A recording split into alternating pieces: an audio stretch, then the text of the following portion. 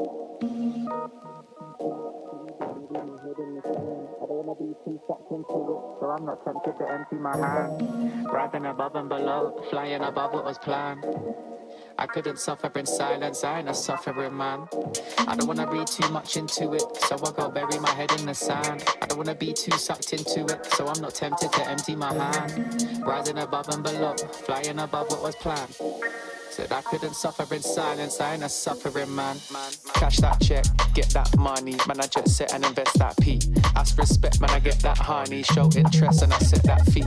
Man I go red but it ain't that sunny, so complex with my empathy. So I might laugh when it ain't that funny. New project, let me send that beat, let me send it home. It's too late for the endings, bro. True say got a friend in Rome that'll set this tone for the pending loan. Ending tears when I end that show, breaking bones, paintings here but I ain't that low. The end is near when we take that dough. I don't wanna read too much into it, so I go bury my head in the sand. I don't wanna be too sucked into it, so I'm not tempted to empty my hand. Rising above and below, flying above what was planned. I couldn't suffer in silence, I ain't a suffering man. I don't wanna read too much into it, so I go bury my head in the sand. I don't wanna be too sucked into it, so I'm not tempted to empty my hand. Rising above and below, flying above what was planned. Said I couldn't suffer in silence, I ain't a suffering man. I'm a man of my word and a man of my pride. I put that in reverse and put that on my life. Shit, I don't wanna talk too much, but now is the time. I can never be right back, I'm out with the tide. Riding the waves, boy, surfing the web, man, I'm balancing mine. Hiding away won't serve you respect, boy, damaging ties. So I wouldn't wait, I deserve my respect, boy, I'm out for the night. Finding the time and the place for this next dynamic of mine. Shit, I don't wanna read too much into it, so I go bury my head in the sand. I don't wanna be too sucked into it, so I'm not tempted to empty my hand. Rising above and below, flying above what was planned. I couldn't suffer in silence, I ain't a suffering man. I don't wanna read too much into it, so I go bury my head in the sand. I don't wanna be too sucked into it, so I'm not tempted to empty my hand. Rising above and below, flying above what was planned. Said I couldn't suffer in silence, I ain't a suffering man. Highly in touch on the low, shit blow up with a bang. Slightly in love with the blow, try come fuck with a fan. Sharp like a cut on my throat, leap with a couple of man. I'm not asking to double my dough, so he should have run to the bang. Breaking it in, facing your fears when you're faced with the king. Say with your chest, get lace in your limbs. Aiming correct, now he's tasting his chin.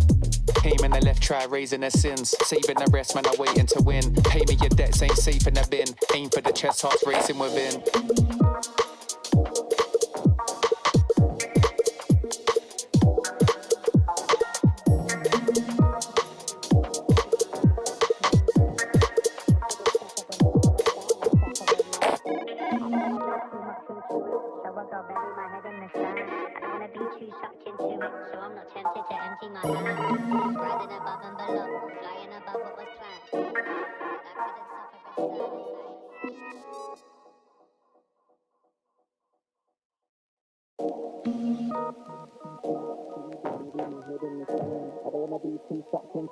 So I'm not tempted to empty my hand. Rising above and below, flying above what was planned. I couldn't suffer in silence, I ain't a suffering man.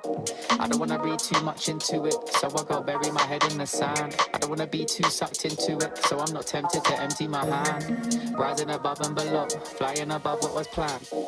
Said I couldn't suffer in silence, I ain't a suffering man. Cash that check, get that money, man I jet set and invest that P. Ask respect, man I get that honey, show interest and I set that feet. Man I go red but it ain't that sunny, so complex with my empathy. So I might laugh when it ain't that funny. New project, let me send that beat, let me send it home. It's too late for the endings, bro. True say got a friend in Rome that'll set this tone for the pending loan. Ending tears when I end that show, breaking bones, paintings here but I ain't that low. The end is near when we take that dough.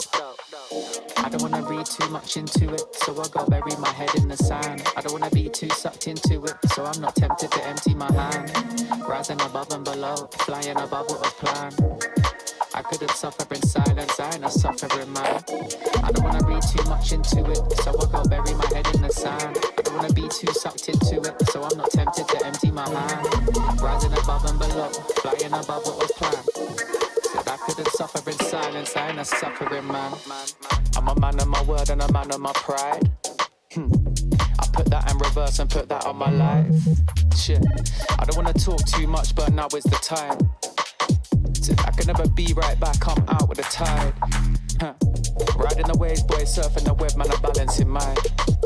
Hiding away won't serve you respect, boy, damaging ties. So I wouldn't wait, I deserve my respect, boy, I'm out for the night. Finding the time and the place for this next dynamic of mine. Shit, I don't wanna read too much into it, so I go bury my head in the sand. I don't wanna be too sucked into it, so I'm not tempted to empty my hand. Rising above and below, flying above what was planned. I couldn't suffer in silence, I ain't a suffering man. I don't wanna read too much into it, so I go bury my head in the sand. I don't wanna be too sucked into it, so I'm not tempted to empty my hand. Rising above and below, Flying above what was planned.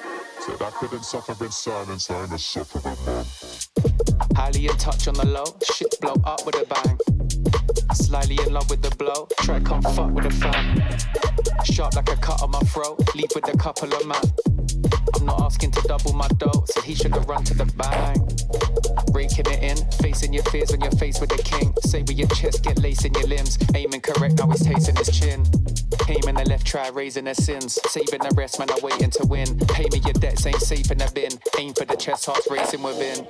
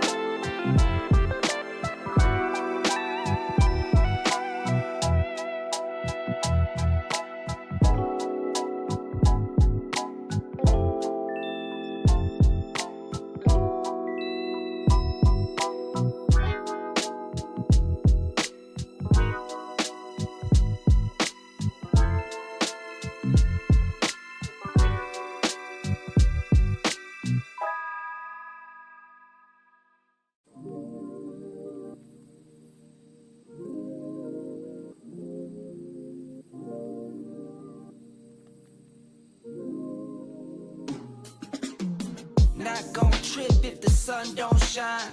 Not gon' trip, you know I get mine. 2020 vision, I want all the loot. 2020 vision, I want all the loot. Not gon' trip if the sun don't shine. Not gon' trip, you know I get mine. 2020 vision, I want all the loot. 2020 vision, I want all the loot. I'm talking be my all clean, fit too mean, finger all shiny on my baby's diamond ring. I was on a high till I caught onto the scene. Swear I lost my heart when I fell in love with things. Rookie year went broke like Jalen Rose. Got the price, sold my soul to the things I own. Switched up, locked in and got my mind right. Prioritizing, got my business and my time right. Wristwatch, no TikTok, you know the crown. I get guap, then flip stocks, you know it now. My baby's loyal and she holds it down. Play with my fam and I might blame you, but it's going down.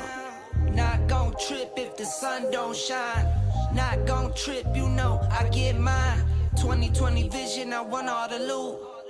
2020 vision, I want all the loot. Not gon' trip if the sun don't shine. Not gon' trip, you know I get mine. 2020 vision, I want all the loot. 2020 vision, I want all the loot. 2020 vision, I want all the loot. Windows tinted, never rented, but I've been accused.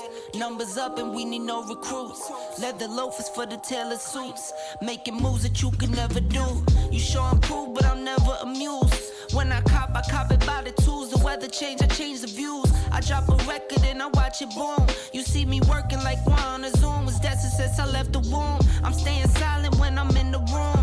From the soil, now you see me bloom. Zoom, and it's to the moon. Stop making promises you never keep. Out of touch, never out of reach. Dot the I's across the T's. Not gon' trip if the sun don't shine. Not gon' trip, you know I get mine. 2020 vision, I want all the loot. 2020 vision, I want all the loot. Not gon' trip if the sun don't shine. Not gon' trip, you know I get mine. 2020 vision, I want all the loot. 2020 vision, I want all the loot.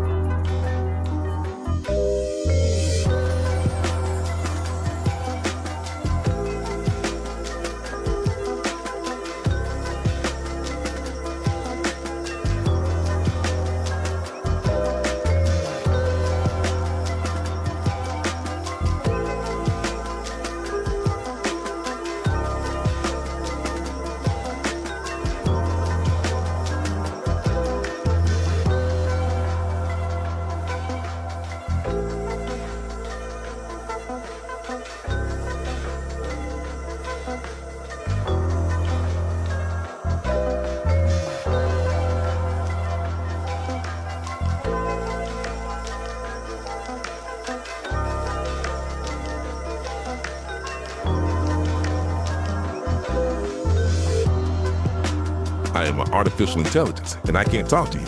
Get ready for the start. 1 minute to go. Players ready. Get ready for the start. The players are warmed up, and I hope you are too, my cucumber. While you and I are having fun, it's already 40 seconds before the start.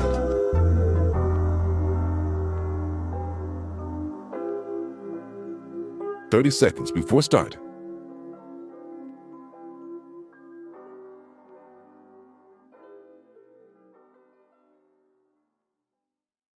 20 seconds before start. 15 seconds, baby. 10 seconds before start. 5, 4, 3, 2, 1.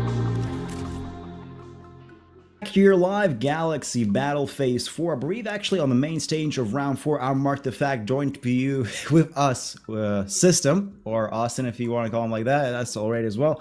So, today's match, we got Eternal Fire versus Gun5. An interesting combinations. I'm actually even more interested by the veto of these teams in terms of maps overall.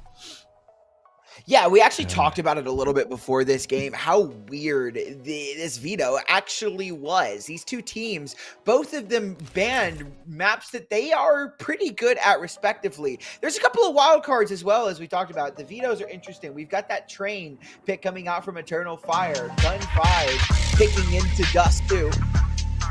Which actually it's flipped on HLTV. This makes more sense now. Now that I'm seeing it on Galaxy Battle, it makes a little bit more sense. So Train is Eternal Fire's pick.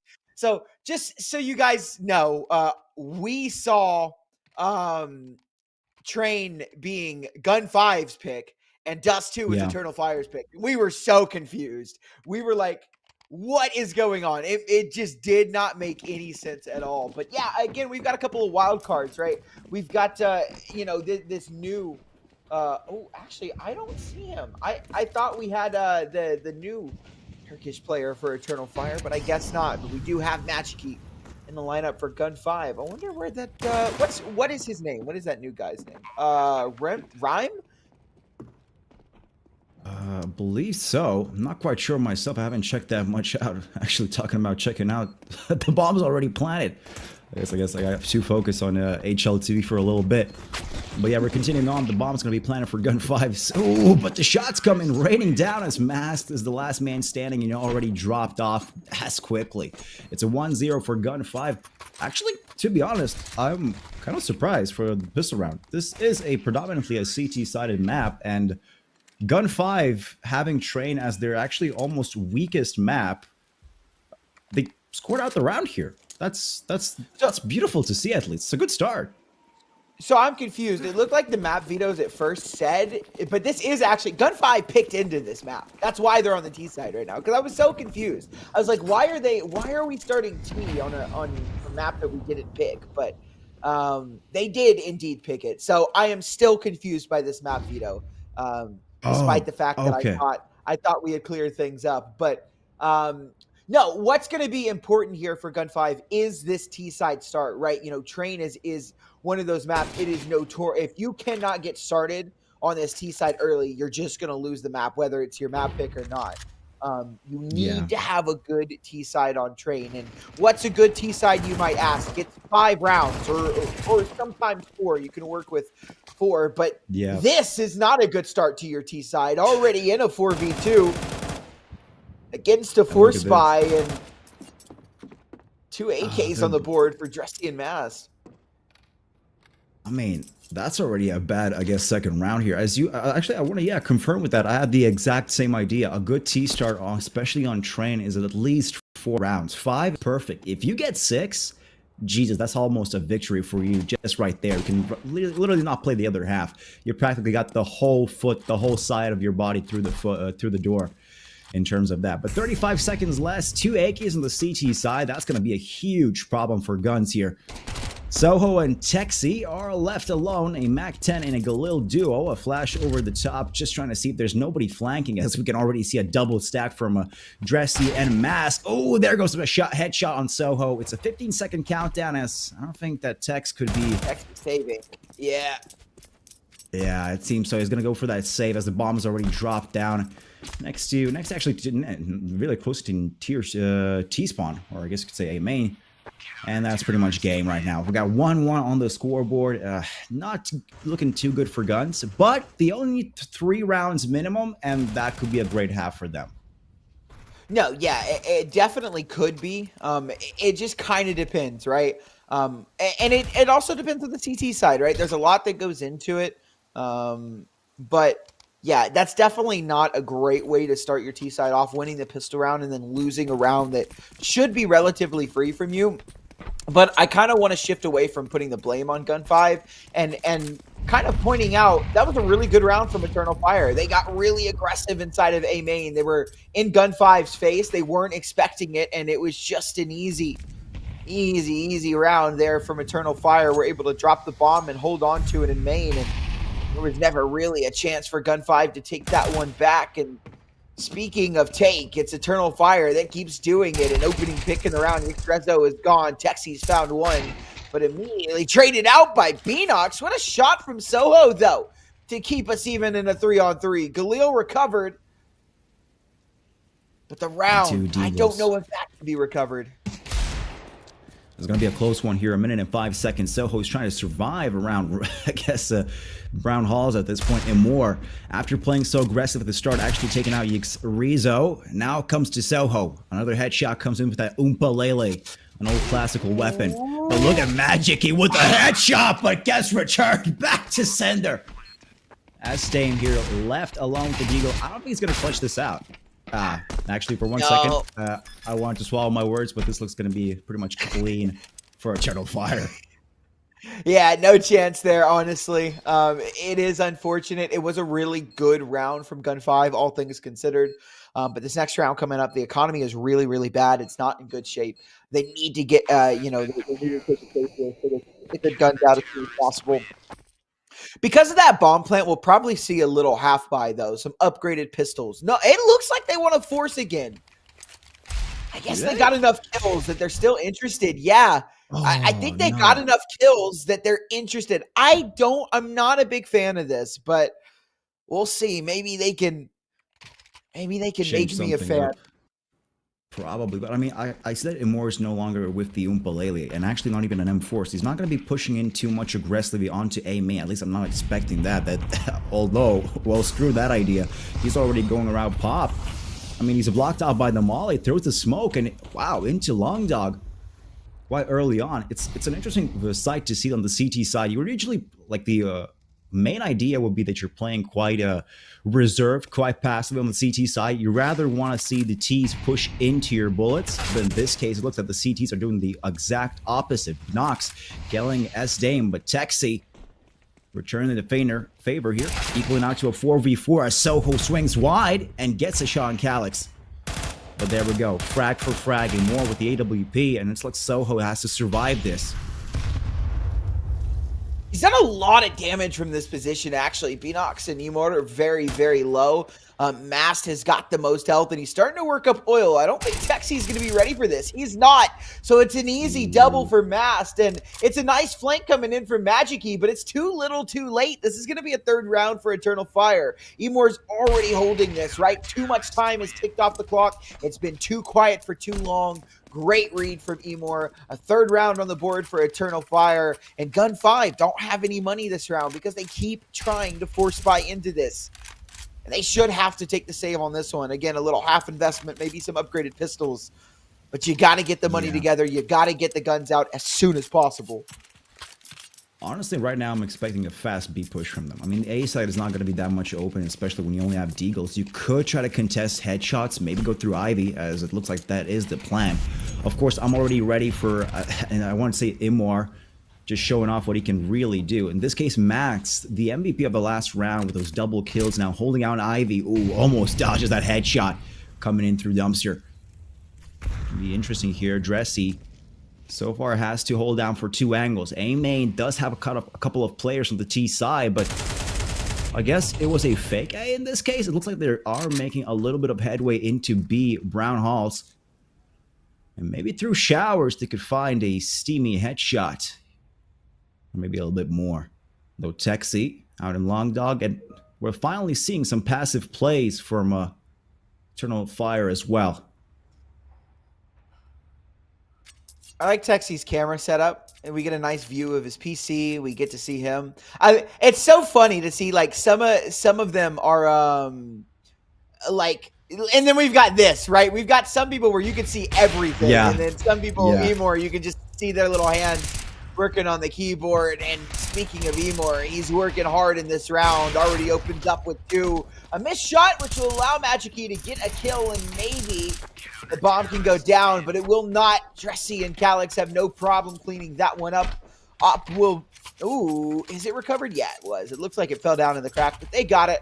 It's a 4th round on the board for Eternal Fire. Now, Gun5 probably with their best opportunity to win one back, but for momentum's sake, this one kind of needs to go their way. Again, it's kind of been their own undoing, right? You know, they continued to force buy. They brought down their own economy. And, you know, finally now on the 6th round of this half, so halfway through the half, we have our first full gun round. Actual buy round from Guns. But finally, the team, ironically named Guns, finally bought in normal guns at this point. And they're going for that long, but Emor finally missing a shot for the first time, I believe.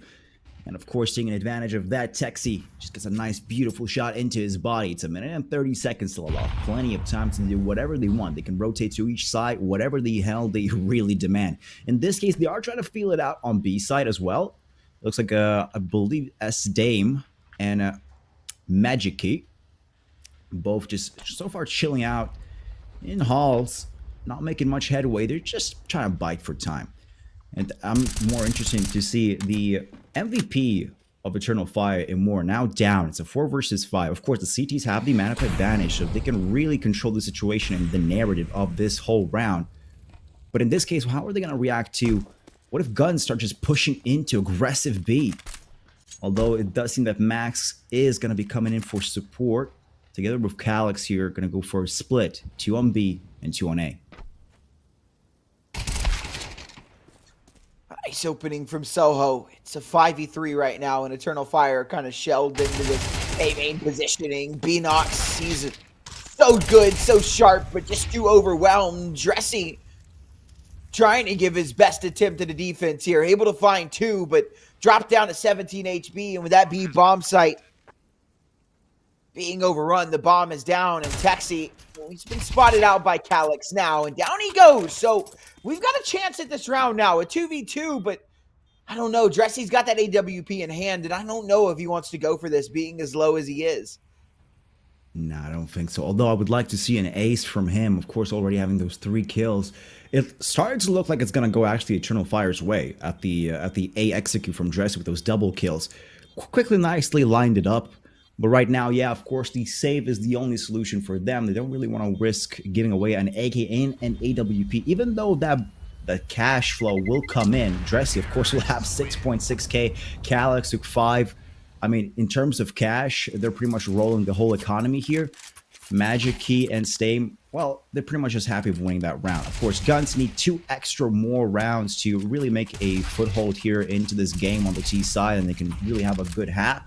Before moving forward right now, we're going to see more AKs, of course. One less. Soho seems to be going for a Galil and utility combo. Interestingly enough, now A side could be the main push for their objective. Although they are making brown halls, Dressy with the Molotov, pretty usual. I'm expecting a nade as well. Yeah, there we go. No flashes, no extra smokes on A side. I'm wondering how they're going to handle B side. Calyx and Emor with the op. But it seems like Guns are going to be kind of actually contesting where should they go. Is it long dog or do we actually commit to B? Not sure on it either.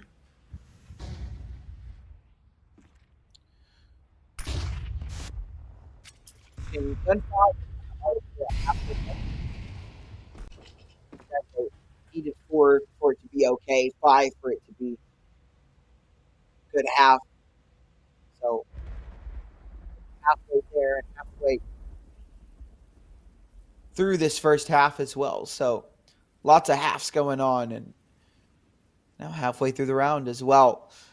Less than a minute left on the clock, and Gun5 painstakingly slow on this push. Just holding, waiting for this util to fade before they start to make their way out onto A. This is giving an A split, right? This is what we see around the map from the space, the presence that we know looking at the mini-map. But look at this from Mast. Look at this early push from outside. He could drop the bomb, and he'll drop the X-Rezo. Now this is problematic. Sadame has to try and find him, but He's just going to turn his attention back to A. They're going to ignore this for now and try and make their way out. Calyx from the back of Z. A nice Molotov. It's done a lot of damage. Even though Calyx goes down without a kill, lots of damage done, and even more so. Sadim dropped down to 52. Dressy able to find Texi. The bomb, it needs to go down. It will be, but it's problematic. It's all Magic-y all day. 1v4, and he can't even find the first. It's a 5th round on the board for Eternal Fire, and man, did they just have that round in lock and key every step of the way. What a crazy early outside push that was from Mask. Yeah, indeed. He was probably just showing off his best skill there. Actually, I wanted to say that there was a point and moment into this match where there were 3 people on B side, completely in rotated and kind of actually deep in B at the same time on the T side. Guns pretty much had a perfect spot for a main push, but the lack of information really screwed them over right there, because they could have really taken A side, well, openly and easily, but due to Mask going for that big flank, and of course over there just getting a nice shot in, it really ruined their moments, as we're actually going to be moving to a closure of this tactical pause in terms of economy. We can actually reevaluate what the T side is going to be looking at. So the loss bonus does come in at 2.9k. Soho does have 4. It seems it's going to be a hefty pistol push in this case. Tech 9s will be the main priority of weaponry, and Tech C with the Galil so far trying to hold out.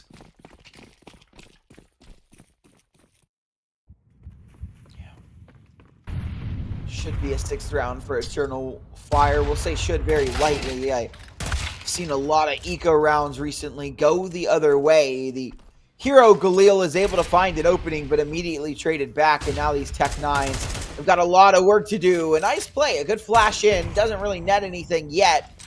It's good early damage. Mashiki trying to get ahead of this smoke, and he'll do so effectively. A good kill, an AK into his hands. No armor on his back, but maybe they've got a chance here. Dressy in a little bit of trouble, but Magic-y just turning his attention away at the wrong time. But speaking of wrong time, Dressy caught with his eyes closed as well. Emor offers up a kill, and so does B-Nox, and that leaves Yixrezo 1v2, and I don't really fancy his chances here. It doesn't seem so. A Tech 9 push, I mean, against 2 AKs of Nox and Emor, I'm especially afraid of Emor. Should be just around, I believe he is so far stuck in Ivy a little bit. Just chilling out here. Oh, and there goes Nox with the headshot connects, and that's pretty much a round for them. 6-2, not so bad. I'm wondering what's the economy now for Guns. Will they actually be able to buy themselves out? Yeah, it is. An AWP, 4 AKs, actually a bunch of utility. So we could actually see finally a strong push. Although we are moving into a technical pause. Seems something actually broke. Maybe believe for Nox here if the camera's on him. Not sure yet. I think there are a couple factors to why we're seeing Gun5. Obviously, like, this map pick is very confusing for us. But they're missing Grix, which is a big part of their roster. And Yixrezo is 2-7. He's the 2nd highest rated player on that Gun5 roster with a 1.09 rating. And so far on this T side, he's been almost completely absent. So, you know, already being down your best player, and then, you know, your 2nd best player not really playing up to par right now. That just makes things, really difficult. And oh, look at that. Texi actually finishing off Emor. Trying to go through that smoke in heaven just a little bit to see a bit more information. Drop down, Texi, Callus on ramp so far. Looking at Saddam, maybe through the smoke. Not much action coming out of here. Soho's waiting just around the corner is Mask. Will he actually see it? Knife, get lead of... Ah, oh, never mind. I actually wanted to see a stabbing in the back. That would have been a... I don't know. I know it would be more funnier if we just saw spamming get leadify into the chat for that extra one. But okay, let's forget about that. It's 3 versus 5. Calyx finding a shot on Saddam. Okay, he's taking out the picture. It's a 4 versus 3. He's looking at Evan and a nice little double. Can we see the triple? Yes, we can. Magic-y left alone with the AWP. But look at Calyx with the 4K. No! It's a 1v1, and Magic-y with the Opno has the perfect zoom on connector. Dressy What is your action here, man? The plant is going down. It seems gonna be blowing up in a couple of seconds. Ow! Oh! A headshot! Woo! And a 2K for Dressy to save that round to a 7-2. Jesus. That sequence of kills was absolutely nuts. I can't believe Calyx got away with 3 there on like the little HP that he had was absolutely nuts. And then for Magicy to just hit that no scope flying off the train, like the sequence that we just got was absolutely insane. Indeed, we went from this almost knife to the back to a 3K, almost 4 into actually, and then Magicy almost saving it out. Well, I mean, chances were slim, but I thought this was going to be the play of the map. Indeed, it might still be though. So actually having a little bit of a slowdown on the replay. I thought that was like a Matrix move. I don't know if it was slow motion for you, but it was a bit laggy for me, so it was. I just wanted to say the video wasn't laggy. The audio was a little bit laggy for me. Oh, okay. Other than that, gotcha. Yeah, no. Yeah, so far it's round 10, 7-2. So, I mean, if Eternal Fire continues with this pressure and gets the 2 extra, that's pretty much it. I guess Guns will have to really, really go for that long comeback. Yeah, and Dust 2 is going to be an interesting map. You know, I don't know. Again, Eternal Fire don't have the best of win rates on it, but their team looks really good. Yeah, Dust 2 being the old classical map, pretty much known by all players at this point. I don't know, I believe Dust 2 still classifies as a CT map. I believe like by 1.5% on by HLTV statistics. But yeah, all the maps are relatively balanced now, except Train. Train is except Train. Skewed. Yeah, it's just completely skewed for the CT side. I think Nuke also has a slightly higher skew, but I think it's not crazy. Like Train is crazy. It's the only one. And I like that Counter-Strike keeps it consistent.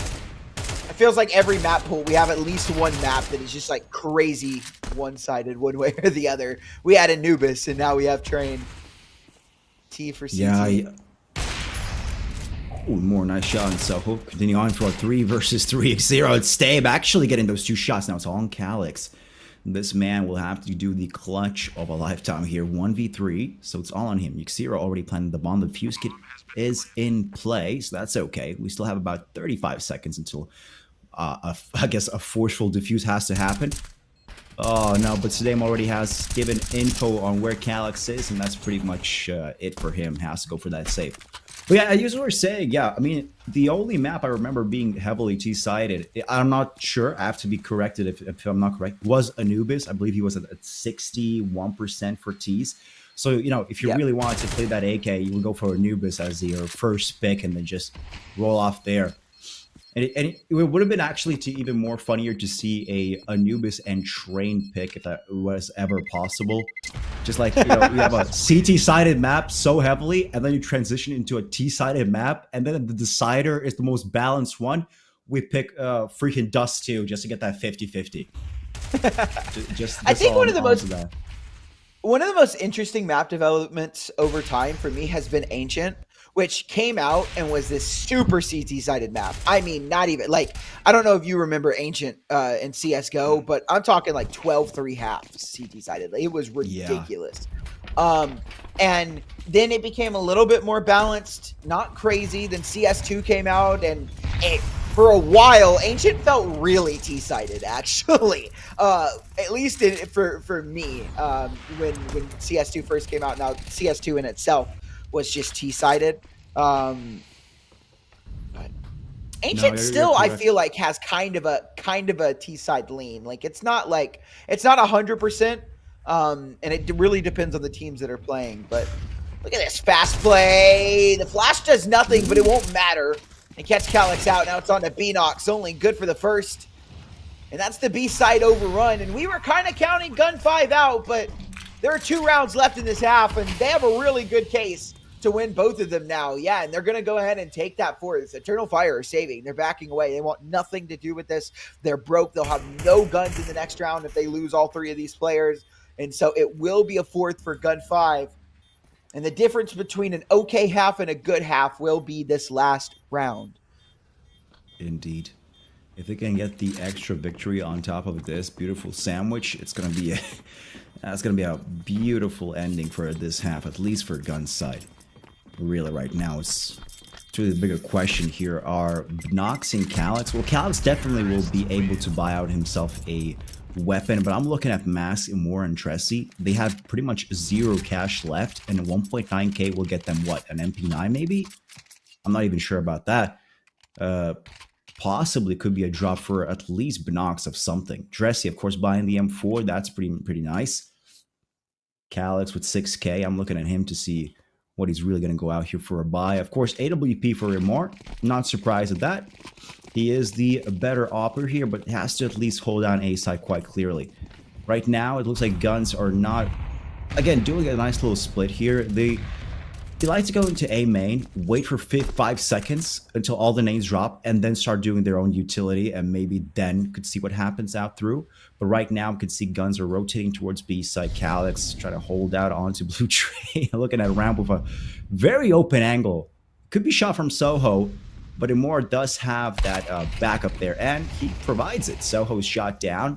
Texi into side gets Calyx, and it seems like Imora is going to get a little flash, but use that Molotov to really take off that pressure. Yeah, and 4v2 already, Tressie and Mast. Man, Gun5 from absolutely defeated, just a bad start to this half, but they've managed to make it good at the end of the day, right? We talked about that line, right? You know, what teams need on their T side, and it's 4 or 5, 5 being on the higher end of that need. So for them to start this off, what was it, 7-2? It was 7-2, and then win 3 rounds back at the end of the half. Absolutely great stuff from them to stay resilient, stay in the game. And now, as we switch sides, you know, I can't help but feel this kind of favors them. Yeah, you're definitely sure. I mean, we started off this whole actual match with an interesting map pick of what the hell is Guns doing? Why the hell did they pick goddamn Train as their starting map, and now going into here to a 7-5? Also, hold that thought. I believe it's roulette time, and as our beautiful cameraman goes into the sewage tank of a train. Yeah, I was like, Observer is showing off, but I mean, that shit is gross. Yeah, that's just getting that real deep. More interesting, what's the actual substance in there at this point? Is it chemical waste? Or just sludge? No idea. It's from the nuke power plant. It's waste, chemical waste. Oh, little cameras. Roulette. Look at that. Yeah. Roulette time, though. Roulette, yeah. Let's spin it and spin it and spin it like this roulette right here. And who's the victor? It will be... It's so weird. Only Pleshkov... Wait, what? Why is it Pleshkov will only touch me for the whole roulette spin? Those two guys cheated. There's no way. What the hell? Yeah, we're cheating. All right, match fixing in roulette will... Oh, ew, gross. We're over here making jokes, and Tanoom says this one's no joke. An easy couple of frags. That was nasty, but now it's Mass left in a 1-on-2, and he had his opportunity, but it's been quickly lost. Selter trying to climb up the ladder. That could have thrown the round away, but it won't. It will be Gun5 to take their opening pistol round, and they should be able to win this one back. I don't see a world where Eternal Fire even attempt to force buy into this, so they should be able to tie it up right here. Yeah, definitely not. The only possibility right now is a full eco. Don't even spend $1 on a decoy. That's it. That's pretty much it. Just stack a side. In this case, I would probably suggest really just go and be Heaven for a 5-stack there. You have 2 choices. Either you go for a full-on Heaven stack and you all get shot down by one MP9 or M4, or you make it through, plant the bomb, and get yourself some extra cash. In this case, Soho already gets the idea what's going to happen. And there we go with that MP9. As I said, they're getting blasted and, I guess, destroyed here. And there we go. Nice little triple for Soho. 0 as well with the MP9. Exactly as I said, the MP9 is just going to mow them down. And I guess we're going here for a tie of 7-7.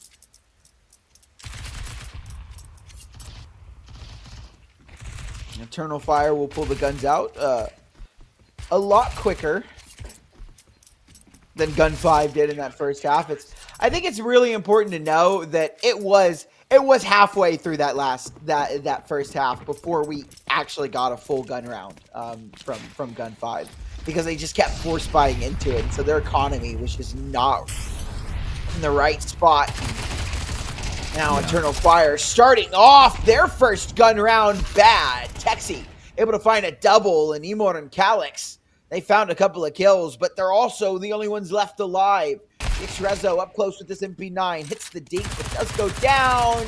Bad timing on that Molotov, and unfortunately, Emor 1v2. This should be Gun5 to take the lead.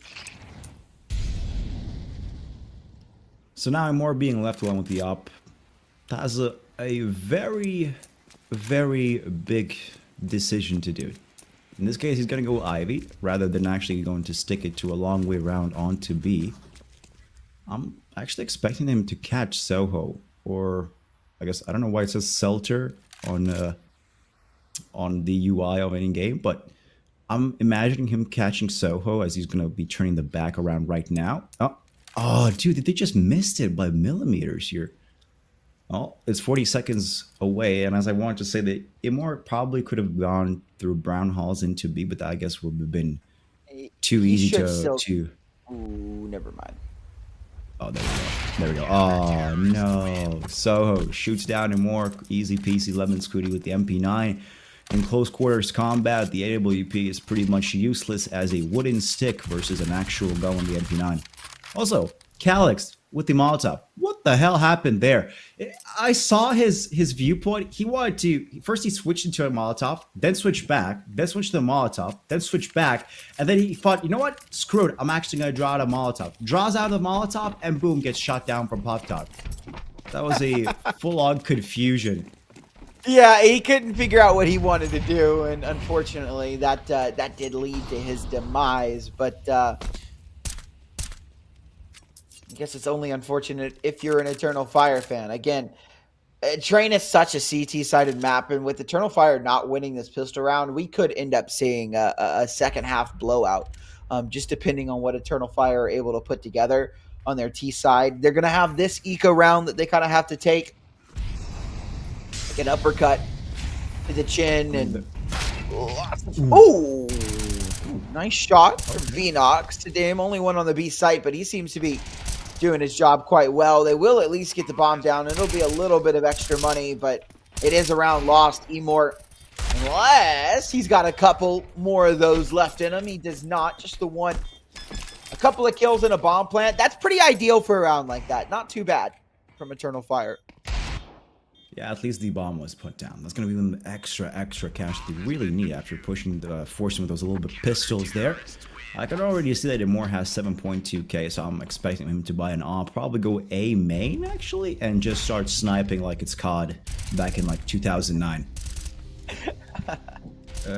On the other hand, so far Guns, well, they're sticking to theirs, and I mean they're pretty much solid in their performance. Actually, a technical pause. And the first one used by Eternal Fire.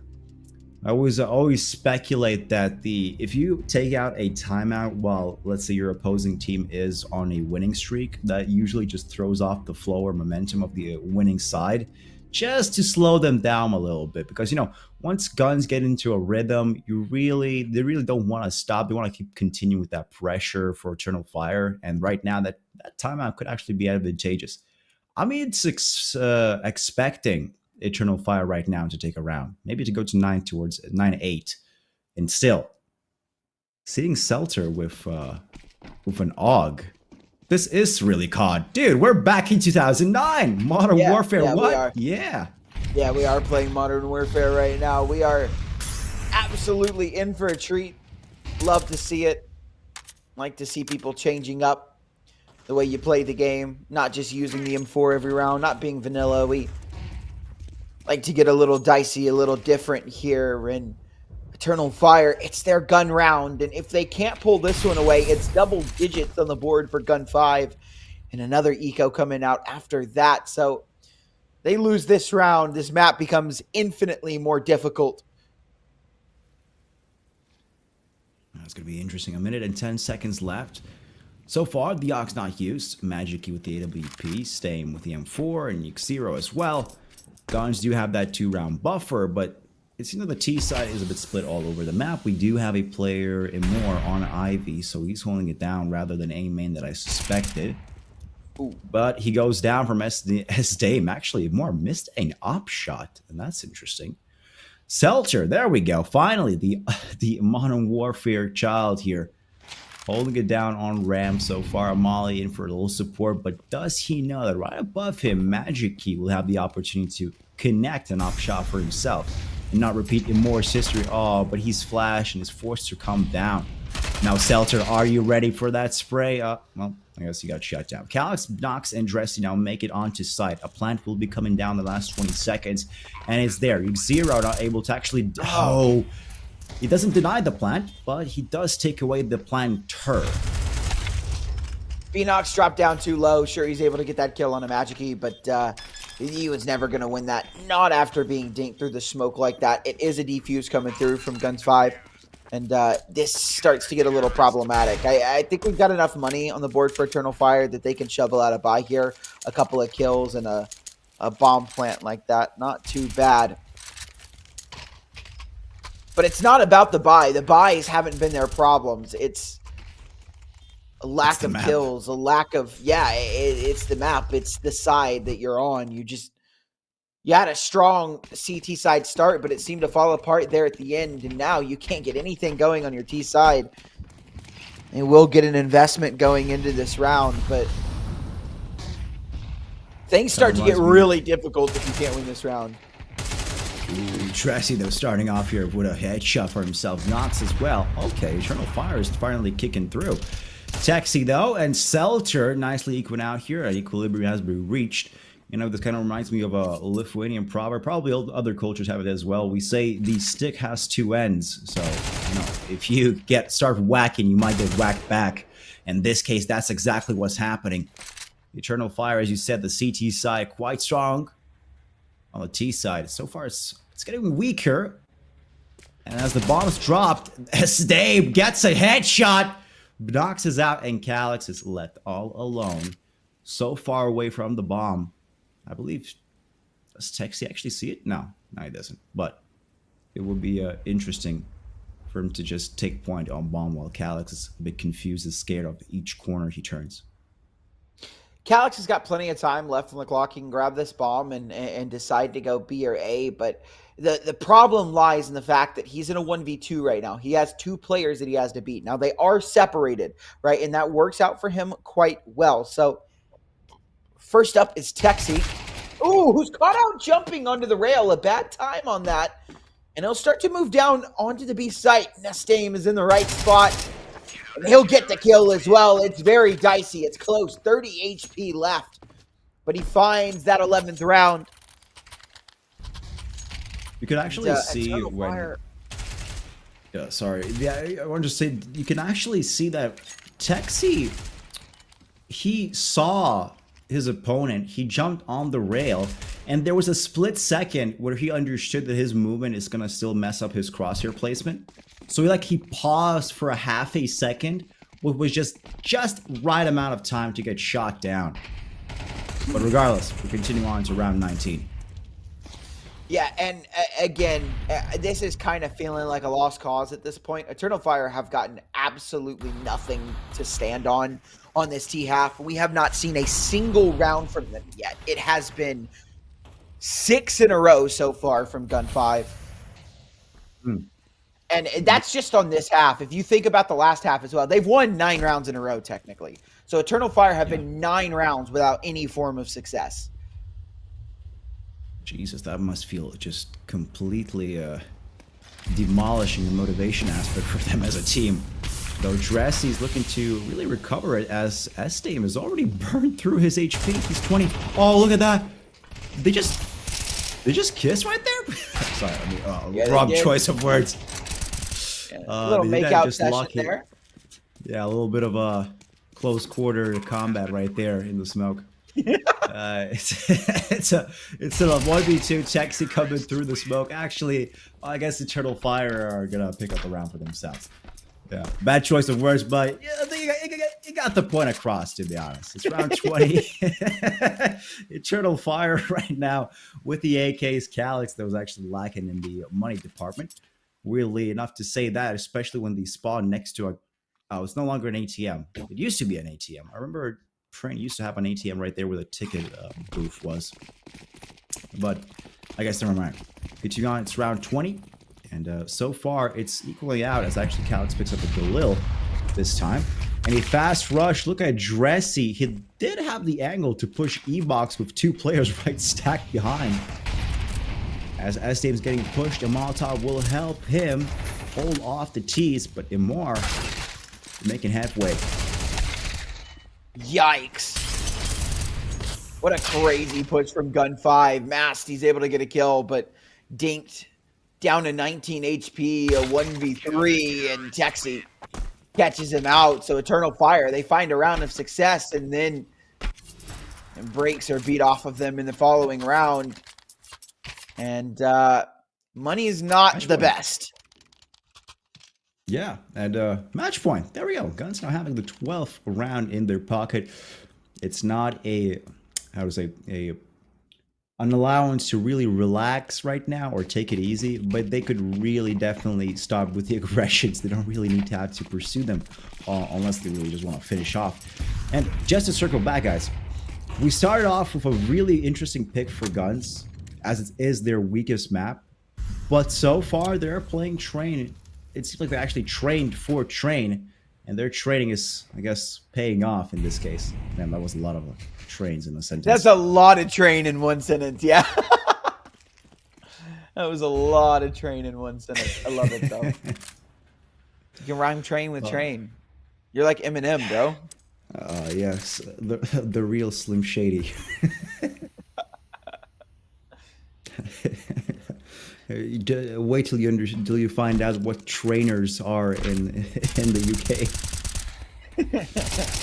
Oh, that's good. That's a little joke for M&J, who's going to be taking over my casting spot for the next map. So yeah, I'm going to be on here for longer. It'll be very soon as well. Yeah, I think it's going to end up being soon. Unfortunately, Calyx just left in a 1-on-4. Eternal Fire had no heat at all this map. They've been absolutely brutalized, and yeah, they'll end that one 13-8. So they're able to find 1 round on their T side.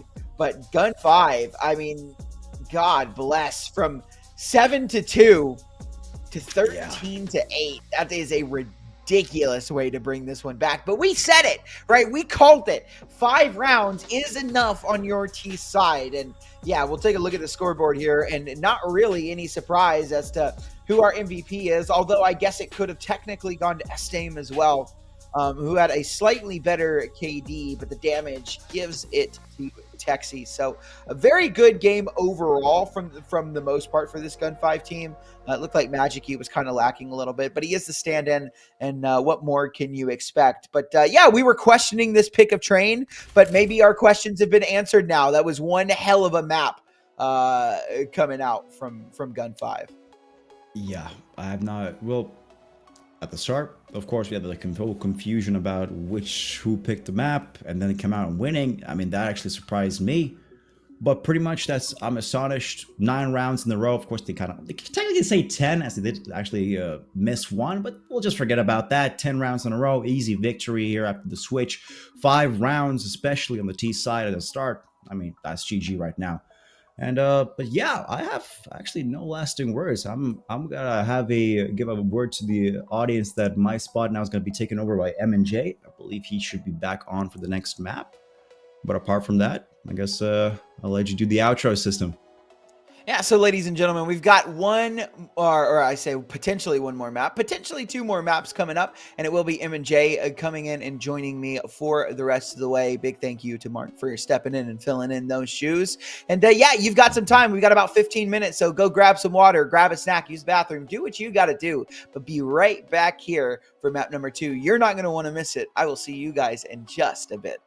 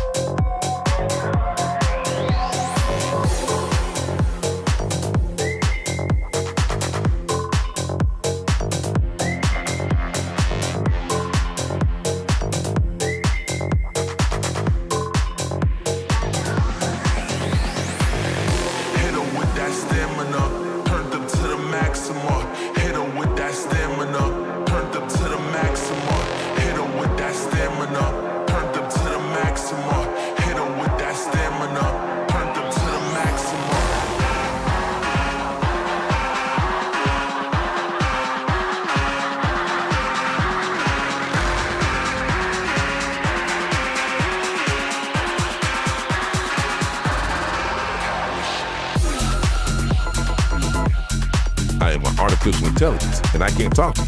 Get ready for the start. 1 minute to go. Players ready. Get ready for the start. The players are warmed up, and I hope you are too. My cucumber. While you and I are having fun, it's already 40 seconds before the start.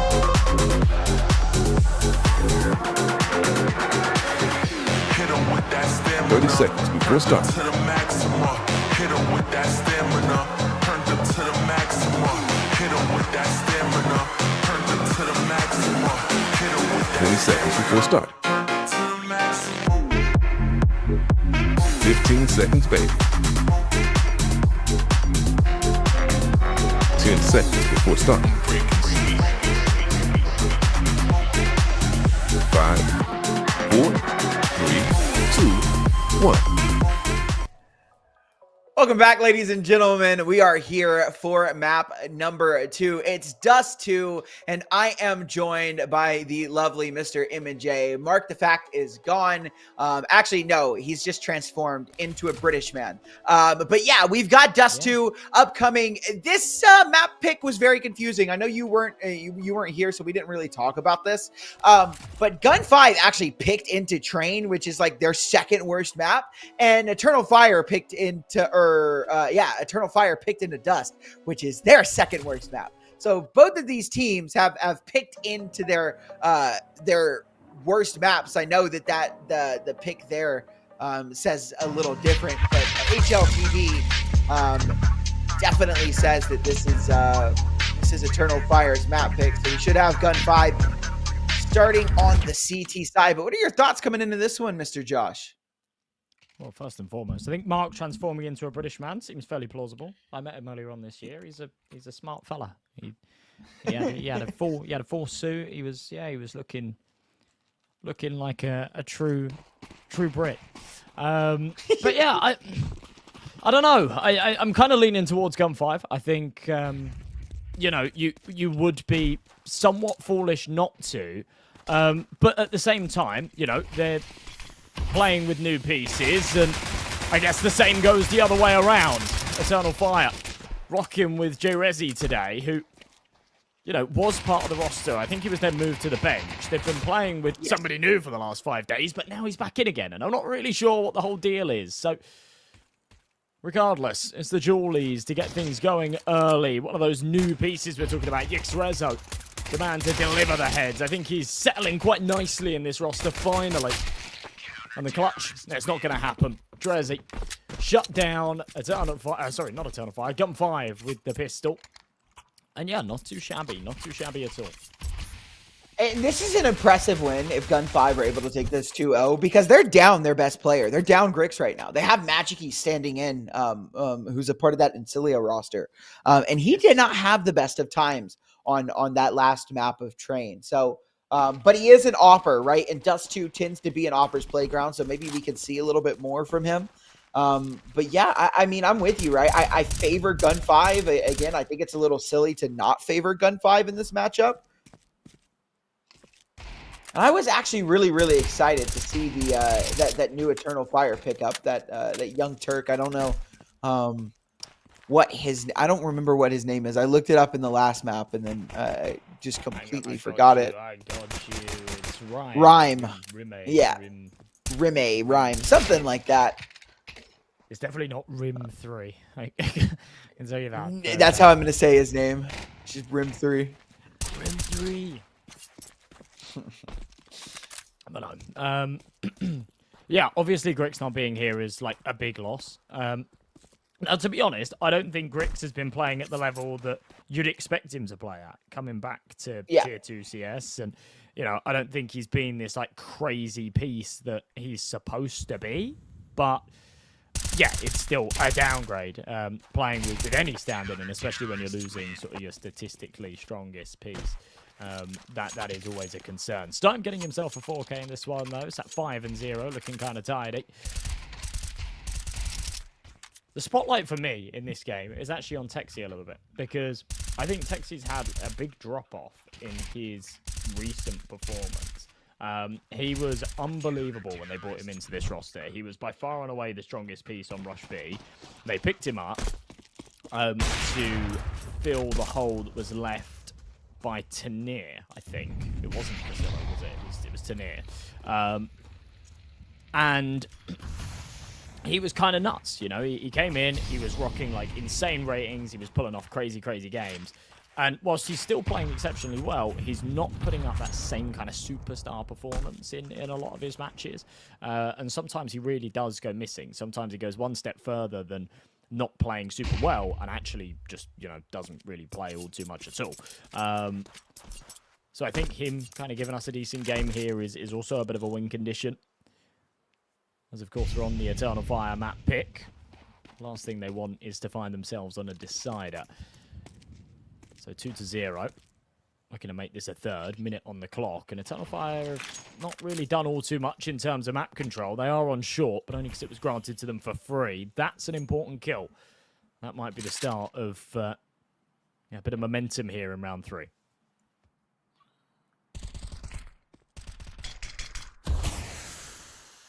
Could indeed be the start. Opening pick going their way is good, especially considering the fact that they have a player with a deagle. It's masked, and they've got a little bit of utility to work with as well. Meanwhile, Gun5 actually don't have any more util to stop anything. I mean, the X-Rezo going down, that's isolated. Poor Texi all alone on the B-bomb site. You said it, sometimes he goes absent, sometimes he's here. And in this round, he's got to be the hero, and he tries his best, but he just did not succeed.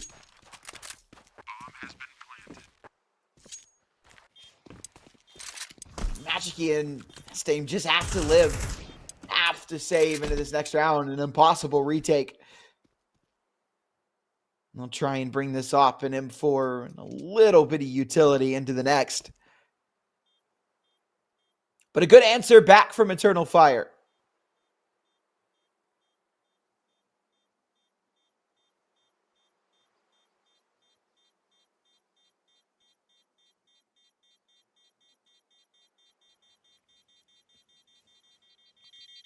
Yeah, that's certainly the way to do it. Your first buy round. Keeping players alive as well, so building up that economy, which is super important this stage in the game. Don't go hunting. There's no need for it. It's already been enough damage inflicted to the Gun5 economy. They'll just about be able to squeeze a buy around these 2 save rifles.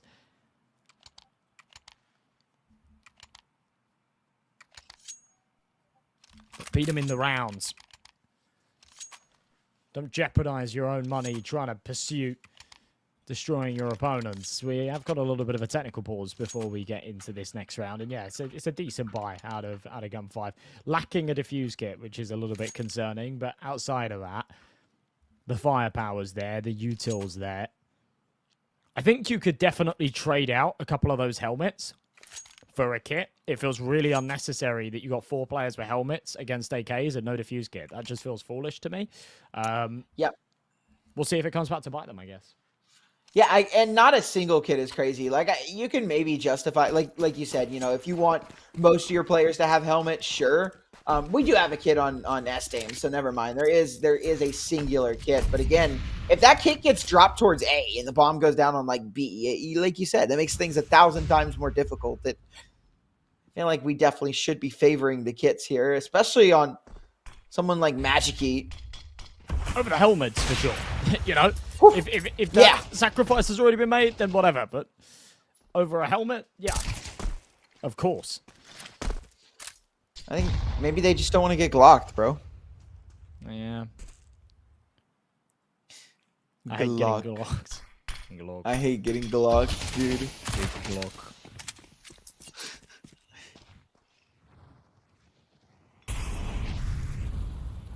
Do you have a Glock? No, I have a Sig Sour. Ah, rubbish. I actually have a P250. Funny enough. Oh, okay. Yeah, that's kind of cool. Yeah. It is cool. I need to get it signed by Gaben. You bring it into like some big conference thing. You get tackled and Yeah, I just show up. My P250. It's like, hey, You show up David, to I the- have a you gun show up for to you the meet to and greet and pull out a gun. Yeah, that'll go well. Good luck. Like, with here, I pointed at him. Here, Gavin, sign the. that. Yeah, come on, sign Or my gun, else. please. Sign my P250. Oh man. That's like Speaking death of by guns. cop. That is one way to go straight up. What are you talking about, bro? Cops are paid by my taxes. Their gun is technically my property. You can get Gaben to sign theirs as well then. Oh man. Nonetheless, it's Gun5 to quickly win another round back. Eternal Fire struggling to find another. They are back to this weird buy where Mast is just on a deagle. They've got that AWP on Emor.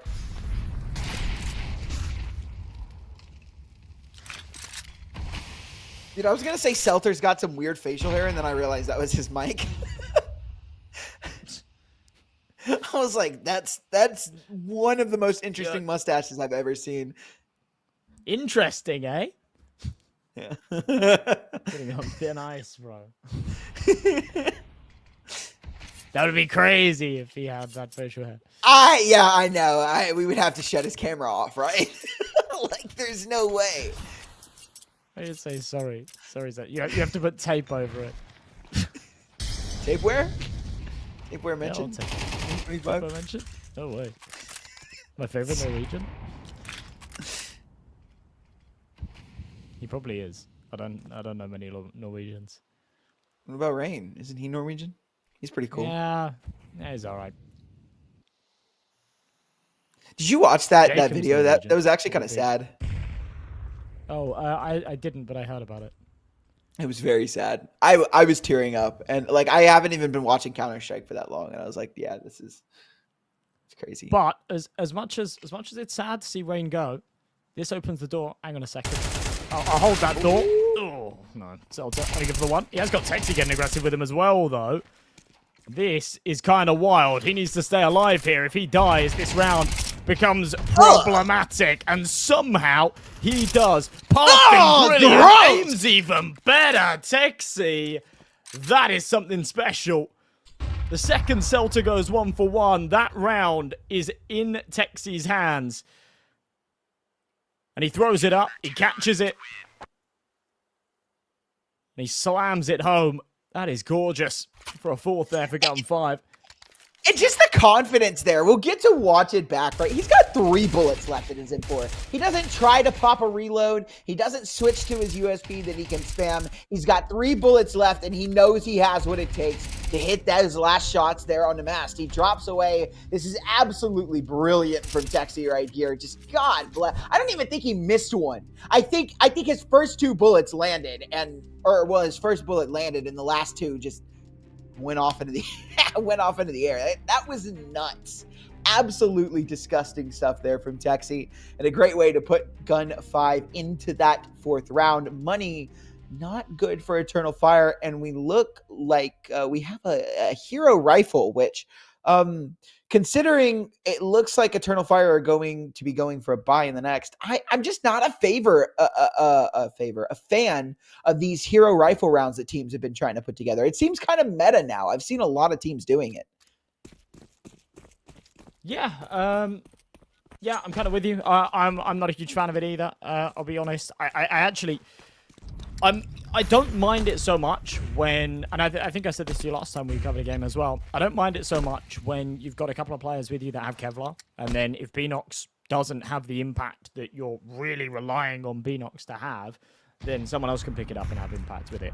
But to have one man with a rifle in Kevlar and nobody else with Kevlar means that if Beanox dies, that AK then just goes into the hands of someone with no armor, and it's kind of useless. Yeah, it just, you know, you are fully reliant on Beanox popping off here, and as much as Beanox is kind of a beast, I think 1v5 is maybe pushing it. So, yeah, this does even just feel like a crazier routine scenario. Like, imagine all 5 of them die without getting a kill. Like, Selter's just gotten a free upgrade into a rifle, like, potentially, right? He can just pick up that AK. Now, he is on the other side of the map. He's very far removed, so I'd be very impressed if he was able to find one here. Trezzy and Mass find a couple of kills. It's actually... An AK does go down, but Mashiki and Texi able to find a couple of kills. Mashiki does go down. We are in a 2-on-2. Big whiff there for Nemor and Stelter against these unarmored opponents. Lots of damage, but no kill. It's once again Texi very, very clean. But yeah, that MP9 able to upgrade into an AK, and it's lots of damage done by Eternal Fire. But Enoch's now on a Galil instead of an AK because of that last round. So come back to bite him. That was interesting. It was a nice try from Eternal Fire for sure. The end of that round definitely came down to Gun5 just hitting some really clean and crisp shots, but initially it worked out pretty well for them. Yeah, not bad at all. 5-1 though. I kind of want to finish my rain thought. Yeah. I think maybe we've got time, right?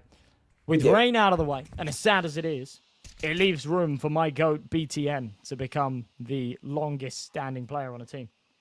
All he's got to do is on stay Nexus, right? For like another 4 months, yeah. And then I mean, surely Nexus let him have that, right? Surely Nexus just keep him on board for another 4 months. Like, break the record. Why not? I guess you'd hope so, but I don't know. Imagine he gets to the final day and they're just like, yeah, no, you're...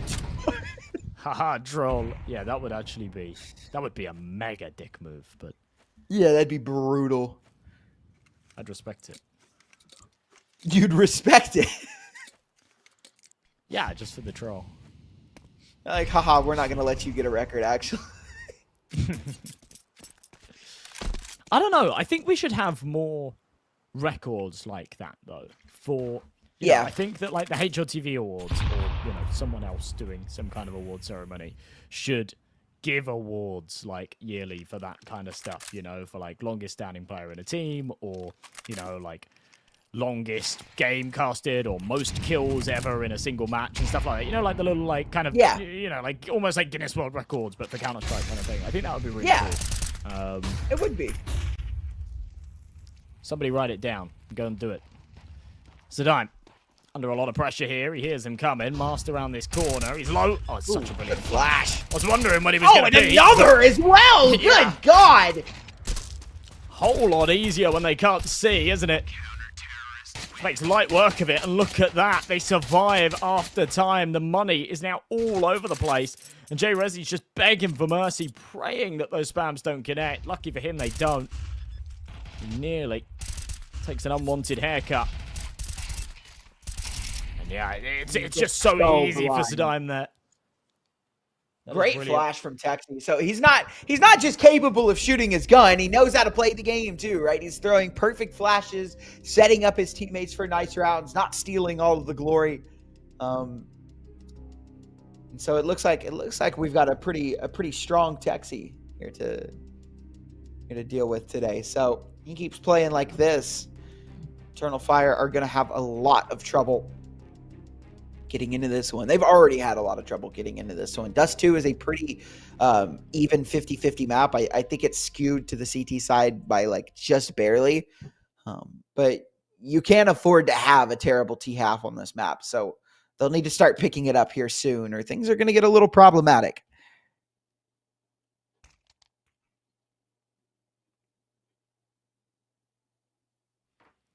It certainly could.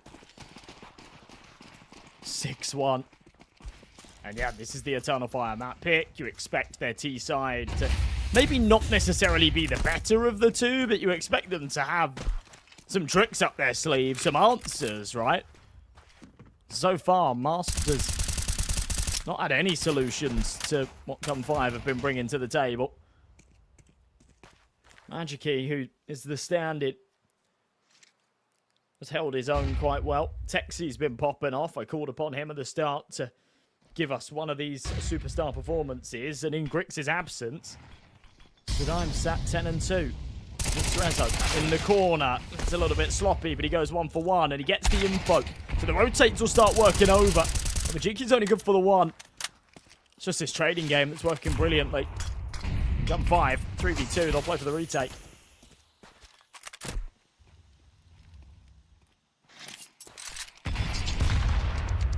Good. Oh, I thought that nade was gonna. Oh, hey, look at that. Hand delivered to Mast. Is that AWP? Ooh, and just missed that timing on Emor coming through the smoke. 2 players inside of CT. But down goes Mast, though. It's all on to him, and he can't even find a single one. Damn. That's a rough way to lose that one. It's a 7th on the board for Gun5. Josh, they can do no wrong right now.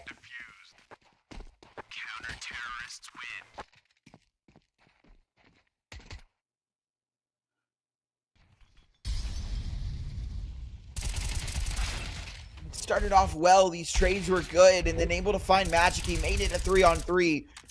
Great kill back for Saddam, but... Oh, we're on a wonk. Oh. No, it's all right. I accidentally hit my mic. Yeah, that retake was brilliant. Gun5 actually seem to have really good protocols on this map, where when they're in these positions, and they have to, you know, make that call as to whether or not they're going to continue to fight, or whether or not they play for that retake. Normally on a map that you're not too comfortable with, you don't play all too often, you sometimes try and avoid those situations where you have to play for the retake, because you don't necessarily have those protocols in place, but they really do. They seem to be very well drilled. Nade hits the roof. That's a shame. I'm going to blow the smoke open.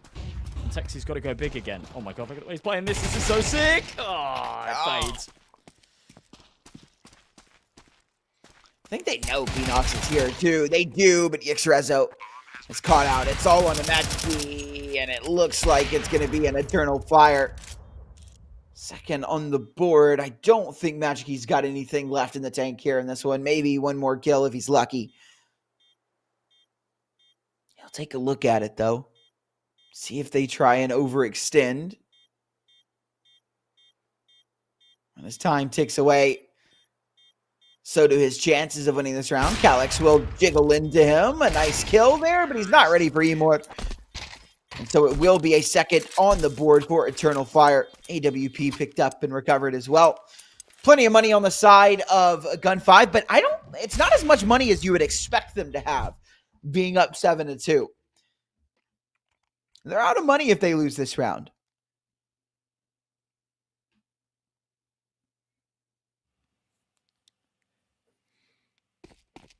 Yeah, a lot of these rounds have just been really expensive, haven't they? And that's just sort of a symptom that that comes with taking casualties in rounds that you win, especially on the CT side. The money's a little bit harder to manage. They're sat in a bit of an awkward spot. Texi needs to go big. We've seen him as a hard B anchor this time. Playing off to the spawn, takes a bit of an initiative into the lower tunnels, or connects the leg shot. Texi's there for 2. And this round, in a matter of seconds, has been dismembered. Bumping into something. There you go. That's the solution for it. But still, a 4v2. Oh my god, Majiki's in a little too deep. This would be a monumental fumble. Yxrezo wants to make sure that it doesn't happen. Oh, hello, V-Console.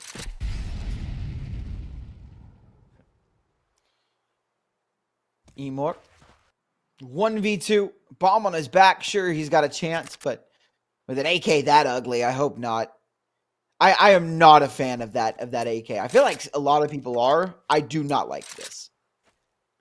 I think it's really silly, so I kind of like it, but that's just me being an idiot, I guess. I think I don't like the Be the Monster one either. Get out of here. Get out of here.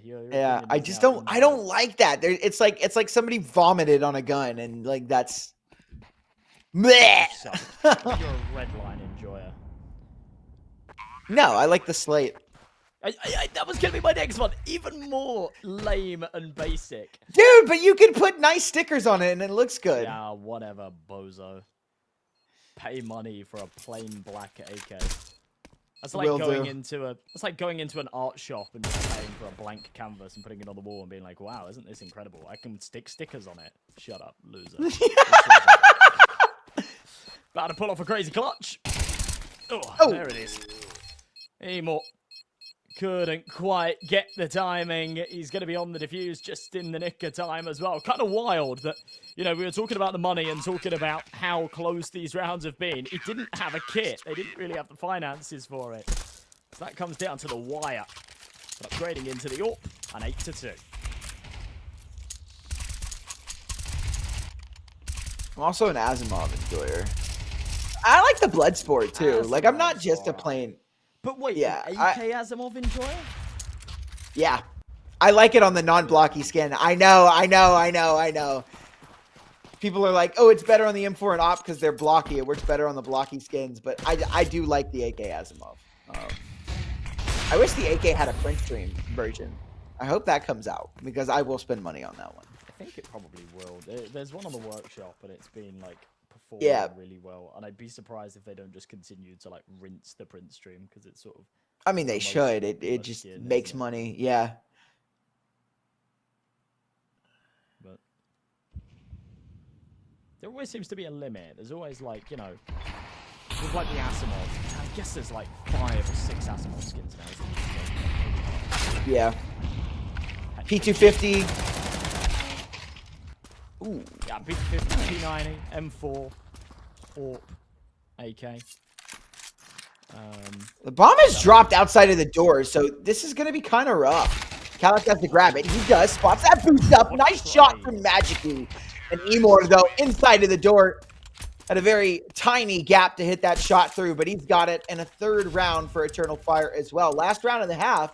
And there's not a lot of money on the side of Gun5. So this should just be one Eternal Fire can close out. We say should very lightly, though. 5-7s on the board, and those are always scary. We were talking about how I have a P250 earlier, and then the P250 Asimov is a skin in the game. Should I get my P250 wrapped in Asimov? That'd actually be really funny. And then get Gaben to sign it. That would kind of slap. Or I could get the I could get it in the nuclear threat one, the green one, and get Simple to sign it. That'd be cool. Yeah, that could be cool. Like a reference to the Nitro, little Nitro play. Yeah. Oh. I know what you're talking about. Oh, actually, I do. Okay. Flashbang. Yeah. Yeah. He threw the op over the wall and killed. Oh my god, okay. This is why I said should very lightly. Sadame decided that this was going to be his round, a 3K with the Deagle.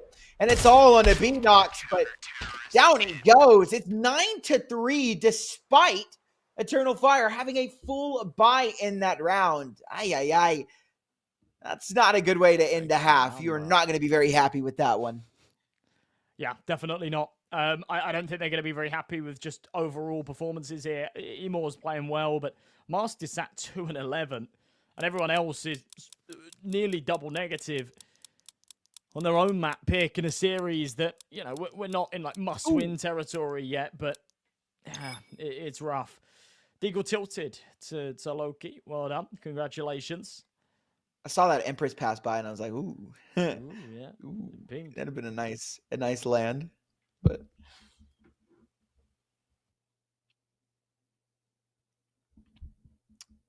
no dice.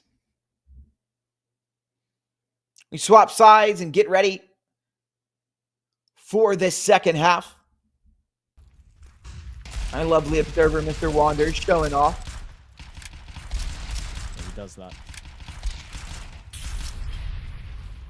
But rightfully. Rightfully Look so. at He's these got mad skills. Goated on the sticks. He's goated on the sticks. It's a bit wibbly wobbly. Oh, yeah, because he's doing it freehand. Oh, my God.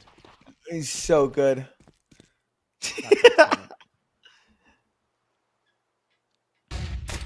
That's such smooth aim. We should make an open team. Me, you, one. We should. I would have to play from NA, but yeah, yeah. that's fine. We can get Irvin and it could bang. When are they gonna add Bermuda servers and then we can like yeah. What's going on in Bermuda anyways, right? Like, why not? Exactly. They would just disappear and put the servers there and then face it like we're not sure what happened, but they're gone. The triangle strikes again. The Illuminati's thing is a triangle, and the Bermuda Triangle is also a triangle. Coincidence? I think not. It's because aliens live there, bro. It's an alien base. The CIA are investigating it. Yeah. Area 51 is not real. It's just a distraction for the actual Area alien 52, base, which is in the Bermuda Triangle. Exactly. Exactly. Oh. You think it's crazy, but I'm gonna get shut off in a minute. Power's gonna go out, and we're all gonna know why. I'm Stop saying things noticing. They don't want me to be saying. Yeah, stop noticing. Stop noticing. Nothing ever happens. Oh, gross. Big shot. Nice shot. In a kind of wild round as well, because I don't know about you, but I'm constantly seeing these kind of rounds go sour at the moment. These rounds where it's like, yeah, they don't have a chance. It's just, you know, pistols and armor and a scout, and especially on a map like Dust 2, they are delivering more often than they should be. So if I was in Zone of Fire, I would be worried right now.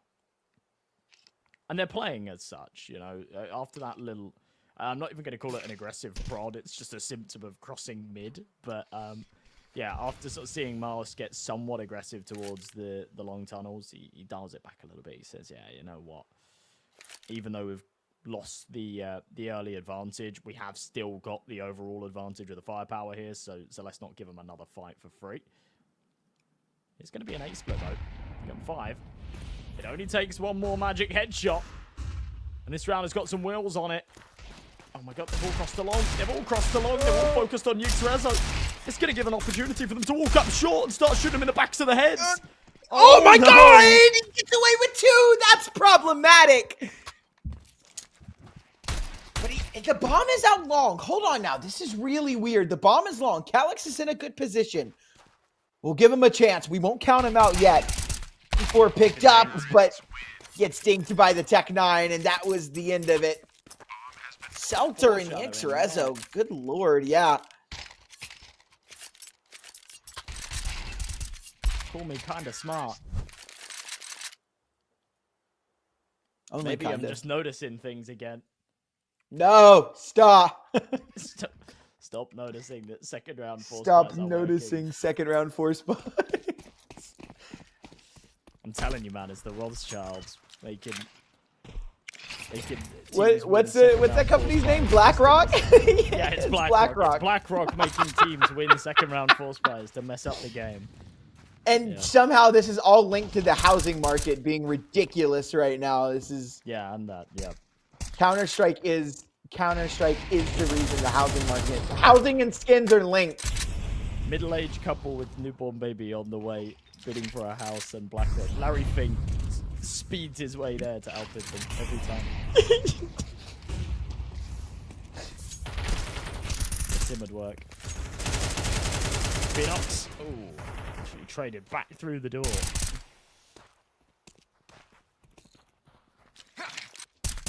Oh my god. Oof. Belt in chat. Illuminati symbol is a triangle. It has 3 sides. You know what has? It's 3 times 17, 51. Area 51 has triangles confirmed. He's real. He's right. That's crazy. I'm not sure where we got the numbers 17 from, but we won't question I thought he said it again. We deleted a chat. I thought he said it again. I was like, damn, he's really driving the point. It's crazy right now that Calyx has just been redacted. Yeah. No camera. No. Just put a big redacted line through him. Redacted symbol, yeah. No Calyx. Sorry, guys. Dude, imagine one day you can only pay your rent and mortgage in CS skins. Like that's the scam. That's the new currency. The US dollar. The year is 2020 or 2055. The US dollar no longer has any value. It's all just Counter-Strike skins. Gaben is Lord Emperor of the United States. Yeah. I'd be ready for it. I'm down. I'm actually not. That'd be horrible. I don't know. Said it would add value to our skins. We'd be rich. Yeah, we would be. I guess I would favor us. Yeah, screw it. Do it. I'd be in the top 1%. I like that. Yeah. We're all about even wealth and, you know, big socialism until bam. Wait, we can be the 1%? Oh my god. Okay, all right. You just described morals communism out in a the window. nutshell. Congratulations. Wait, hang on a minute. We can be the 1%? No way. Wait. Wait. Everyone shares except me. I get most of it, but all of you can take the 25% that's left. And we'll all be on equal playing ground. Yeah, because you'd have all of these wealthy people that don't have any kind of fake skins, don't know what skins are, that would then be flooding to buy skins. Because I would sell my butterfly black laminate for $100 billion. Like, here you go. To black. Of course, I guess you couldn't sell it for dollars if there's no value. Maybe all this market manipulation makes BlackRock could work again. Conditioning us to the big reset where skins are now the only currency. I'm noticing again. He's noticing again. I'm noticing again. Sorry, guys. I shot mask. I like how we've gone on this big rant because of how boring this second half genuinely has been. I mean, Eternal Fire have really just not offered up anything. They do offer up a kill on this round, but it's been difficult for them, to say the very least. Masked, somehow able to get away with another there. Maybe Eternal Fire can claw this one back, and maybe not. Drezzy goes down, so does Calyx. And B-Nox with that MP9, he'll fall as well. It's all onto the scout from Emor, and Josh, I believe this one is done and dusted. Emor, yeah, down he goes, 13-4, and it's a quick 2-0 from Gun5. And I think we expected Gun5 to win this. I think I definitely expected a little bit more from Eternal Fire, considering the fact that Gun5 were playing with Magic-E instead of Grix, who, as you said, hasn't been playing quite to that level that we expect Grix to play at, but he's still been a good piece of the puzzle. But yeah, I mean, it's just been, it was nasty, this map, from Sedame, from Texi. Everyone really kind of pulling their weight. Yixrezo actually did not have the best of maps, but he didn't need to. The rest of his team was great. On the other side of things, Emor was the only one doing anything for Eternal Fire, and doing anything is a little bit of a stretch. Yeah, 107 ADR there is just nasty, and we saw a couple of the others actually around that 100 ADR mark too. So yeah, just outputting so much damage, and Eternal Fire just didn't have the answer for it. Didn't have the answer for it at all. A couple of players having a bit of a stinker there too. I think Mast woke up a little bit towards the end, found a couple of pistol kills and whatnot that padded his stats somewhat, but still he was relatively absent in the series. And yeah, just not good enough. Just not good enough from Eternal Fire at all. And yeah, Gun5, they were the favourites coming into this, but I wasn't expecting them to stomp it the way they did. Yeah, no, I don't think anybody was. I definitely thought it was going to be a lot closer. Again, like we said, we had that sub. But that's going to do it for us on that game. We have one more BO3 coming at you guys in about an hour and 20-ish minutes. It's going to be 500 taking on Sparta. So we're going to go to a short little break. We'll see you guys back here, but you've got time. Go grab yourself a nice lunch.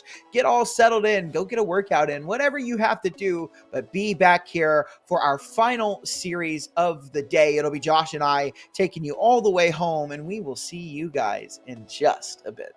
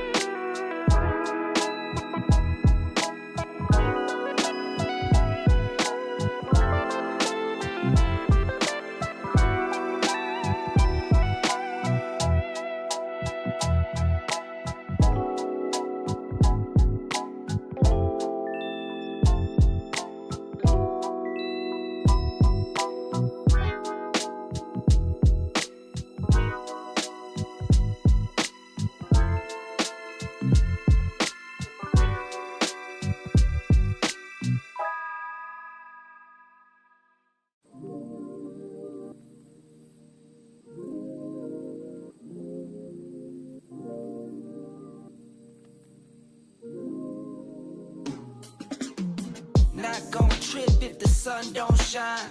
Not gon' trip, you know I get mine. 2020 vision, I want all the loot. 2020 vision, I want all the loot. Not gon' trip if the sun don't shine. Not gon' trip, you know I get mine. 2020 vision, I want all the loot. 2020 vision, I want all the loot. I'm talking Beamer all clean, fit too mean, finger all shiny on my baby's diamond ring. I was on a high till I caught onto the scene. Swear I lost my heart when I fell in love with things. Rookie year went broke like Jalen Rose. Got the price, sold my soul to the things I own. Switched up, locked in and got my mind right. Prioritizing, got my business and my time right. Wristwatch, no TikTok, you know the crown. I get guap, then flip stocks, you know it now. My baby's loyal and she holds it down. Play with my fam and I might blame you, but it's going down. Not gon' trip if the sun don't shine. Not gon' trip, you know I get mine. 2020 vision, I want all the loot. 2020 vision, I want all the loot. Not gon' trip if the sun don't shine. Not gon' trip, you know I get mine. 2020 vision, I want all the loot. 2020 vision, I want all the loot. 2020 vision, I want all the loot. Windows tinted, never rented, but I've been accused. Numbers up and we need no recruits. Leather loafers for the tailor suits. Making moves that you could never do. You sure I'm cool, but I'm never amused. When I cop it by the tools. The weather change, I change the views. I drop a record and I watch it boom. You see me working like one on a Zoom. Was that since I left the womb? I'm staying silent when I'm in the room. From the soil, now you see me bloom, zoom, and it's to the moon. Stop making promises you never keep. Out of touch, never out of reach. Dot the I's across the T's. Not gon' trip if the sun don't shine. Not gon' trip, you know I get mine. 2020 vision, I want all the loot. 2020 vision, I want all the loot. Not gon' trip if the sun don't shine. Not gon' trip, you know I get mine. 2020 vision, I want all the loot. 2020 vision, I want all the loot.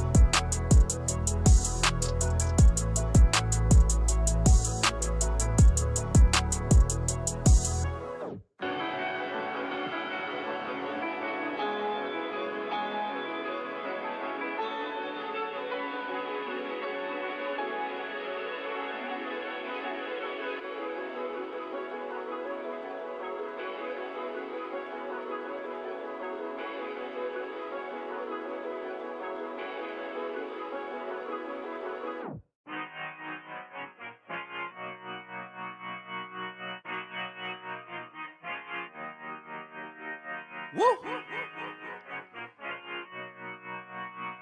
Woo! Look, I just been keeping my poise. Made by the million, but still unemployed. They text me about green, but not on Android. She not my shawty, she filling the void. I make the sounds that cut through the noise. He think he a man, but he chillin' with boys. Put down the liquor, start drinking LaCroix. The pain wasn't choice, but now I rejoice. My uncle had told me that I was the one. I played the shit smart, now my bragging and dumb. Lil' shawty had hit me, said she wanna come. Her dresses is black, but she not a nun. I'm so Pasadena, cause that's where I'm from. Some bangers, some hoes. Them with guns, they scheming for riches, they playing it numb. I'm second, I wins cause I'm second to none. Look, what the you think I do it for? Do it for? Hey, looking in the mirror, you the go, you the go. Hey, I've been out here grinding 24. So in the mirror, you the go, you the go. Hey, what the you think I do it for? Do it for? Hey, looking in the mirror, you the go, you the go. Hey, I've been out here grinding 24. So in the mirror, you the go, you the go. I ain't had to get snooze in a minute. Got the bag, then I took it independent. Model 3, you know it's not rented. Authentic, every vibe is cemented. Fresh days, now we jumping out the ceiling. Tough times made a diamond out of feelings. All facts, they can't question what I'm dealing. Got house, we my focus on the building. Just some love, now I'm feeling so prolific. Hustle loud, much you don't get it. Seen the highs and the lows, it's terrific. It's a job to hate, that's why I love the critics. Self-made, I ain't gotta ask permission. Turn my pain into fire, no ignition. Only when the money talk, when I listen. I put the city on my back and the dissing, huh? Look, what the you think I do it for? Do it for? Hey, looking in the mirror, you the go, you the go. Hey, I've been out here grinding 24. So in the mirror, you the go, you the go. Hey, what the you think I do it for? Do it for? Hey, looking in the mirror, you the go, you the go. Hey, I've been out here grinding 24. So in the mirror, you the go, you the go.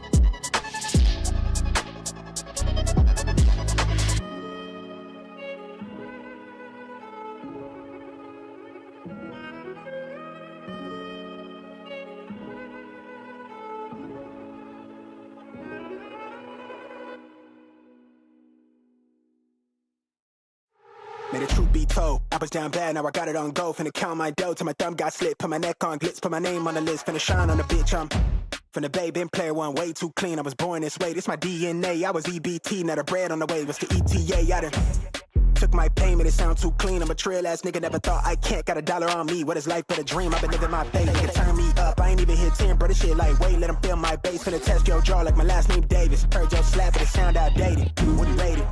I got a 10 in the backseat, peeling off clothes. I'm 5 from the crib, and she putting on a show. Tell him eat my dust when the green light show. I'ma peel it off, niggas don't want this smoke. Little nigga, y'all want this smoke. I'ma spark that shit, I've been feeling on edge. I'ma burn that down to the ashes cold. I'm on fire, more fire, more fire, more fire. Spark that shit, I've been feeling on edge. I'ma burn that down to the ash get cold. I'm on fire, more fire, more fire, more fire. Spark this shit, don't fear no death. I'ma burn that down to the ashes cold. I'm on fire, more fire, more fire, more fire, more fire. I'm lying, I'm on fire, I'm lying, I'm on fire, more fire, I'm on fire, I'm on fire, more fire, more fire, more fire. I'm lying. I jump up and count my blessings. Yeah, I ball out so hard, got them thinking I'm man with the purchase. Yeah, look at me manifesting. I'm in love with the bread, and look at the spread. I'm thinking I'm blueberry central. Sign on the dotted circle the amount. Hella O's like I went running routes. I wanted this since I jumped off of the porch. I've been in free since I lived on River's couch. Gold frames on me leading the charge. My eyes is open, I can see it to Mars. I'm Steve with the Max serving up genius bars. Reach for the ceiling, nigga. I'm the same little nigga with a gap too smile. I never backtrack. I'm a long way from home with the block too hot. I ain't touching on road, break ground when I grow. I was kissed by a rose. Niggas wouldn't go a mile if they lace my souls. I could walk on air like I'm stepping on stone. I'ma spark this shit, don't fear no death. I'ma burn that down to the ashes cold. More fire, more fire, more fire, more fire, more fire. I'm lying, I'm on fire, I'm lying, I'm on fire, no fire, I'm on fire, I'm on fire, no fire, no fire, no fire. I'm lying, I'm on fire, no fire, no fire, no fire, no fire. I'm lying, no fire, I'm lying, no fire, no fire. No fire, no fire, no fire.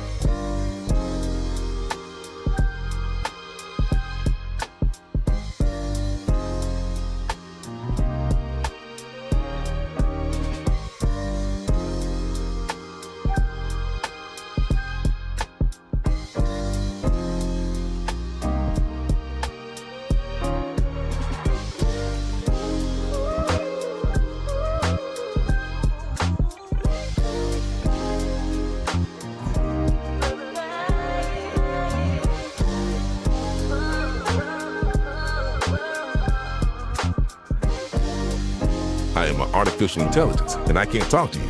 Get ready for the start. 1 minute to go. Players ready. Get ready for the start. The players are warmed up, and I hope you are too, my cucumber.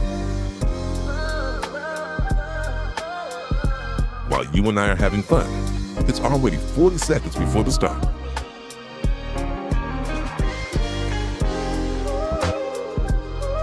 "30 seconds before start.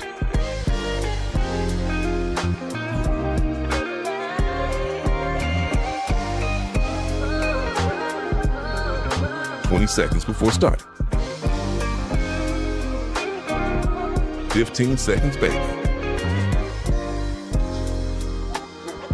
10 seconds before start. 5, 4, 3, 2, 1.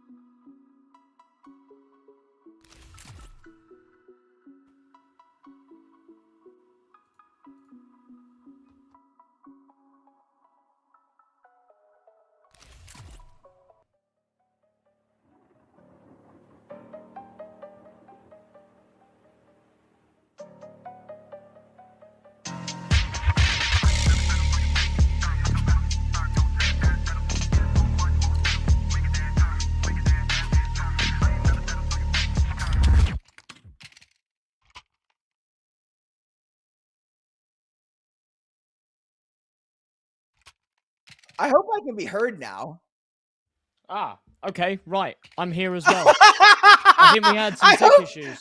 I had no idea what just happened. My mic was working. Like, we were sitting in here. We were playing Skate 3, by the way, or not Skate 3, Skate, the new one. For the whole while break. we were on the break, and we were talking to each other through vMix just fine. And as soon as we go back into it, it's like my mic is just gone. So, chat, that was great. That was fun. Really, really cool. But yeah, 500 versus Sparta. We start off on Nuke Overpass as map number 2, and Mirage as our decider. And I don't think I'm the only one that believes 500 should just be able to run away with this one. Sparta, definitely a good team that can surprise a lot of people sometimes. But 500 back at full strength with Hampus on board, and they are the heavy favorites coming into this. So. Yes, exactly that. So, yeah, shouldn't be too many complications. But right now, the pistol round is actually looking incredibly complicated. So far, pretty flawless out of the Sparta boys. It's all on to Volt to try and inflict some damage and maybe make something happen here. But he's got to find a kill or two first before we can really have that conversation. And he's not able to deliver. Soul will finish things off, and Sparta take the pistol round. It's a good start from them.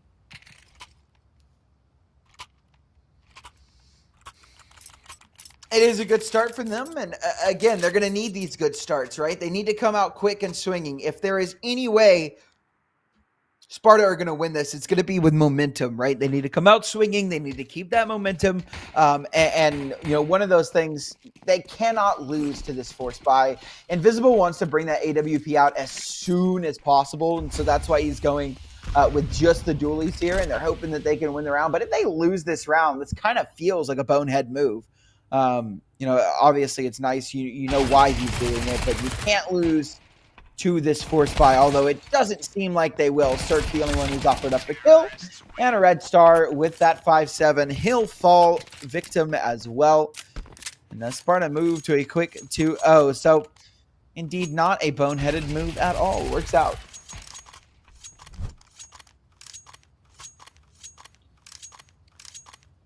Two to 0. Of course, falls flat and 500. In a bit of an awkward spot here. Obviously, it's their opponent's map pick, so there's no like major expectations aside from the fact that they're the favourites. Although being on your CT side, yeah, you know, you do need to accumulate the benchmark of rounds, which I think is sort of 6 or 7. Otherwise, you're in trouble. Now, I don't know about you, but I've seen more and more teams recently actually look pretty good on their T-side of Nuke, which is new, and I'm not really sure why, because I don't think that the map's changed in any way to make it more T-sided. I think we're just seeing sort of a slight meta shift in certain playstyles and, you know, individuals that are just very mechanically able with an AK, I guess, that then kind of change that around. Because if you've got someone that's just fragging and they can, you know, run around and go outside and find entries every round, then you're going to have that leverage, that advantage on your T side, I guess. An opportunity here. The Mac 10 just going to farm. Invisible, my god. Making light work. Still kicking, too. Yeah, with a 3K in the round, still kicking. I mean, he had those dualies from that second round. Hasn't maxed it in this one. Has farmed up so much cash.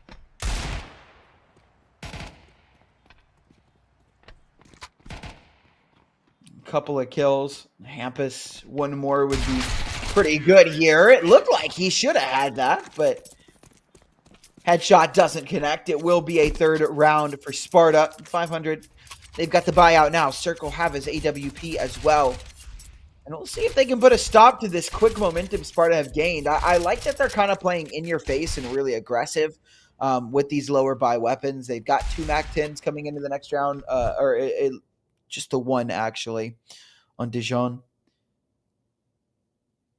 So we'll see what they elect to do now that this is going to be a full buy from 500. We'll see if they try and keep it quick or maybe slow things down, play this one a little bit more tactical. We are in a tech pause at the moment, so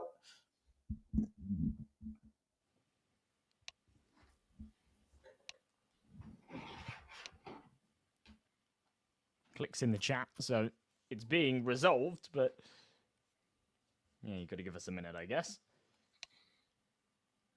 Always a little bit awkward. There we go, though. It's done. It's over. See? Easy. Quick and easy. Didn't even notice. Didn't even notice. You blink and you miss it. Tech pause is gone.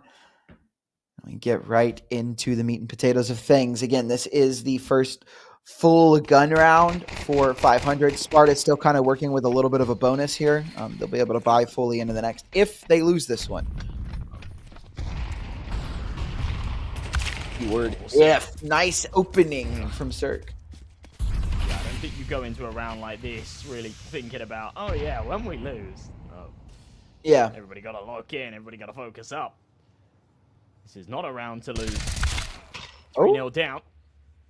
Invisible. That's so weird that he doesn't even glance at that. Yeah. I'm thinking the same. You know, I've never seen somebody just solo walk out of single door dry and not even entertain the idea that there's one on top of heart. I don't know where that sort of mindset comes from, but either way, teammates catch the trades. We go into a 3v3. Uramiata in the corner. Oh, only gets the one. Bit of trigger discipline would have gone a long way there, but there's also nothing to be said for the fact that he wouldn't have been hard cleared and got nothing. So 1-for-1 gives his teammates a bit of an opportunity. Rainwaker's seen one drop into the vent. I think he thought that's where Soul went. He's actually in the corner. Had a chance there to catch him. Oh, this is big positioning from Cirque. Oh, he's going to end the round right here. This is it. Confus comes up. Oh, but no. The wall saves Confus. Circle trying. Cross in, spots out that Galil close sight. Molotov burns down Confus, but can't kill him. It's all into Cirque. He opened up the round, and now he's got to close it too. The bomb will go down in the back of sight, and he starts to make his move in. Oh my god! Shot just barely misses. Cirque swaps to the AK.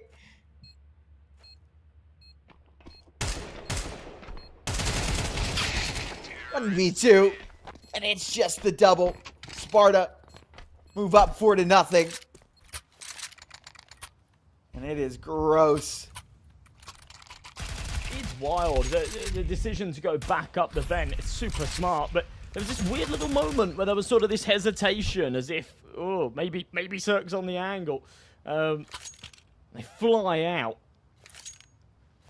Makes it really difficult to connect that AWP shot. I think Cirque's done very well to just even connect for the leg there, but yeah, if he gets that kill, the bomb's dropped, and they've got a man advantage to play the round. The fact that it gets across and then they're playing a retake with the AWP just makes it 10 times harder. As we go into the fifth, money is not too good. Not too good here for the 500 boys. So they'll be sat with just 5-7s around Volt's MP9. Yeah, shouldn't really be too much coming out of 500 here. Sparta most likely going to be able to just go ahead and tack on this fifth round. Give it a look, though. Nothing's ever certain. A nice shot from Cirque, but quickly traded back.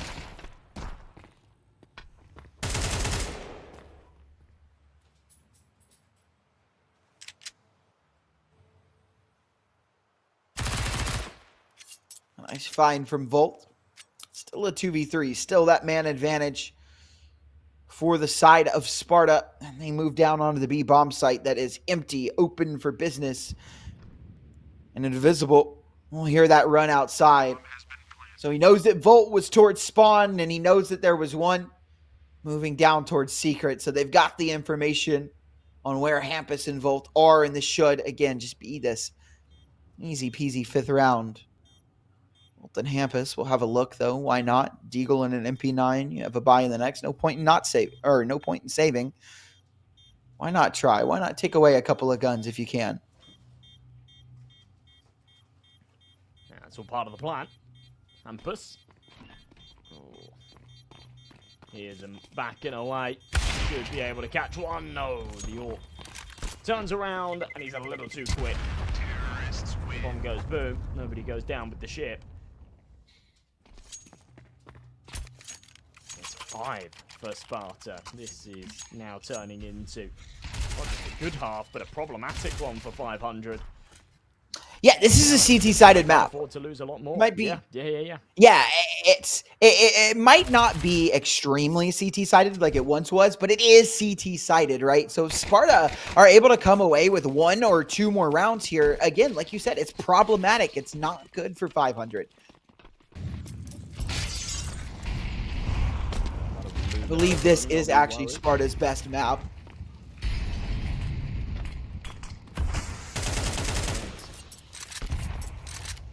Yeah, it is technically their best map. 17 maps, 47% win rate. 500, 16 maps, 38% win rate.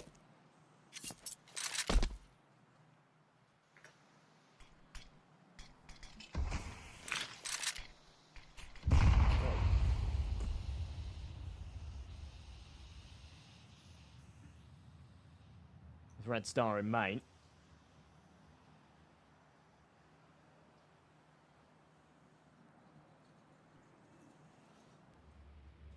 It's interesting. He's going to back it up to the site. Good timing, Invisible, on an angle that you can't even see Red Star. It's just really awkward.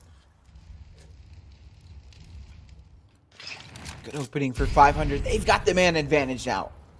Red Star continues moving forward after that kill. I like this, right? You've got the man advantage. You're getting a little proactive here. Hampus, a little bit of damage over the side.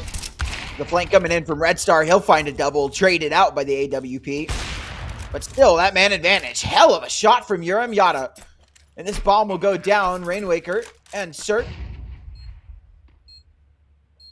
Gonna take this one and finally went around. Sold. Can't connect on the Rainwaker. In fact, he was pretty far off the mark from what it looked like. And it will be a round on the board for 500. A hell of a round from Red Star there. From that opening pick to that double as he moved back in to flank Squeaky.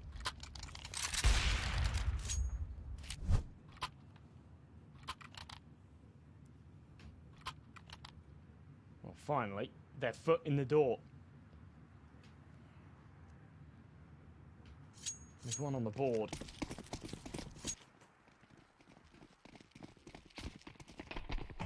It starts with 1. Yeah. coming back now.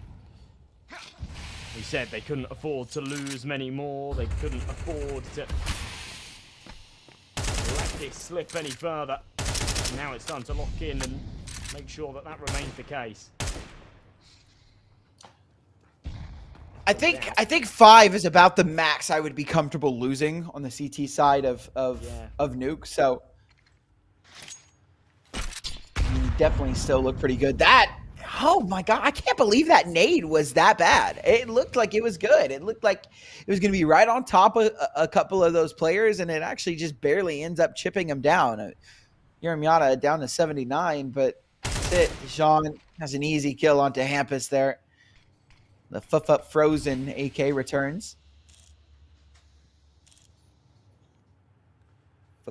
Frozen.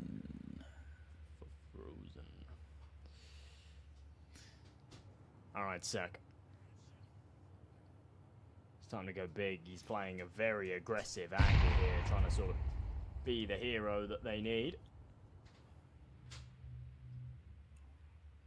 It's Rainwaker. Oh, as well, should be good for at least the one. Does tons of damage too. So pulls it back into an even situation. He'll add to that further. That's the head of Gun5, who was full HP. Rainwaker's doing so much. Inflicted about 280 damage on the lower site. They still can't trade him. Dijon out onto the A site. They're going to send it up ladder. The bomb will get there in the nick of time. And Sparta are running circles around 500. Now they've got to play for the retake. This is really tricky. So Xorf is not at all for the job. No, it's not. And again, like you said, it's tricky. Sparta are just running all over the map, and they find the gaps, right? Dijon just makes his way out on the A as 500 are worried about B. And now they've got to come up onto this site and try and retake it. Now a man down. Uramiata posted on the angle.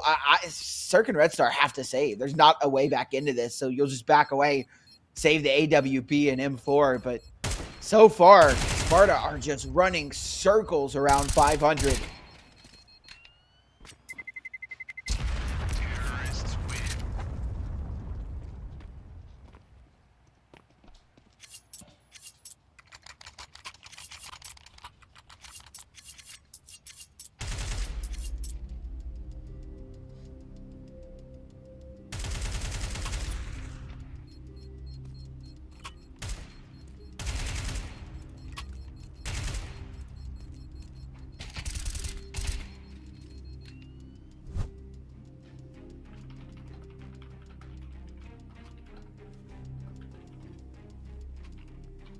Tank pause called it.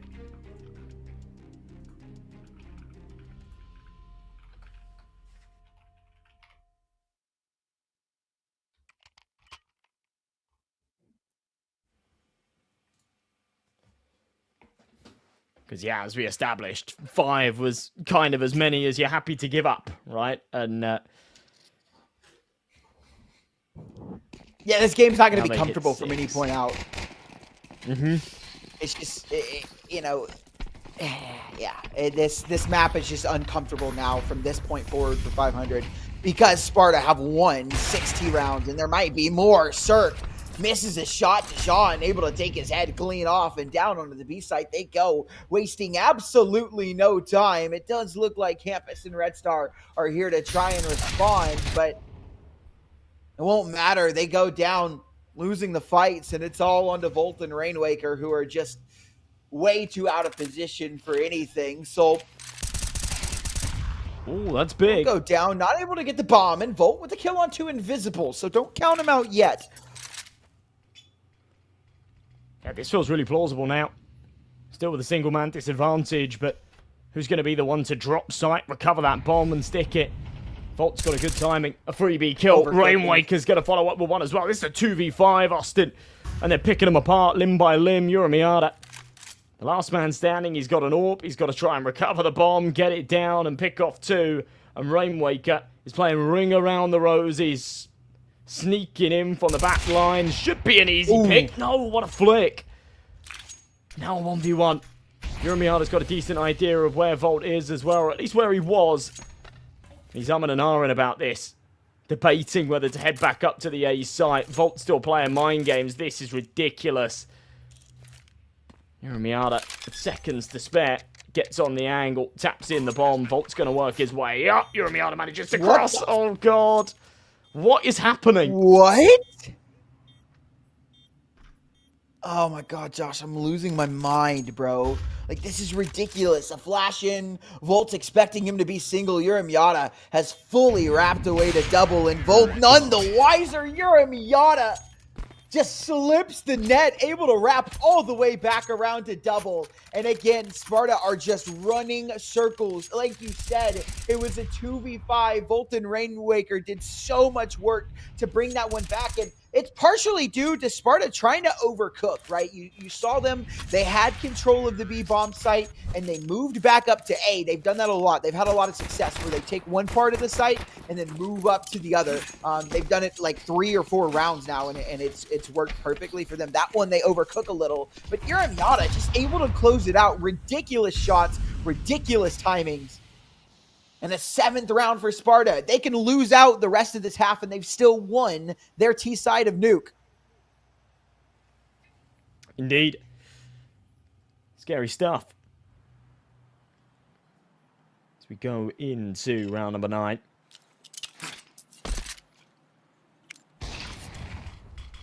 A lot on their plate. And look at the buy from 500. I mean, it's the right call to just go for the half investment, but it means that likely Sparta are going to be able to take an 8th. And for 500, you expect a little more comfortability on their map pick up next. It's Overpass, however. It's a scary sight. Seeing them struggle like this as the favourites. And fairly heavy favourites as well. Dijon with the iconic AK. For Frozen. For Frozen. It's getting real cold in here. I feel like Sparta are pretty well known for being able to compete against some tougher opponents. They put up some really good showings, and I think 500 are kind of notorious for slow starts. I think they have a lot of slow starters on their team. Cirque being one who has a lot of difficulty getting into the game. Once he's in the game, he's so clean, he's so dominant. And again, it's just another one of those, hey, we go B, take B control, and just sprint up the ladder onto A. And this bomb will go down, and as it's planted, I believe that's round solidified. Call it done and dusted. Cirque and Red Star shouldn't have a chance at this. I say shouldn't. Red Star's got a head armor. Not to lose. They want to buy in the next anyway. They'll give this a go. No reason not to, right? Third up the ladder. He's got the read, but oh my God. Can't find it in Red Star. Just not ready for the Raptors position. It is 8-1 for Sparta. And if you're 500, are you already looking at Overpass? Like, are you kind of like dusting this one up? Like, surely not yet, right? Surely you're like, okay, let's try and get these last rounds. Maybe we can recover it. Definitely not yet. But and the main reason for that is exactly what you were saying a moment ago. They are slow starters. They are through and through. Constantly we see them get off to these slow starts in a series, and then start to pick it up later in the map. Maybe even takes map 2 sometimes. And yeah, this is maybe one of those games, but an 8-1 lead is tough. And on a map like Nuke, it's not massively forgiving, right? You can't usually afford to take early deficits like that. See if a bit of breathing room ends up being granted to them, but honestly, if they want any chance at this, they need to win the next 3 rounds. I think that's just a non-negotiable. I believe that's you're a lot right. Easier said than done.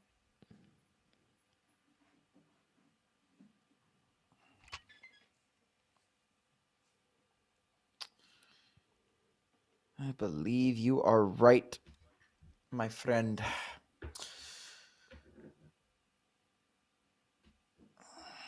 We'll see if they can start to pick it up here, but Hampus, Cirque, Volt, all having really, really rough starts. Volt You know, he had a really good run for a while there. You know, on that what was it, Into the Breach roster when they had their pretty deep major run. Then he was on Gamer Legion for a little while and was doing pretty well there. And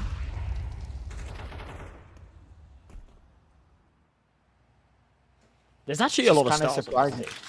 right? There are, yeah. Cirque was a tier 1 player. Hampus was a tier 1 player. Technically, we could say Rainwaker was. Yeah, Rainwaker was technically a tier 1 player for like a month. Red Star has always been. I don't think Red Star has ever been tier 1, but he's always been like Red a Star's phenomenal never been tier 1. talent. He's never been to a major. You got 4 players here though that have played on tier 1 teams. Have stickers in the game. I'm pretty sure all of the or Rainwaker. I don't think Rainwaker does. No. Yeah, but Volt, Cirque, and Hampus all have stickers. So, yep, it's a star-studded roster. Cirque won ESL New York 2019 on that EG roster. So. Yeah. And you've got again, you've got major playoffs players, and yeah, this is like a culmination of players that have had very successful careers and are very, very hungry to make it to the next major. I think they've kind of conceded to the fact that, you know, the upcoming one is an impossibility. But yeah, that next major is kind of a non-negotiable for some of the boys on this team. And yeah, with how things are looking at the moment, it's tricky. It's definitely tricky. Sparta to the major? Yeah, maybe. It's a lot of this online CS, right? We saw 500 at the Birch Cup last weekend. They performed very well. You know, they were beating some top teams and some of these sort of online sides, making light work of some of those games. But it's matches like this that seem to just get the better of them. And you know, online CS is VRS ranked. You gotta be consistent on both ends of the stick. You gotta win games like this. You gotta be winning tournaments like this to get those points needed to climb up the rankings. And yeah, right now, this is looking like a tough ask. 9-1.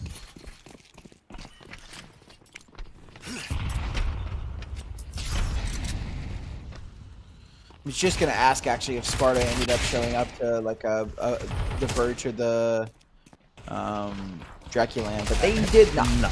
So, they did not. Maybe they go to Landaland. Maybe. Landaland. Did you see their trophy for Landaland? Yeah, it's just kind of wild.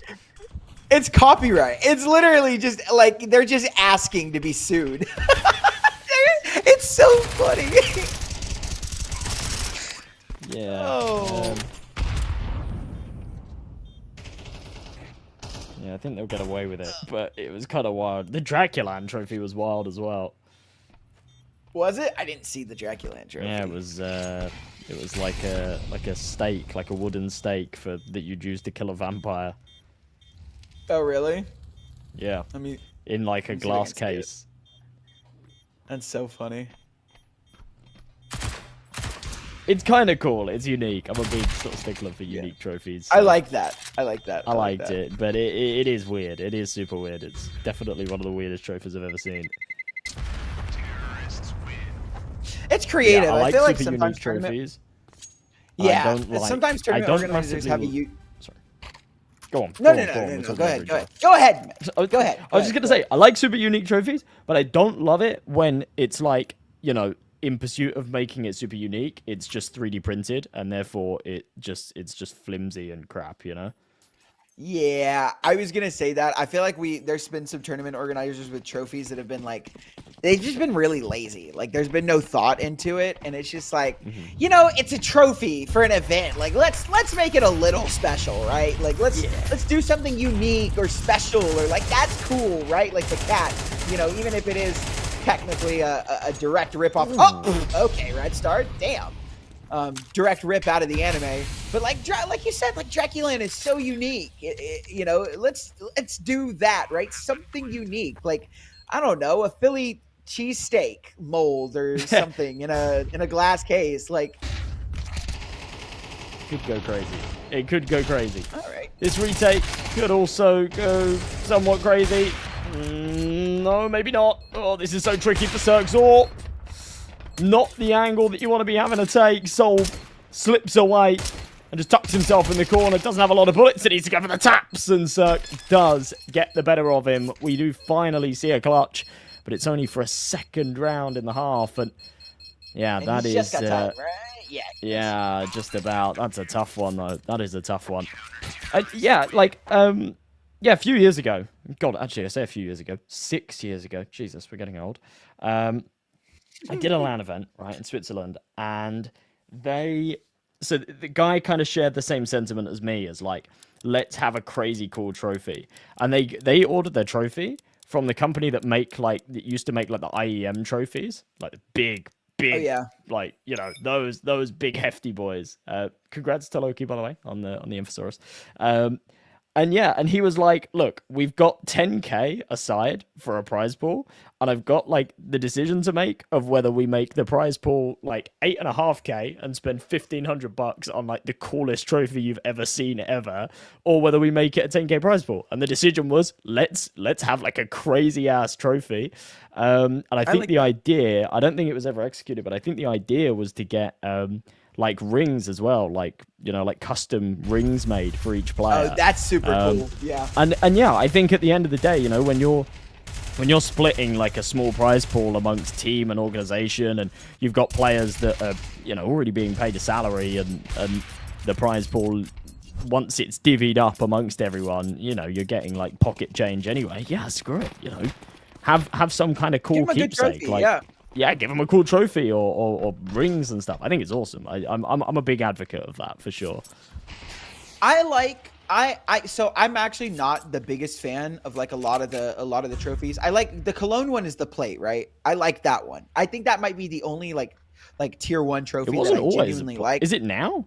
It wasn't always. It was like a very unique. No, it was like this. Like, yeah, I like the plate one. The plate one is cool, actually. But I'm not a fan of like the blast trophies.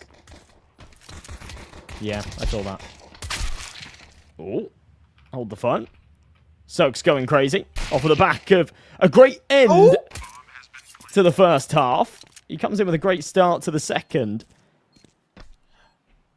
Maybe there's some wheels behind this. That is the Cologne trophy. What's the plate? That was like some of the IEM events. I think like New York and stuff had a plate, didn't it? Is it Krakow? It might be Krakow.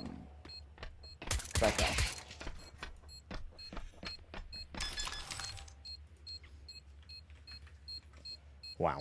Okay. Well, this one's looking done. Dijon doesn't have enough time. It's well played from Red Star. The fact that that comes as close as it does is kind of concerning, but really well played from Red Star to just not give him the opportunity. And that'll be a wrap, I guess, for the second half pistol. 500. We said they were slow starters. Now they've got to come all the way back, which is maybe a bit of a stretch. That's maybe a bit of an ask. But yeah, we'll see. So it was Dallas 2024 and Oakland 2016 is what I'm thinking of. But yeah, the Cologne trophy is super iconic. Katowice is like the cup. Yeah, I like a lot of the IEM trophies. The blast trophies are not great, but I like what IEM does for the Grand Slams, where they just give you a fucking gold bar.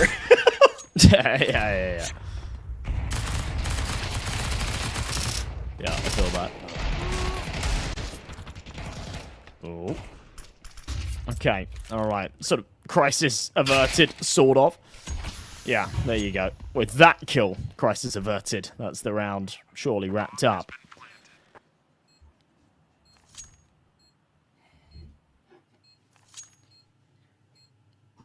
I don't know, man.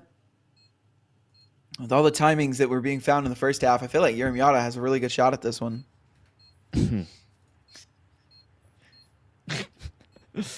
You reckon? Not quite. I think the bomb's the bottleneck here. Yeah. Yeah. Dude, if the bomb has like 20 more seconds on it, Yeremiata wins this. Yeah, but he still got the 3D kill? No. Okay. I'm surprised he doesn't go unsaved, to be honest. Yeah. Yeah. Only when their backs are turned.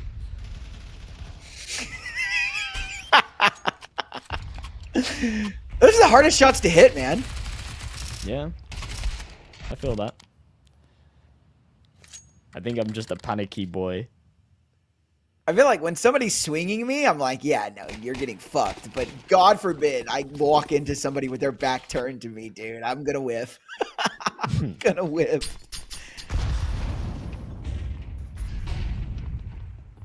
Visible in the corner. Oh, Hampus overruns. Jumping Mac 10 action. I love to see it.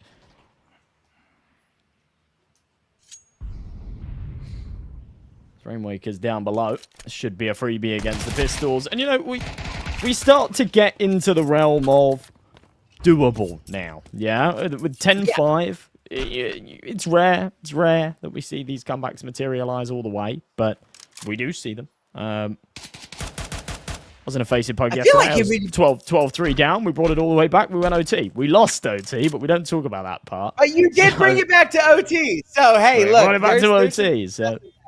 Yeah, you dragged that game out only to lose in the end, but it doesn't matter because it's about the journey, not the end result. That's completely backwards, by the way. But you know what?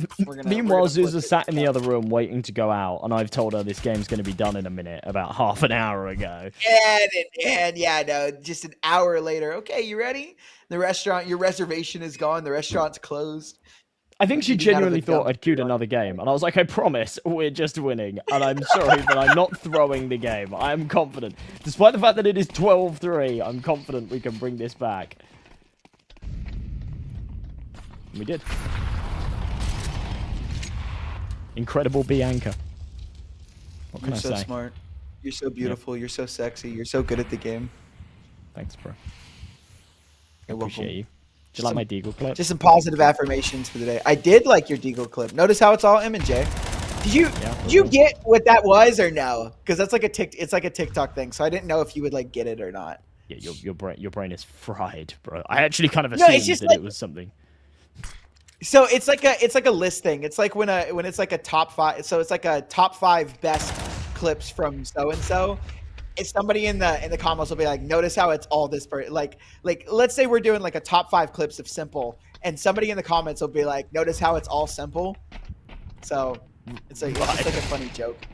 Yeah, it's just like a funny little thing. Get a funny little thing. We're into a 3-on-3. B bomb site opened up, and the rotate very, very late from these Sparta players. Dijon make his way down first, and it looks like his teammates have no interest in joining him. Yada just sitting inside of hell. I don't know that Solb has dropped down the ladder either. Now he will finally.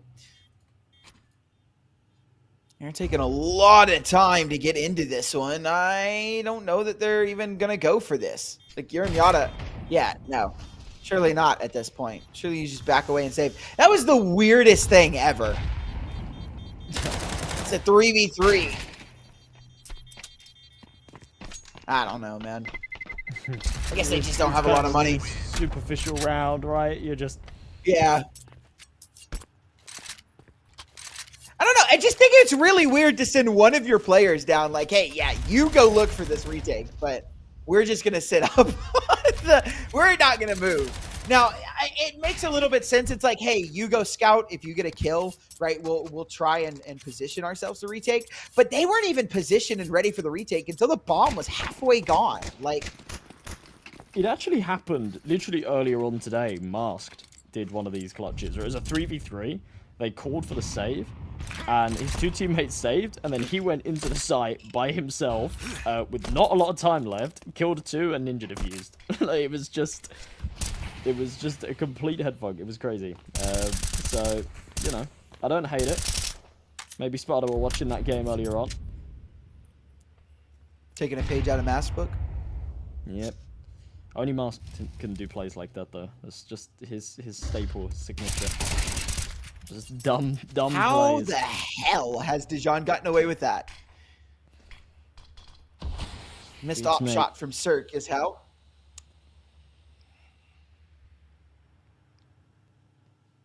Yeah, you're not gonna beat granted too many opportunities to sort of miss shots and fumble early advantages like that when the score's 10-6.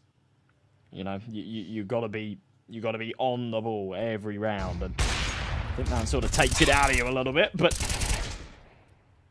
everything crumbling here in the 17th. 500's hard work to try and bring this back to somewhat of a playable position is unraveling, and I just don't think they're there yet, you know? I don't think they're at a point. They go 10-8, they go 10-9, they can drop around, but I don't think there's that margin for error to be giving Sparta their 11th yet. The one saving grace is they've still got money, so they'll buy straight back into this.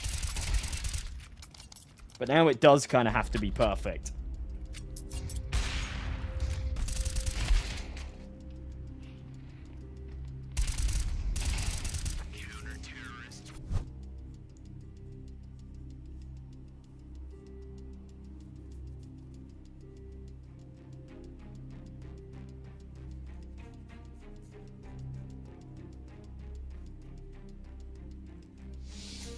Little attack pause from 500, as they know, right? You know, they realize it as well, that it's starting to get into that territory. They can't afford to make too many more mistakes.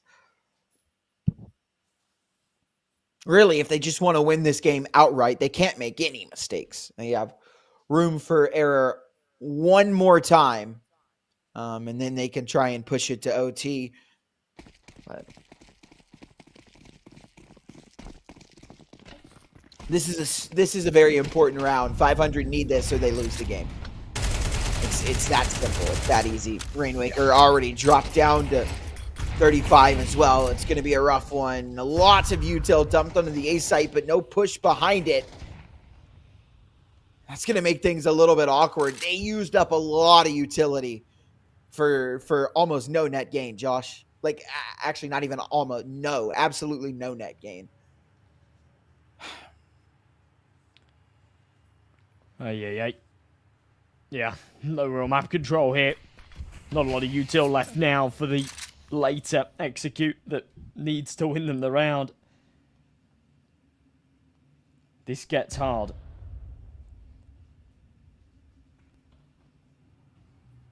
Dijon's already rotated down to the lower side. He's going to be ready for this wraparound as 500 tiptoe down secret.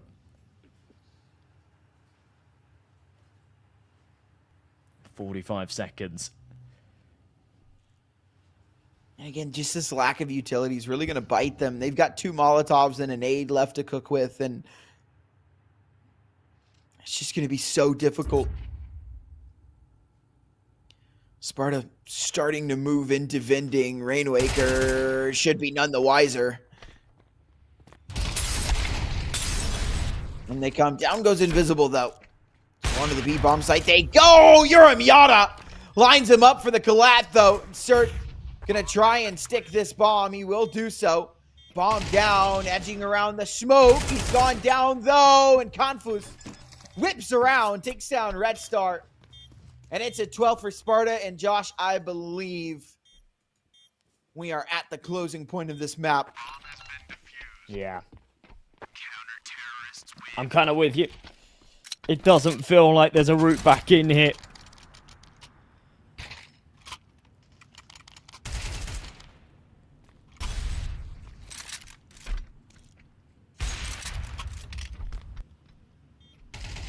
There was at 10-6.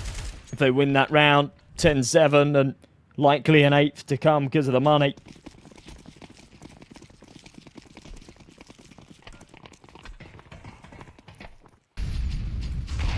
Now it's just a last hurrah. A low buy to try and stay afloat. 6 rounds in a row needed just for OT. It's a good entry out of Rainwaker, and the flash gets the AWP off the angle, but Invisible still doing lifting. Double kill found. A 3v3. They're already snappy on the retake. Soak will be able to get this bomb down.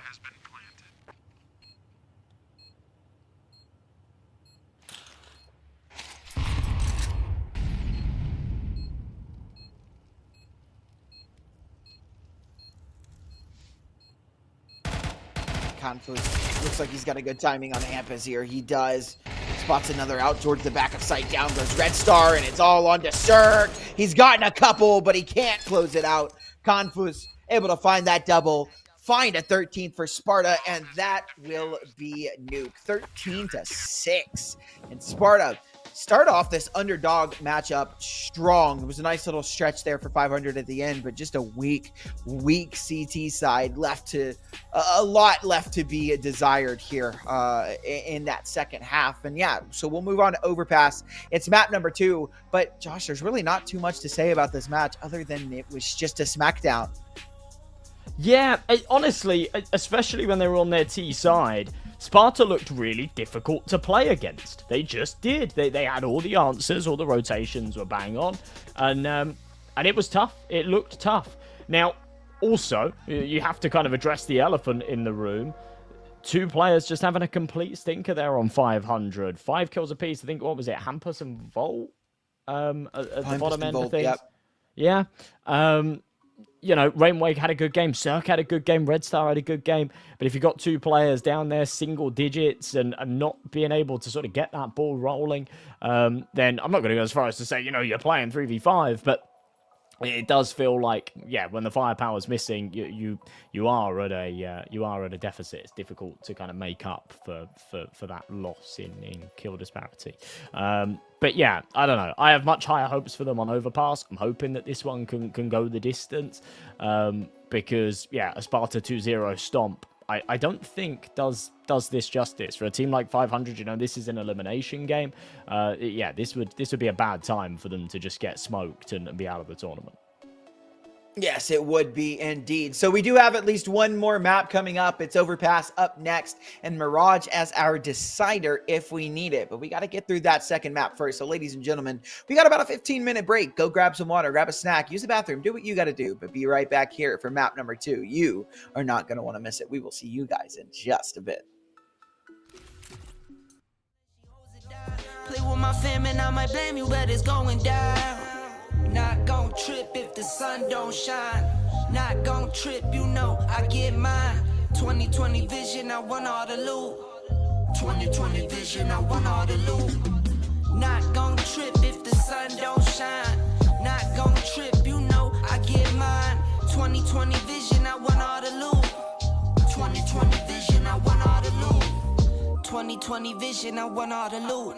Windows tinted, never rented, but I've been accused. Numbers up and we need no recruits. Leather loafers for the tailored suits. Making moves that you could never do. You sure I'm cool, but I'm never amused. When I cop it by the tools. The weather change, I change the views. I drop a record and I watch it boom. You see me working like one on a Zoom. Was that since I left the womb? I'm staying silent when I'm in the room. From the soil, now you see me bloom, zoom, and it's to the moon. Stop making promises you never keep. Out of touch, never out of reach. Dot the I's across the T's. Not gon' trip if the sun don't shine. Not gon' trip, you know I get mine. 2020 vision, I want all the loot. 2020 vision, I want all the loot. Not gon' trip if the sun don't shine. Not gon' trip, you know I get mine. 2020 vision, I want all the loot.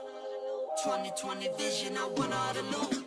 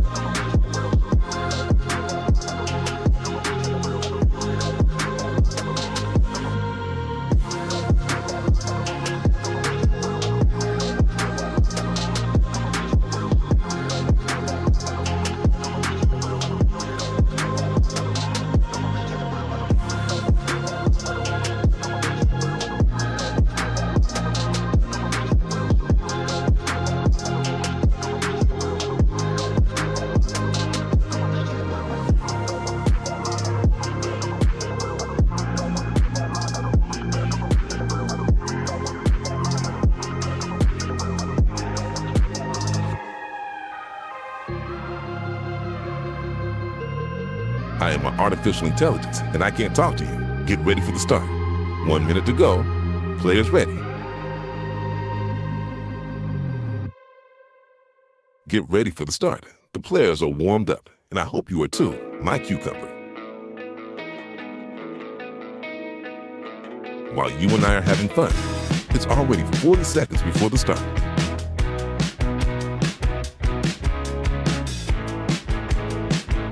"30 seconds before start.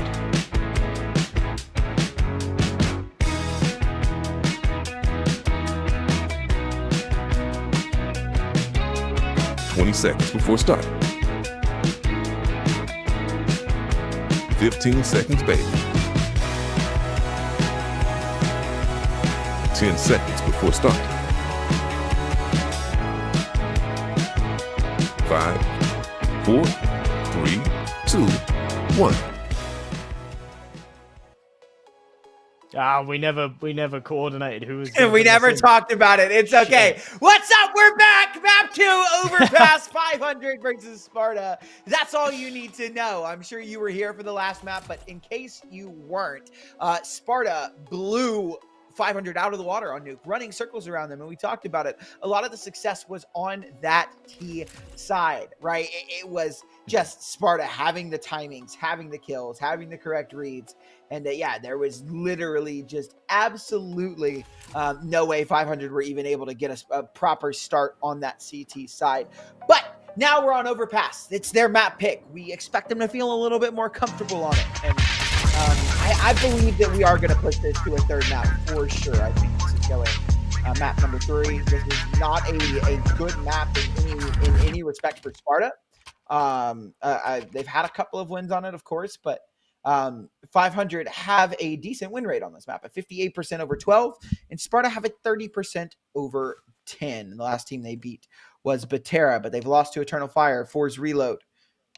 They've lost to some pretty good teams and some teams. So I guess we'll see.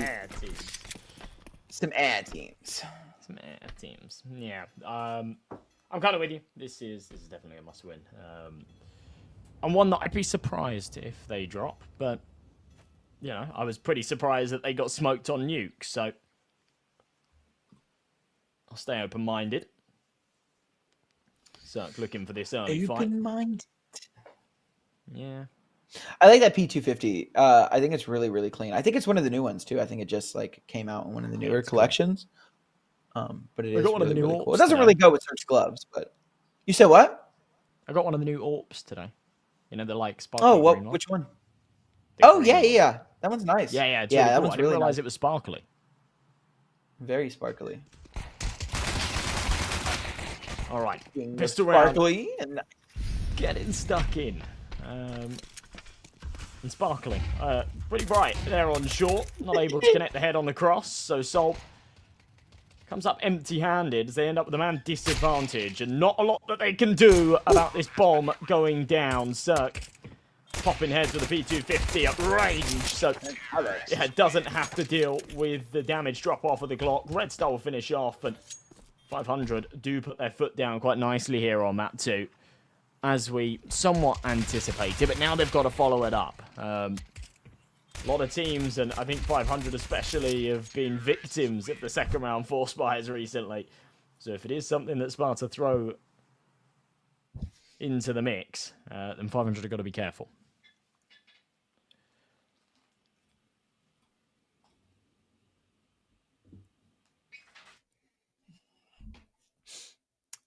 another little tech pause and give it a moment. Wander is showing off as he always does. Mr. Show Off. What's that sign say?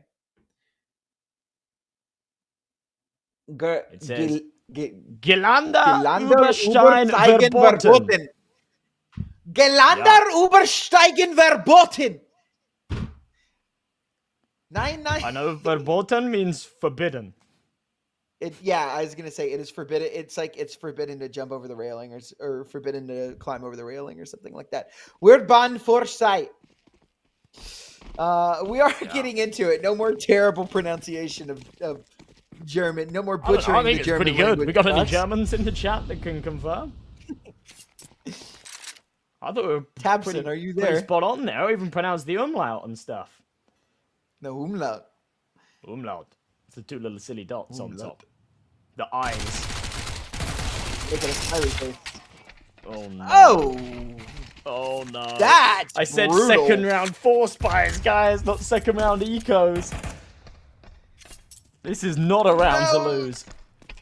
It was a full USP round too. So if Sparta come away with this win, like they're rich and 500 are this is literally worst case scenario for 500. And now, because they've got these weapons, right, Sparta can just shell up. They don't need any more information. They don't need to know where 500 are going. They don't really care where they are. They can just shell up towards this. This map is CT sided, right? If you look at where the sites are, the rotates are very quick. They don't have to do much. They can just shell up and wait for information, wait for something to happen, and then group up and retake as a team. If there is an advantage that 500 have, though, it is this timing. As Sparta start to move in, get ready for a B hit. This isn't coming. Rainwaker will open up with a kill onto Urim Yada. Down he goes to 29 HP, but Cirque will find Dejan. So Galil has been dropped. Confus will find him, though. Volt with a good kill onto Soul, but doesn't look like Bathroom's going to be cleared, and so it's all onto Confus. 1v2. They've done some excellent damage, but no armor. No kit, just that smoke. Here's Rainwaker. Will start to make his move. Rainwaker. Ooh. Confus gets wrapped by Mr. Volt, and it will be a second round on the board for 500. So, crisis averted.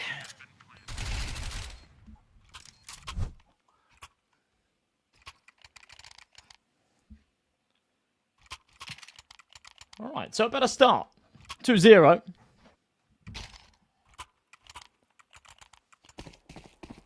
Into this one with somewhat of a bonus. Still the Galil, Red Star. Sat with the Tech 9. Things have been expensive, but as you say, better to get out of it alive and win the round.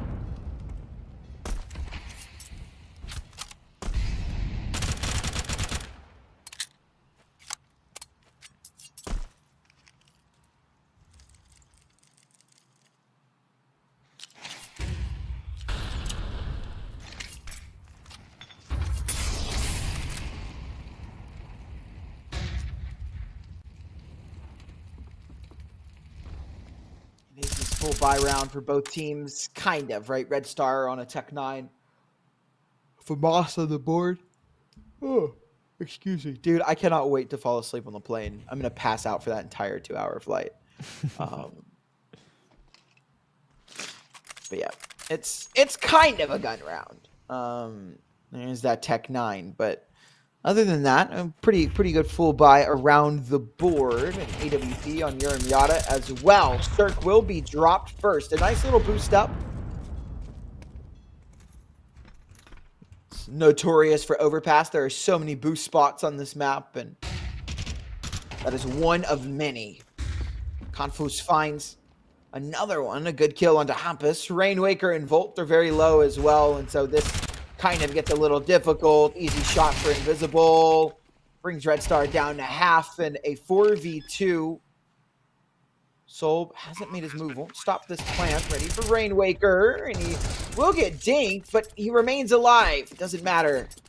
Jean able to take down Red Star. And that will give Sparta their first. 500 are broke as well because the last couple of rounds that they've been losing. So money's not great. I won't say broke, but it's definitely not the best of buys coming into it. Although they have single loss bonus, Josh. Do you think they save here and bring out guns in the next? Probably no. I think they need to force, which is really awkward. I don't think No, so. okay, Yeah, you were no, right. they are going You to were stay. right. Yeah. You were right. The $1,900 loss bonus, most of these players can buy. I don't think, like, Red Star should not have bought a Deagle, in my opinion, right? Like, that shouldn't have happened. I believe he had 2,900 or something like 2,950. Ended up buying that Deagle. Although I guess if Cirque is just rocking with the P250, it's not really going to matter. That's a great opening. A rifle now in dangerous, dangerous hands of Volt. He will be tagged down to 35 by that AWP, but it's just the damage for now. Still a man advantage.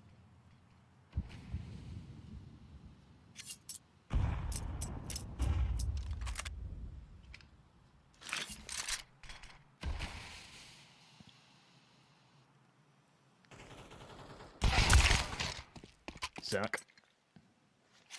Lovely little pick.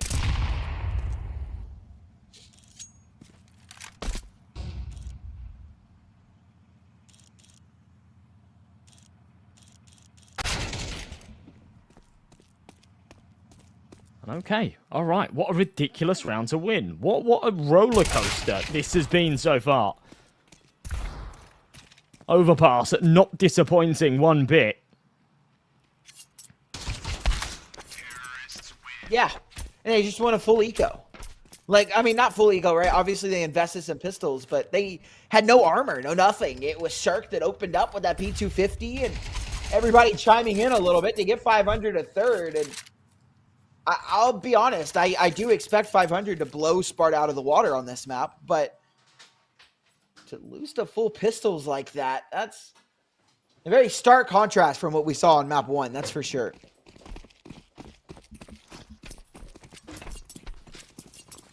Yeah, this is looking like a different team. But in their element, you know, a side that don't play too much nuke. When they move on to a map like Overpass, and, you know, we're very used to Overpass. It's one of their strongest maps in their pool. They're confident. There's confidence in the game plan. Uramiata, that is very aggressive. And yeah, he won't get away with stealing that, or once his rotation path back gets cut off, there is not a lot he can do.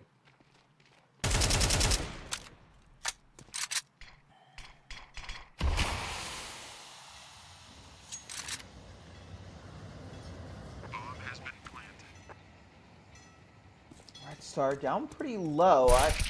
Oh, but they won't clear him at all. That's ridiculous. Confluence is able to hit the turnaround, and now Volt and Hampus in a 1v2 that they should be able to win as well. As Confluence is just on 21 health. Maybe grab that AWP and try and bring it into the next round for Mr. Uramiata. That looks to be his main goal. And it will be a 4th round on the board for 500. A much better start than what we saw on Nuke.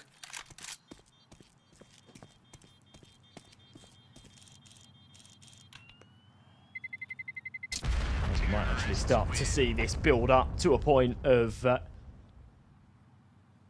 yeah, similar sort of showing to what Sparta gave us.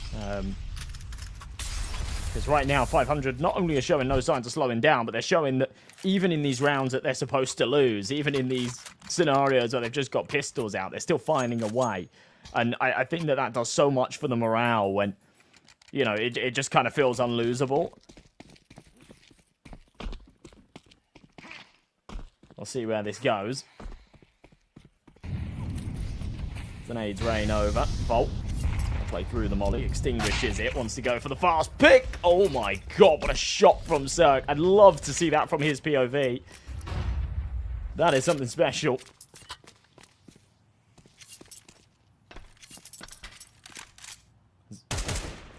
Volt will fall, but still a 4v4.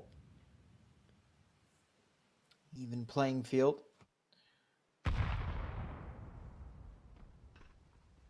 Sparta. Again, this is a CT-sided map. It's not tremendously so, not like it once was, but it is still somewhat CT-sided. And so Sparta need to put a couple of rounds on the board here, and it looks like they will. To Jean, that was a very sick and clean 4K. Nothing too crazy, just really, really clean. Good shots. 500 just swing into him one by one. And it's never been any easier. There will be a 2nd round on the board for Sparta now, as they look to keep the lead, at least decent, or not keep the lead, but keep the gap that 500 have created for themselves.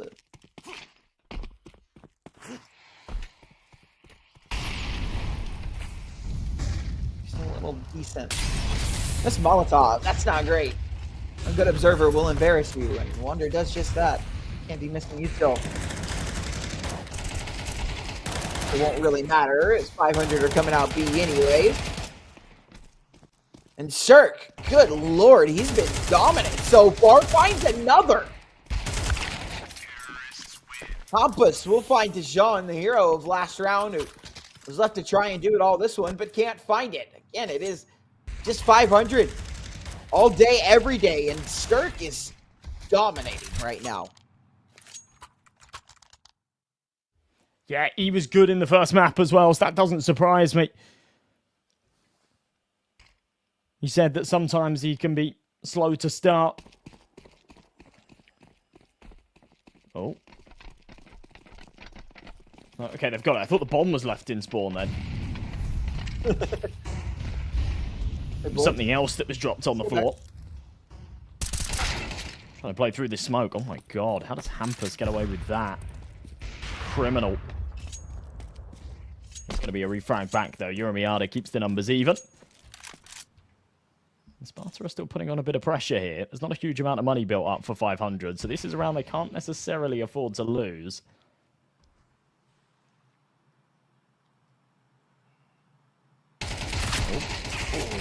Oh wow, Rainwaker, that is filthy.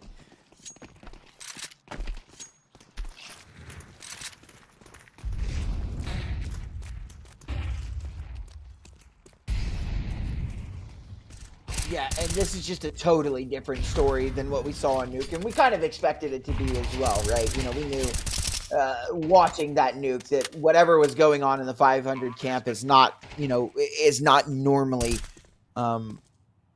how we see them.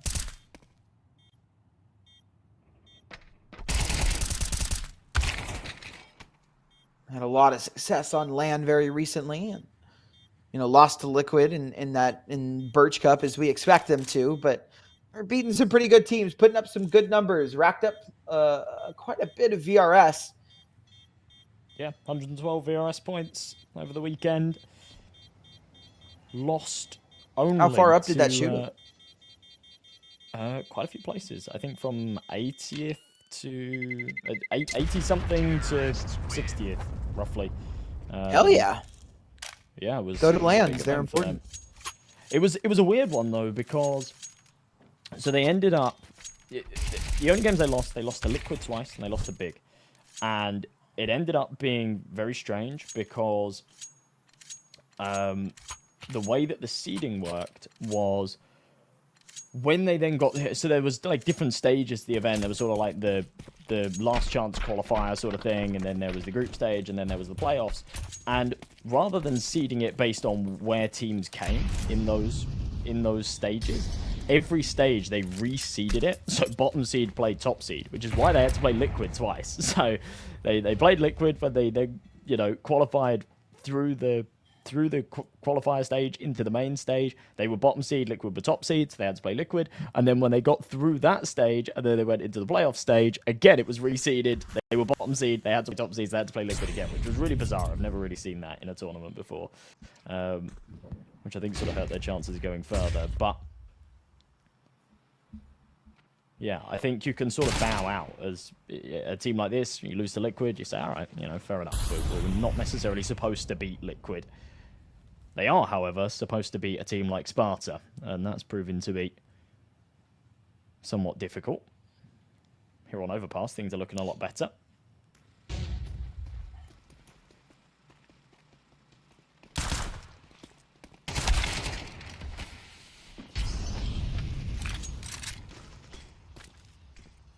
I'm actually kind of upset about this this upcoming frag in Philly. Because I was really, really excited to see a lot of people, and I still am. There's going to be a lot of like really cool teams there and everything, but there have been a lot of teams that dropped out. AAB being, I think, the most recent one. AAB did. Liquid dropped out, unfortunately. The 500 guys as well. So there is a. It's It's tricky. just unfortunately- it's really tricky. Yeah. So like, for 500, it was visa issues. For the other teams, obviously, they just don't want to lose points. Well, Liquid, There's like a yeah. whole-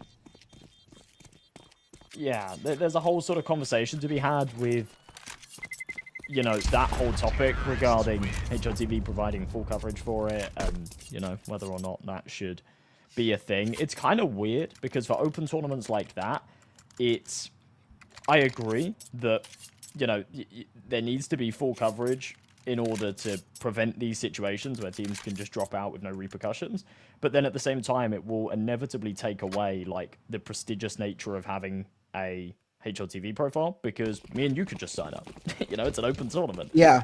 So if every stage is covered by HLTV, then, you know, anyone can go and sign up, and then HLTV kind of have to cover it. So, yeah, it is like a slippery slope, I guess. But yeah, there's got to be some kind of solution, because what is happening at the moment is not sustainable.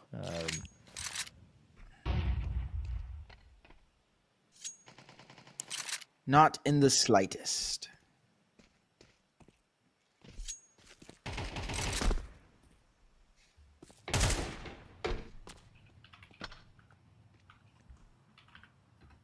So it's 7-2. 500 continuing to sort of run away with this. The ball continuing to roll.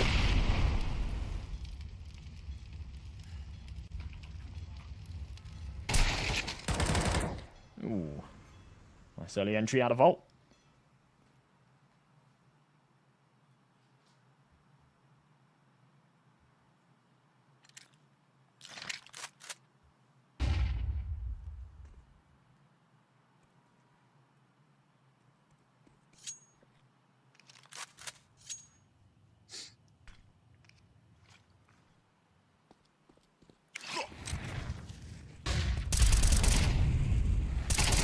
Line. Hampus will find the kill as well. A good start. Soul will find Hampus. He's also got Miata here, and that's actually a really, really smart move coming in from 500. They feel the pressure. Just rotate over to that B site. Kind of a little taste of Sparta's own medicine. Good timing, a good read, good rotate, and 500 will get away with an 8th here.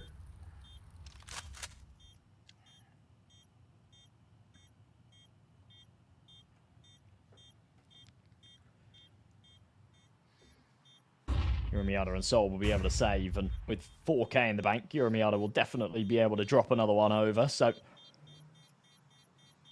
should still be a decent buy going into this next round, but the money has been no real issue here for Sparta. It's been the actual substance of the rounds.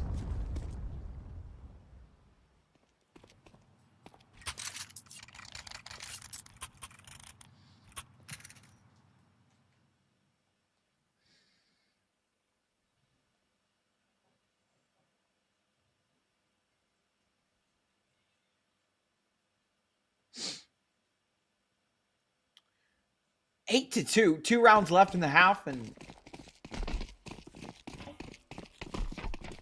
Sparta kind of need both of them. Not even kind of. They do need both of them. Actually, even at this point, it's just like I don't even know. Like, this has been a really, really good half from 500. This has been like one hell of a way to turn it around.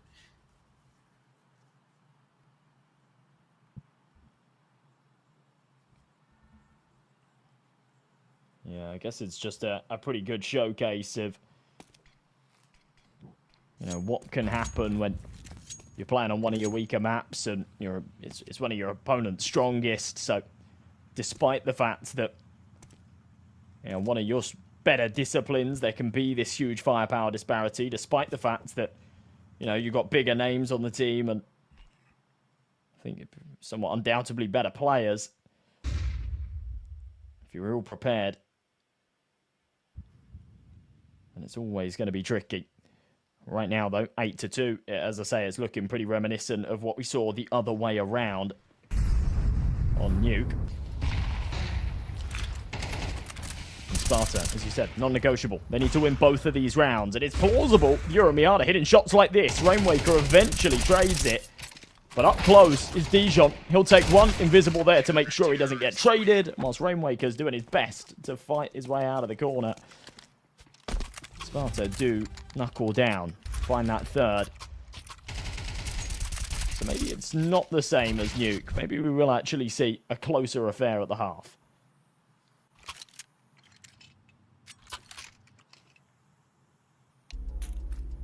Maybe indeed. Little tack pause here on the last round and an opportunity. Make sure you guys are hitting that exclamation point Galaxy in the chat so you guys can be entered into the giveaway. It's free. It costs you nothing but chat and interaction. So get in there, win you a skin. I'm going to do it. Look at that. For real? I'll get in on this. I'll get in on this action. I'm about to win a Dragon Lore.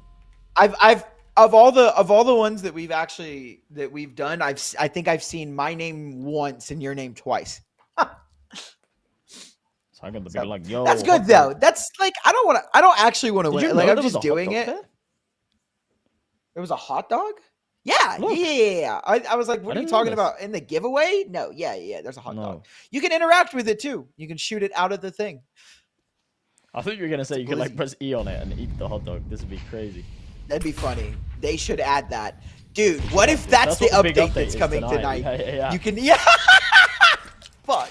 I like that our mind went to the same place, man. We've been doing this for what, about 8 months together? We're on the same wavelength when we cast together. This is problematic.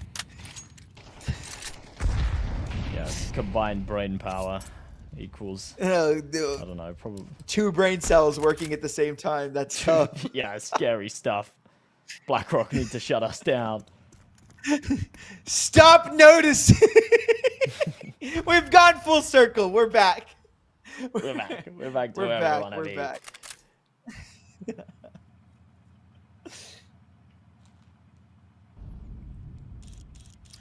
What are your thoughts on Mirage? Because I believe at this point we're going to get it, right? 500 have already had one hell of a T-half.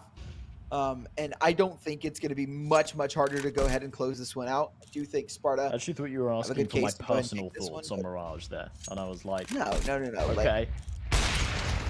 What do you think of Mirage? Can you show me where Mirage is? No. Sorry, I'm new to the game. How many rounds is for a win? Is it 20? And then right after, how many headshots does Cirque have? I took offer over 15 headshots. Is it good? Is it good? Yes. It's good. Bet choked. Oh no. Balls. Oh no. 3-2-2. Oi, suck. Needed to hit that shot. Now he's got to try and pressure and deny this defuse, but not given the chance. Well played from Invisible. If he hits that first. Oh yeah, it is. It is well played actually. But yeah, if he hits that first shot, it's a whole lot harder to stick that bomb.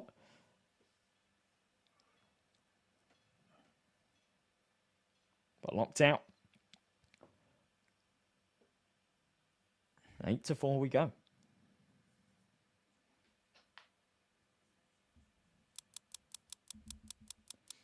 Now's our time. Now's our time. We're going to both win. It's going to say System and M&J. Oi. Oh, no way! Bang in the middle of some good stuff. With the pink.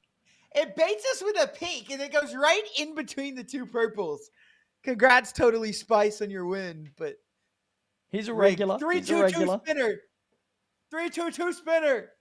3-2-2 spinner. Always rigged. Always rigged to make it so I don't win. Also, the Rothschilds are rigging my life so that I still wake up sleepy after 8 hours of sleep.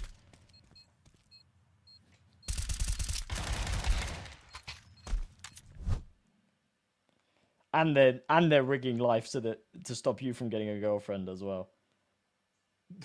Dude, it's actually crazy work. It is crazy work.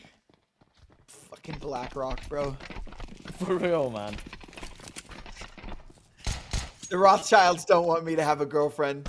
This is so tough, chat. Yep. Can we get 5 gifted? They want you to have a girlfriend. They want me to be sleepy even after lots of sleep. And they also want me to just scroll Instagram reels all the time and do nothing else. The Nothing to Rothschilds do with have my made me willpower scroll and TikTok dopamine for addiction. hours and It's hours them. on end. Dude, Exactly, the yeah, Rothschilds, they They're in my started the brain. 6-7 meme, bro. They started the 6-7 meme. Oh, for real, no You doubt. can't tell me otherwise. Yeah.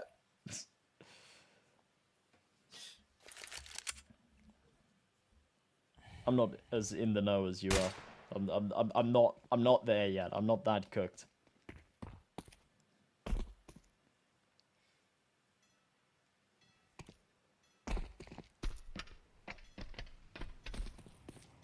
Okay, so 8-4 half is actually really recoverable. And if Sparta are able to win this pistol round, then there's a conversation to be had here.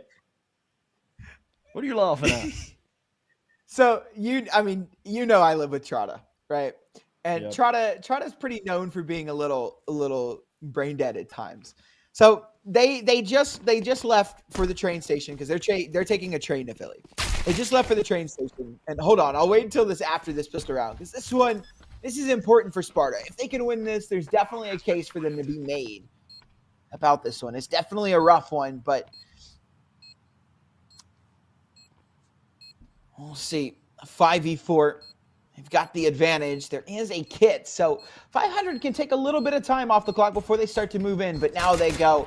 They feel confident. They've all grouped up. And in they come. But Deshaun and Invisible are tearing them up. It's Surf that offers up a kill. But he's the only one. Invisible. A nice 3K in the round. It will be a 5th for Sparta. 500. Use that pistol round. And now Sparta have got a chance.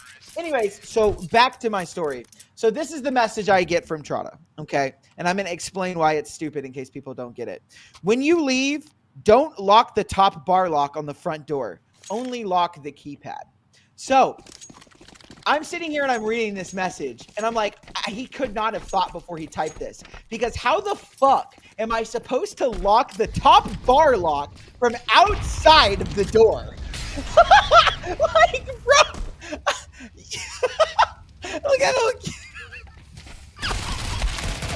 Like, bro, he could not have been thinking properly. He's saying don't leave the house and just lock the top bar lock and stay inside. Keep out intruders. Like, make sure you're I think it's because his dad is supposed to come over, so he wouldn't have any way of getting into the house if we locked the top bar lock. But again, it's just like, bro, I can't do that from outside of the, like, you want me to open a window, crawl back in, and Yeah, see, that's a good idea. Now you're thinking outside the box. Oh my god. It was a good laugh. It was a good laugh. I texted him and I'm like, bro, I don't think you thought about that before you sent it. He was like, oh, it's just in case you went out the garage. I'm like, okay. Nice shot from Hampus. This actually makes this clutch really plausible because Camfuzz is incredibly low. Let's to throw a fake flash. Nobody is fooled. And there you go. All right. 8-6. Sparta are really back in the picture now. Just a matter of 2 rounds. And break it down into gun rounds. And it's just the one. I'm tweaking. I need the admins to revert around on 500 so I can get my 6-7 score line. I'm gonna kill you. Can we just take away a round, please? Dude, if I had to deal with your skibbity toilet, yo skibbity toilet phase, you have to deal with my 6-7 phase, bro. Okay.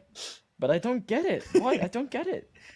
It's just a song lyric. There's nothing to get. It's just a song lyric. The part about it that's funny is that people don't get it. That's why, to me, that's why it's funny. It's because I say it and people laugh at it, but nobody like actually. I don't even know the song. Can you sing it for me? It's just a song. No. Why not? I'll send it to you on Discord. You can listen to it for yourself. It's not the same. It's not the same. Oh, Cirque again ripping heads off. What? No, surely not. We're not getting another full eco round, right? Like, this is not about to happen. Gun5 and Solby definitely close this one out. There's no way we get another full eco round on the board. There's 2 rifles now. Cirque and Red Star have them. There's 2 smokes and a Molotov. They have the means to win this. Oh, yeah, it's the lack of Kevlar that concerns me, but the fact that they're doubled up means that they can just trade off of each other. My God, what a ridiculous round to win. And there it is again. Unbelievable. 500 prevent Sparta from closing this up with an eco round win. And as you say, yeah, that's the second one of this map. Dude, it's just like Sparta, like Nuke. They were so good. I like unbeatable, literally unbeatable on my T side. But it's like we're not even watching the same team right now. I've seen so many mistakes, so many stupid mess ups that have just led to some bad rounds from them. And albeit 500 are playing so much better than they were on Nuke, but it's also just Sparta looking just tremendously worse. This will be double digits for 500. And they'll just be 3 rounds away from closing this one out.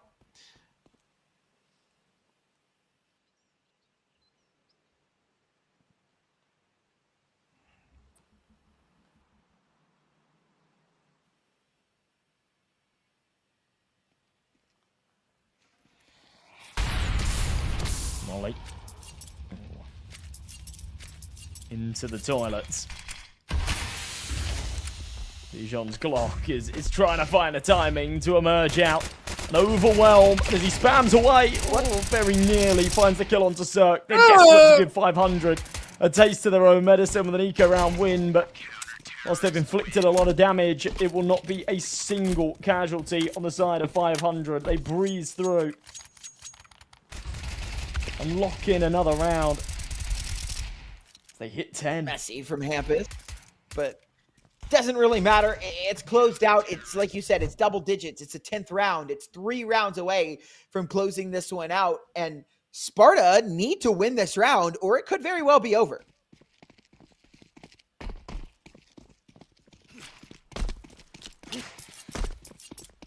Very well be.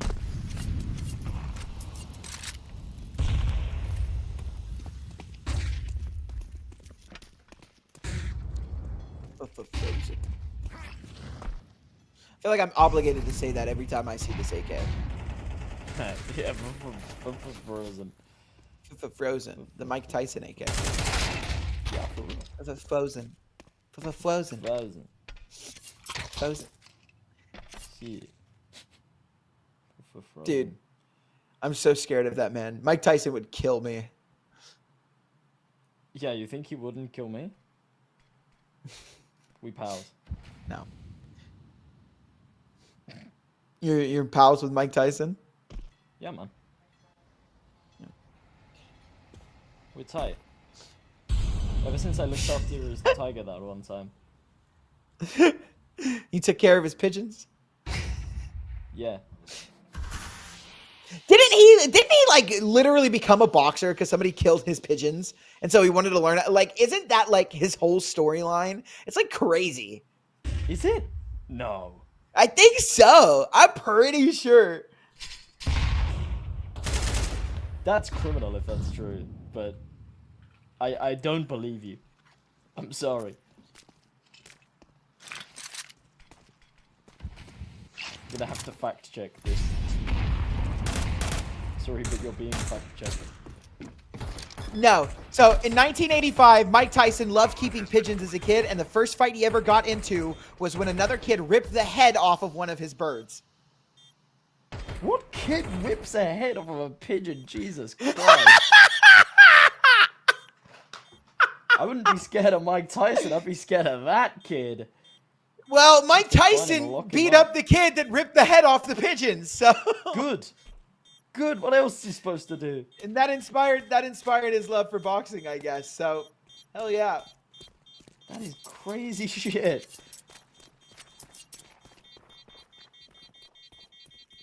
Okay, well, in the meantime, Sparta actually just kind of got given a bit of a freebie. They found the entry onto Rainwaker, and it was pretty much just a near instant save call out of 500. There wasn't a lot they could bring to the table, so they gave it up. They've still got a decent margin for error. Preoccupied with 1985. Do.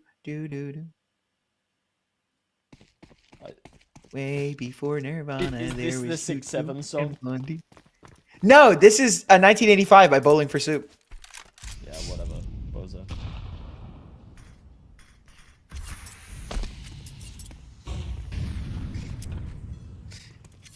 The way that switch got, I know he dying. 6-7. I'm so glad. I'm so glad I got a little snippet. Thank you. Just a little. You're welcome. 6-7. Dude, I hate it so much, bro, but it's so funny. I just hate that I like it. I hate that it's funny to me. Yeah, I think you were maybe dropped as a baby. Oh, multiple times. I told you my mother was not a very good mother. There's probably been some things that have happened to me that I don't remember because brain damage. I was dropped. Probably multiple times.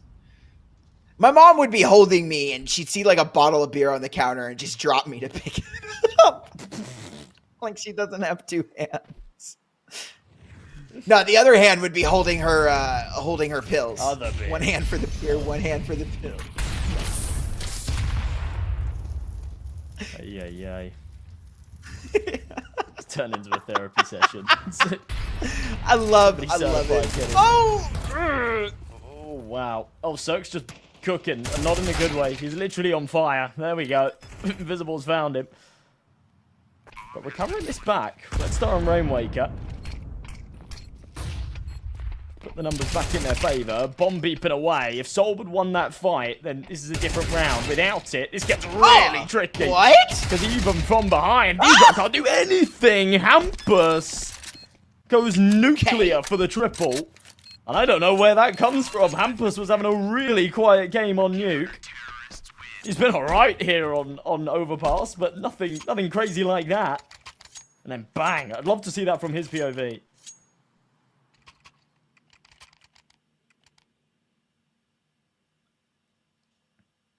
That'll be a good clip.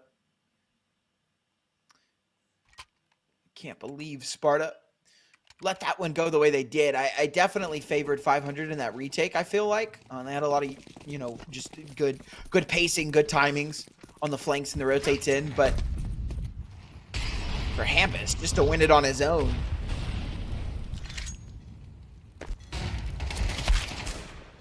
And there he goes. Close out the last round, opening up this one.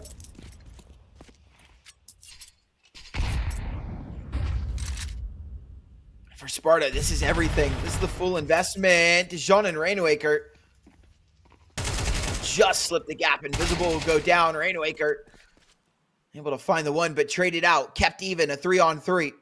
Volta's got a weird timing here.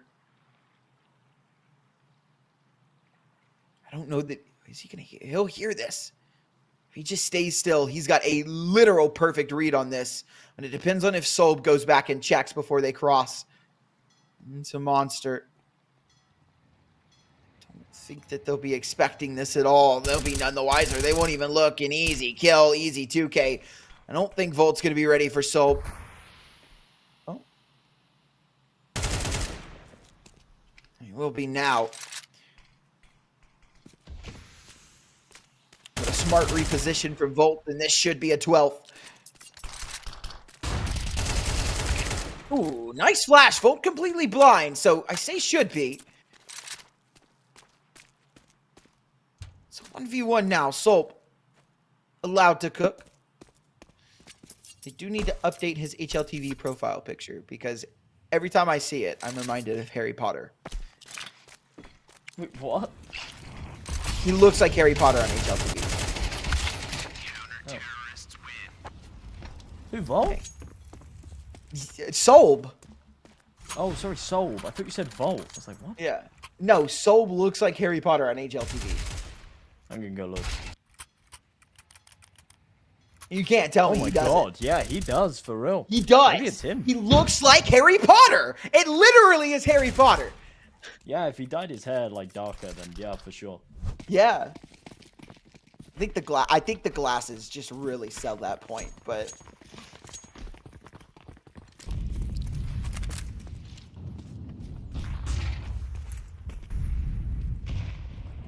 alrighty, well, last ditch effort here for Sparta. Hampus once again.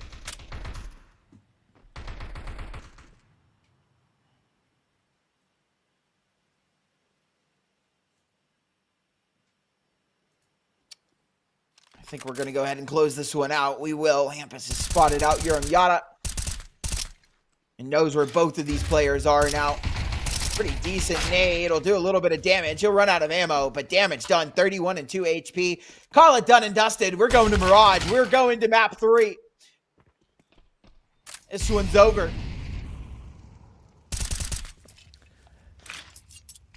Yeah, this has kind of come out of nowhere. 500, a much stronger performance than we saw on Nuke.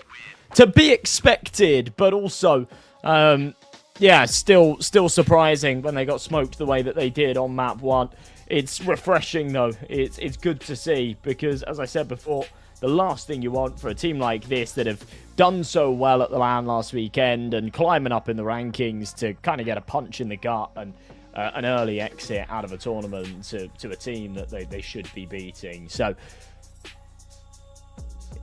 an opportunity to stay afloat, to push themselves 2-2. They had to forfeit a game the other day. That's what's actually put them in this 1-2 position. Yep. Because traveling back from said LAN, I think Red Star had some complications with his connecting flight or something. So, yeah, I think the last thing they'd want is to fall short here. Good map from Rainmaker, though. 107 ADR, putting up some good numbers. And, yeah, if they can keep that form going into map 3, I think there's a good chance they can reverse sweep. So, yeah, it is that aforementioned map 3. I think we were all expecting to go there. It's Mirage coming at you quick and looking just a brief look at the HLTV stats. 500, once again, pretty favored coming into this map. But, yeah, we'll give Sparta a chance. We'll see if they can put up a little bit better of a fight on that map 3. If not, 500 will end up coming away with this one. We're tied up at 1-1, folks, and we've got about a 15-minute break before we get into our final map of the evening. So, ladies and gentlemen, hang tight. We'll be right back with you in just a moment.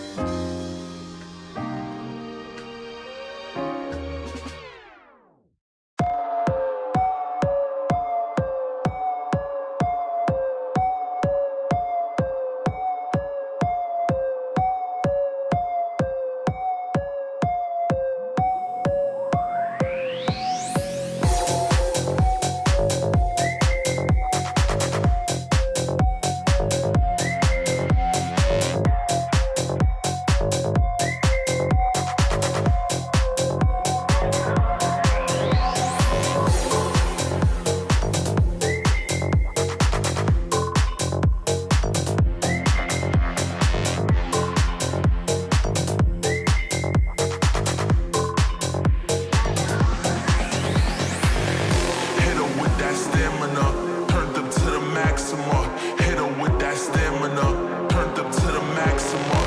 Hit her with that stamina. Turned up to the maximum. Hit her with that stamina. Turned up to the maximum.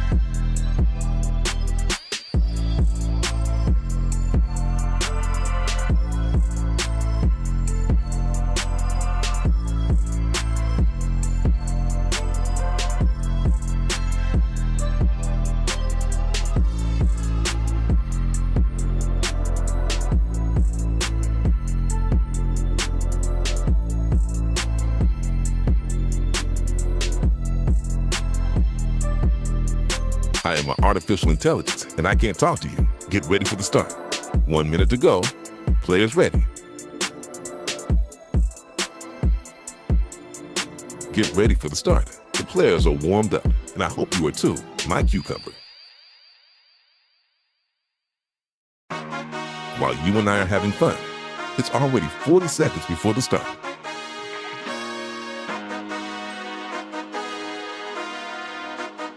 "30 seconds before start. Oh, you thought this was a game, huh? Oh, you slept, you missed the range, huh? I don't switch sides, still the same, huh? 20 seconds before start. My name, huh? Told you this is not a game. 15 seconds, baby. Trying to live up to my name. Cuss them off, they said I changed. They just ain't keep up 10 to seconds pace. before start. In my lane, go time, sun or rain. Oh, you thought this was a game? 5, This is not a 4, game. Started 3, 15 2, big dreams, 1. and I keep dreaming. Strategic. Right, last map of the day, folks. Oh, he's doing a spin on the stair, you devil. Oi, oi, oi. All right. Getting us in the mood for our third and final map of the series. And as I say, the day. It's getting a little bit of a late one here in Europe.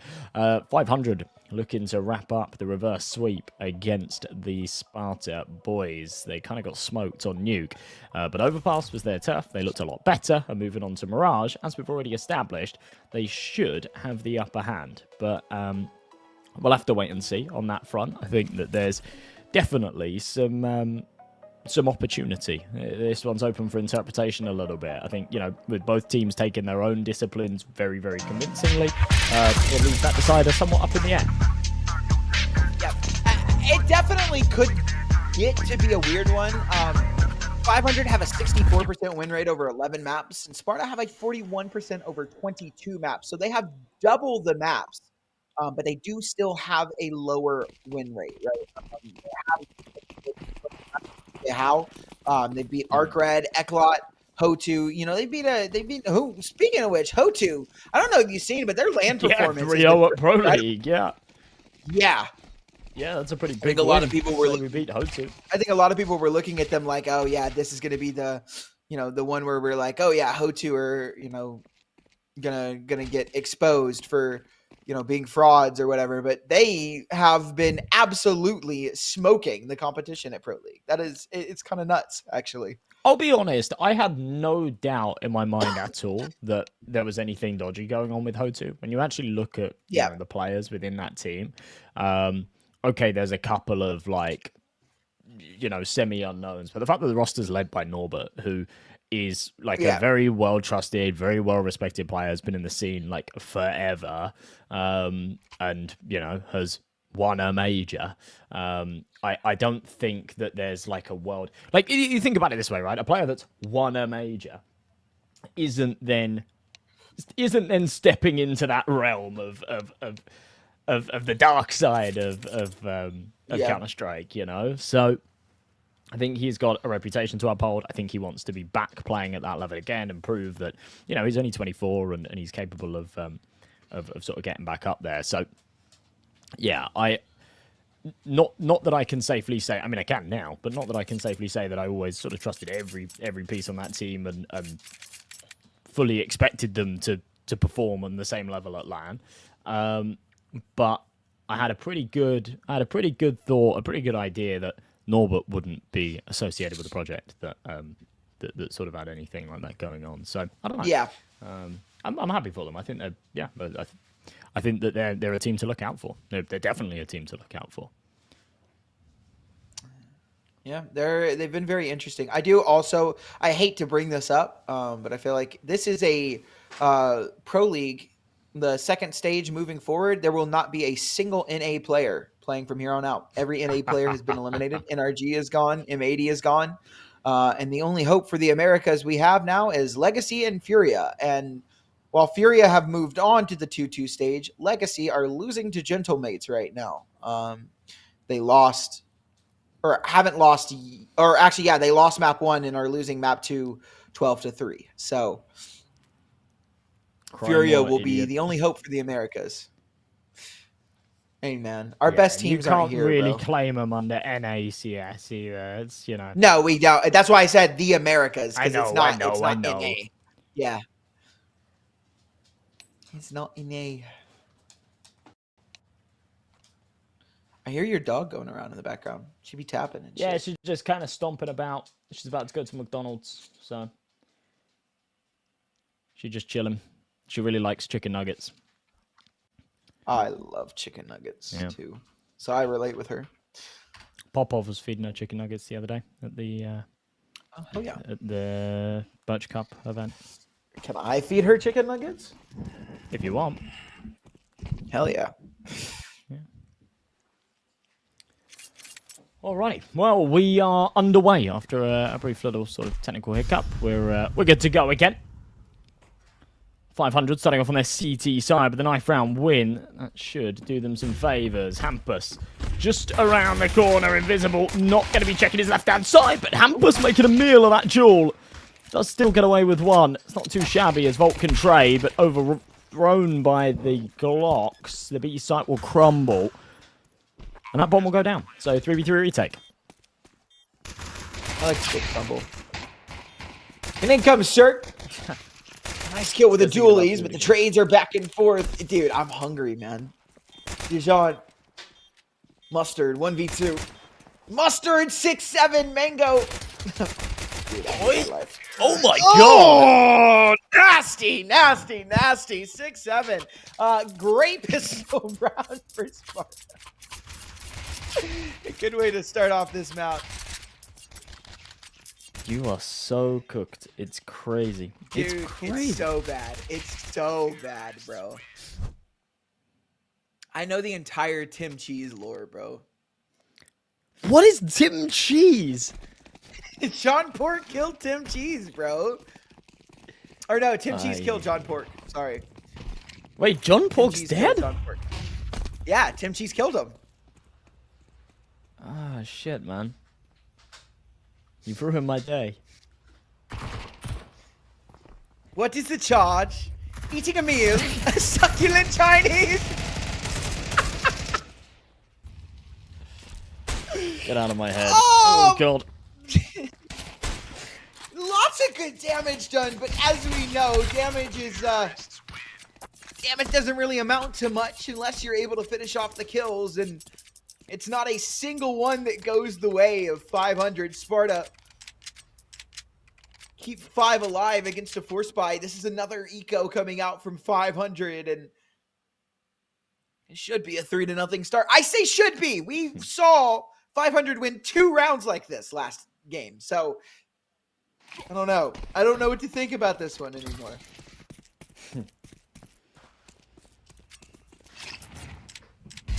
Well,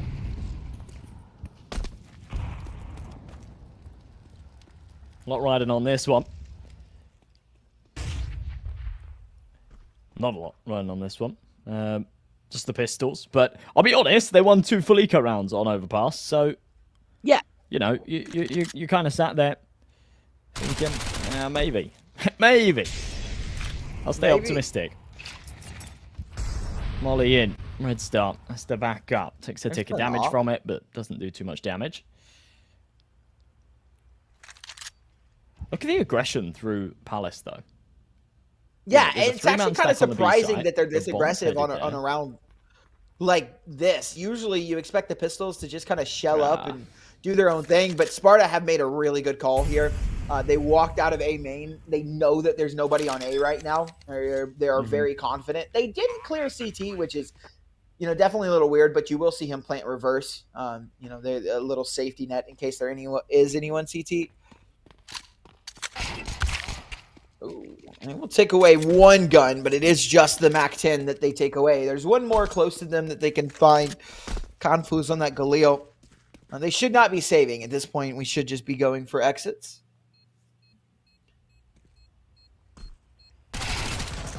Ooh, all right, well, yeah, there's another. Not too 1 bad, more would be pretty good. On the damage front. Yeah, it would be. I'm not sure that Sparta are really going to give him the opportunity, so almost gets one. There you go. There he goes.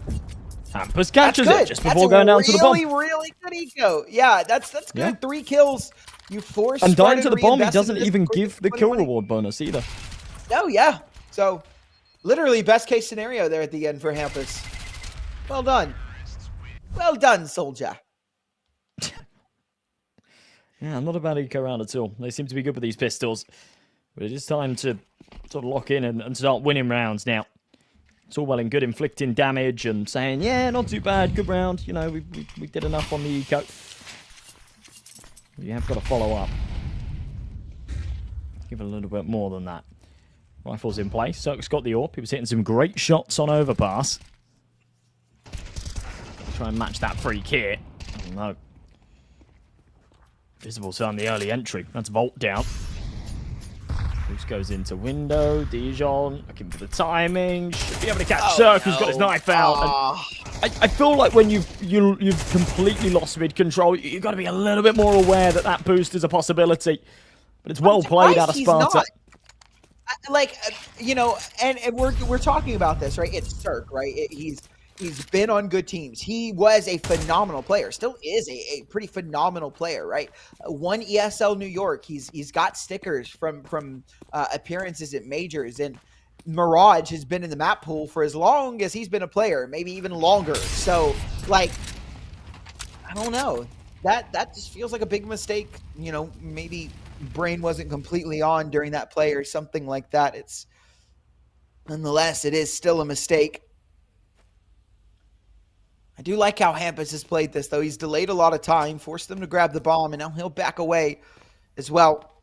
If they want to go A, they got to start sprinting now, but it's a fake walk away. Hampus knows this, and they're going to start to accelerate forward towards B. Hampus has got a really good read on this round. They'll find the first. Confus on 24 HP will close that one out. Again, just running with our knife out. He was last spotted here. Surely we don't just think that he's gone A for no reason, right? Like, surely we're at least expecting him to be somewhat close.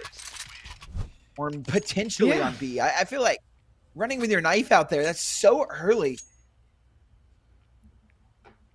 Yeah, some weird calls being made. Not really any excuse for that one, you're right, but they'll wipe off the sweat because they get away with it regardless. Both maps so far have gone to the team with the early momentum. And Sparta are the ones with it here. A 4-round lead to get things going on Mirage. Sort of weird half buy. It's going to be a buy in the next for 500 anyway, but just a real mixed bag of weapons to work with. One M4, a Scout, an MP9, 2 Deagles. It has drawn first blood. Hampus hitting some nice shots. He was very quiet in map 1. He's springing to life here, but he does need a bit of support from the rest of the team because he does appear to be doing all of the lifting at the moment. It's Invisible. Tiptoes up. Does he expect Hampus to be boosted? Probably not, to be honest. He surely doesn't check this, but he'll see the feet. Oh, God, that takes him a little while to react. He'll play the trigger discipline here as well.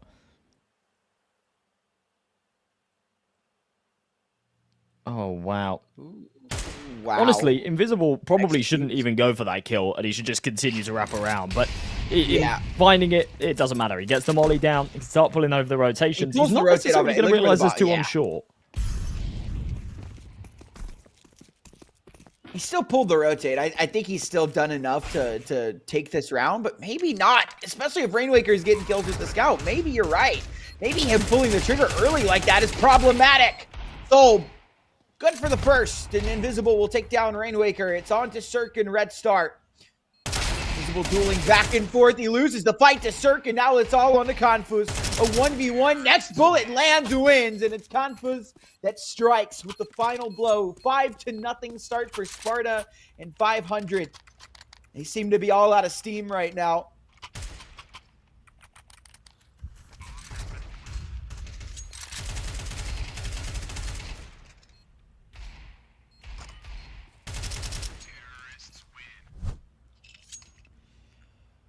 Yeah, not a round that you're really expecting them to win, so I don't think it's unreasonable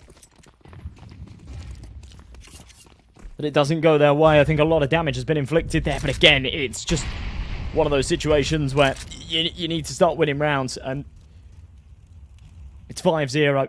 However they come doesn't really matter. But this one feels like it needs to. Rifles in play, Cirque on an AWP. Hampus burning. Solve's able to find that entry, and Hampus is the solo anchor on the B site. As soon as he topples, this round really comes into question. Everybody else crumbles under the pressure. It's Rainwaker left with a 1v3.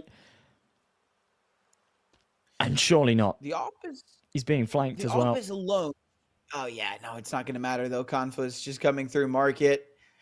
He seemed to know exactly where he is. There's no reason they don't have a read on this. And, yeah, Confu's easy peasy kill there at the end. He's up to 10-1 now, Josh. He is absolutely frying. It's 6-0. 500 are falling short in every way possible.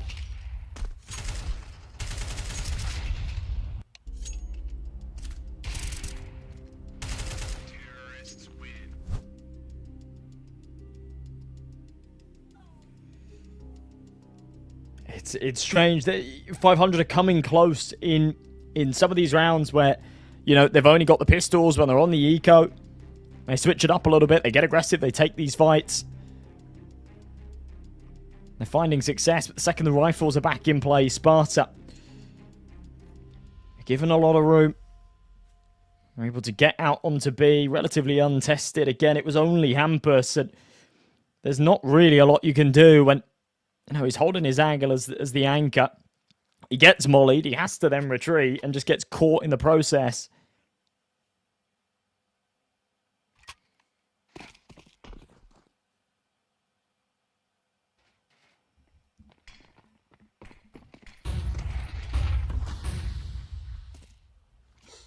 Another weird investment here for 500. It's not full. It's 2 MP9s, a scout, a deagle of 5.7, and a buy that kind of represents just how one-sided this half has been so far. It's Soul, he chose to be on a MAC-10, by the way. So why not, right? You know that they're on a lower buy. They've got B for free. Out they come, 500. Nobody here to respond, and with no kit. Man, I don't even... Ugh. Things aren't looking good, Josh. Not at all. Not if you're a 500 fan. Yeah, definitely not. Buys like this, you're not necessarily expected to win, but...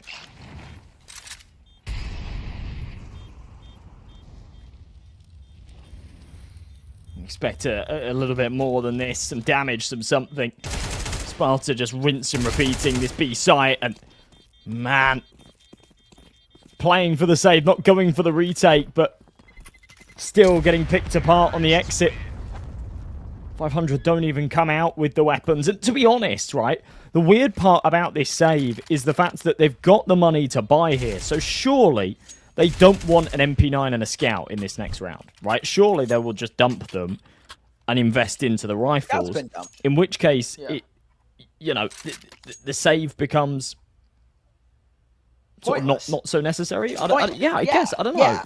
I mean, Red Star's going to rock the MP9, and I'm interested to see what he does with it. Maybe he switches something up, gets a little bit aggressive, but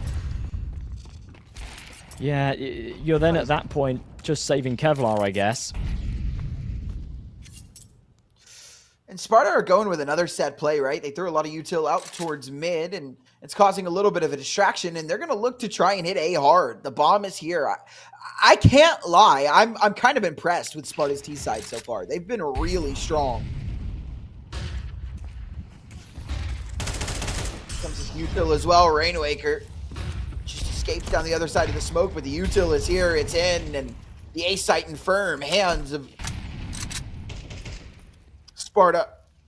Bomb needs to make its way to the site now. Util will be replenished. A smoke for top connector to allow Sparta to take this. And yeah, I mean, look, it's so impressive. I cannot lie. These executes are nice. Like, this execute from Sparta has been really, really nice. Now, Hampus able to find a double that will keep 500 into it. So, not out of the woodwork just yet.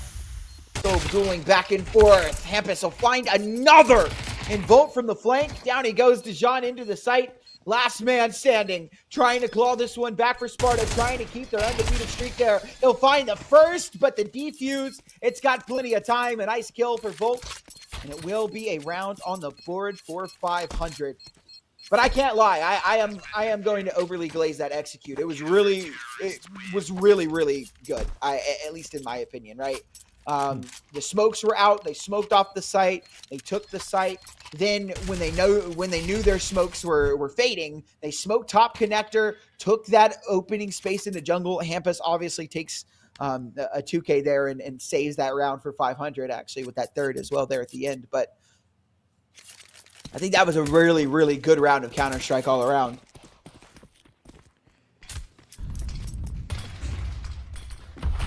There's Volt and Hampus doing it all there on the retake. Big moments. Good for Volt. He needs it. He's kind of struggling so far this game. So is the rest of his team besides Hampus, but he was a big part of why they, kind of looked to come back in that last map. Or not come back, but win that last map. He was crucial. Obviously, Rainwaker and Hampus, the heavy lifters, but Rainwaker's nowhere to be found either. It's just Hampus. I need to follow this up going now. For another 8-hit split this time. Yeah. They have to. That one round is huge, but it needs to then materialize into like a 7-5 half. We have not seen much in terms of the comebacks in this series, right? So slow start, fine, but no margin for error here. They got that CT start. They won the knife round. And they've really not taken advantage of it. Volt. Oh. Okay. Okay, thinks better of it. Okay.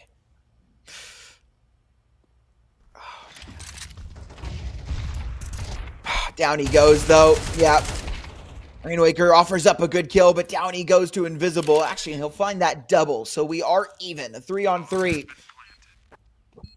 Yuram Yada backs away into ramp with that AWP. Invisible makes his way into connector, and he'll go jungle. And he's got a really good position in this round. This post-plant setup from Sparta. Fantastic. Soul tucked in. He's the early warning system here from Tetris, and he'll be the first one to get the call. The kill, excuse me. Cirque able to trade back, but there's a really rough crossfire. Hell of a shot. Oh, doesn't land. Invisible. Very nice kill there at the end to give Sparta an 8th. I don't know.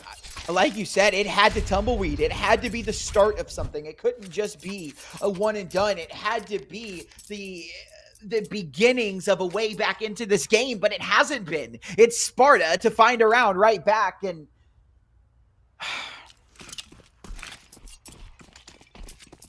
I don't know. Mirage is another one of those maps that, although it's pretty even, it kind of leans to the CT side a little bit. Oh, there we go. Changing the pace up a little bit. It took them all half, but finally change the pace up, find a different avenue of approach, and it works out for them quite well. A double opening. Oh, but this timing from Dijon is so good. Will he catch Red Star? He will. Trade it out, and he's lost Solve as well, which means Confus left in a 1v4 that he should have no chance of winning, not with 3 players here on the B-bomb site. First.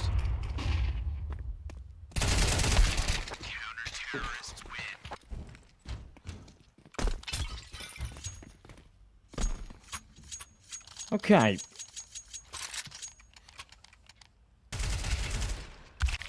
Second round that comes at a key time, I guess. And an eco round that'll be very gladly accepted as well. Money's super weird here for Sparta. They've got minimum loss bonus, so a couple of players that'll be on double eco, but they're still going to throw themselves at a buy here. They want as much cash as they can for the final round of the half, rather than 2 scrappy forces. makes the most sense. It is the right call. Play for the 9-3 instead of the 8-4.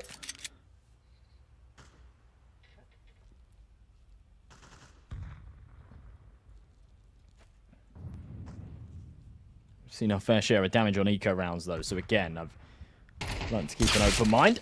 Oh, Hampus doesn't want to. Doesn't give him any opportunity.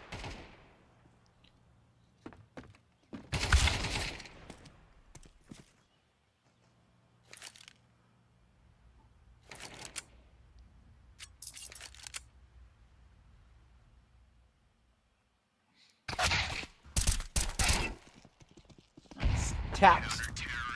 And a Kobe. Finish that one off. 1 round left in the half. 500. Have a much better buy coming into this one. So we'll see. AWP was dropped for Yata.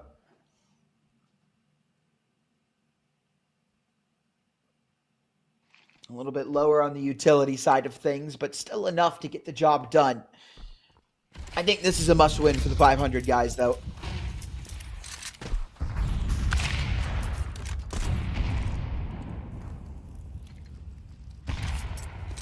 Starts off nicely, though. Cirque able to find that opening.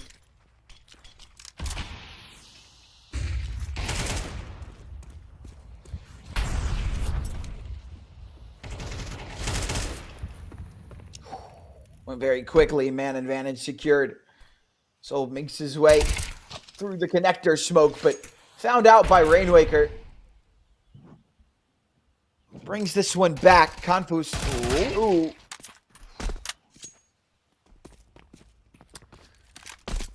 Rainwaker bailed out of a tough situation, and now Sparta in between a rock and a hard place.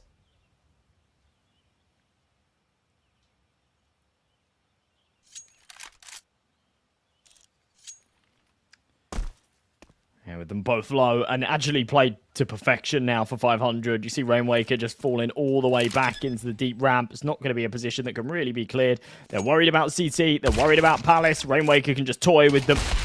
Let his teammates do the lifting as they'll try and pressure Hampus. They know that they need to isolate one of those jewels before committing to the plant. It doesn't happen. 8-4, not a bad recovery. With a pistol round on top of it, this could absolutely still come back, but it is going to be a tough climb. Volt's disconnected as well. Our last giveaway of the day coming up. Potentially, unless we go OT. Potentially, unless we go OT, that's right. That's not what the script says, but... Shh. Uncle Oh, Strike. you see, there's two. Your name's on there twice. Crossfade and Look the at Tooth me. Fairy. Dude, and I couldn't win. And I still couldn't Literally win. famous. Famous. Oh, I'm famous. Mama, I'm on TV screen. Oh my god. My mom wouldn't care.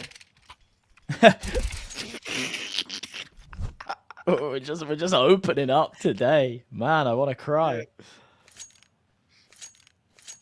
She'd be like, I'm you sorry. make money yet? I No? care. Don't talk to me.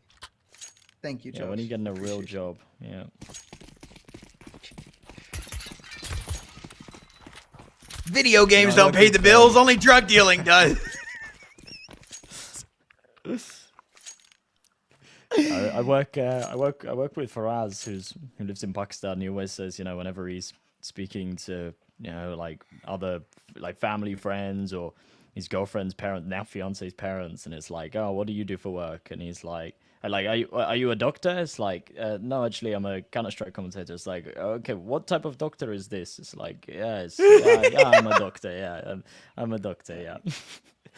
When are you gonna become a doctor? Soon. Yeah, I'll become a doctor soon. Don't worry.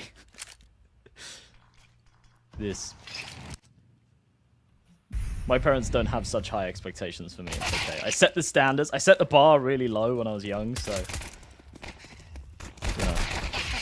they're happy. It really is just a therapy session. They're happy I'm not in prison. I'm happy you're not in prison. Thanks, man. You're welcome.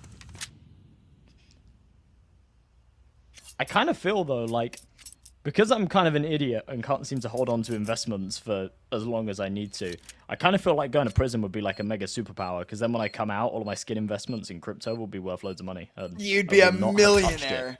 Exactly, yeah. I know what needs to be done, but, you know, I was holding crypto years ago, and you know, I'm just being, like, you know, you sell it when it goes down a little bit, and you go, oh, no, and...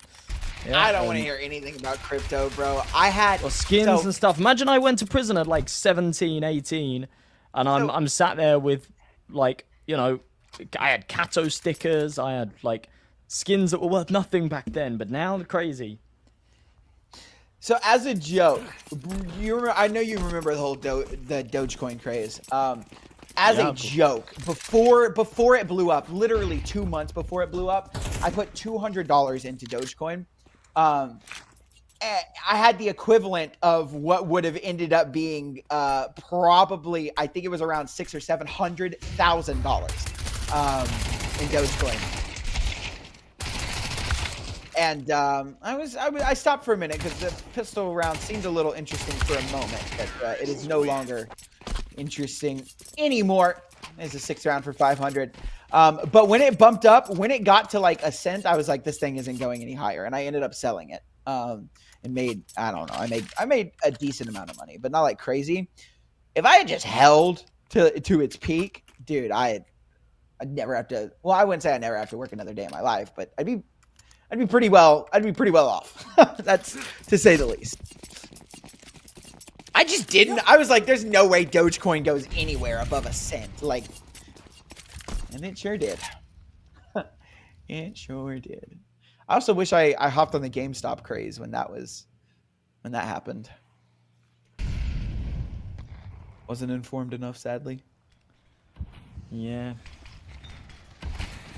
I've done the whole shebang. I've sold Pokemon cards that are now worth a fortune. I've sold crypto at nothing when it's now worth a fortune. Skins. Not so much stocks, but yeah. Should have just bought it all. Got locked up. I'd be released now. I'd be a millionaire. Wouldn't have to work anymore. No stress. Not being able to get a job's no problem. And I don't think it would hinder your ability to become a Gallifreyan player as well. Hampus? Oh, yeah, I'm not sure what that was. Okay. Guys? Wow. Hello? That was messy, to say the least. I think maybe there was a sort of wrong read or a wrong call there as to where that last guy was, because I don't think Hampus would be doing that if he knew that the last man was in well, both of them were in jungle. Yeah, that feels weird to do. Maybe if there's one person, sure, but to do that with 2 people left alive, that's kind of nuts.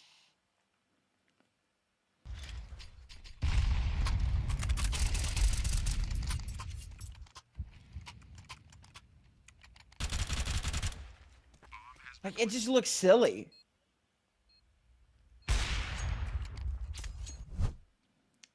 Yeah, I don't know. You could only assume that there's sort of a misread or a bit of a miscom there.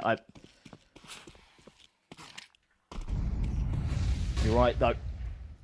That was a very winnable round, and one that they kind of needed to win. That would have put it 8-7, would have broken the CT money. Kept this as close as it could have been. Instead, Sparta extend their gap.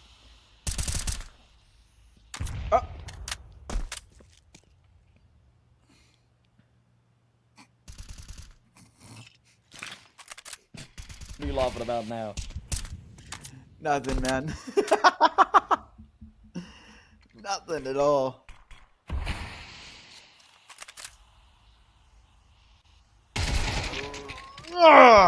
That's a rough timing.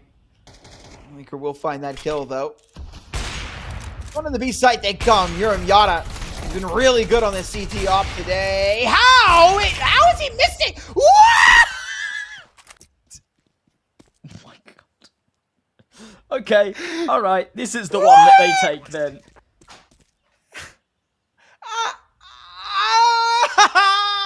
Is this Counter-Strike? Are we sure that we are watching Sparta versus 500 and not a 9,000 elo premiere match? Are we sure? I was gonna say 9,000 elo face it match. Oh my god. No. 9,000 elo Crazy. premier match. That's harsh, bro.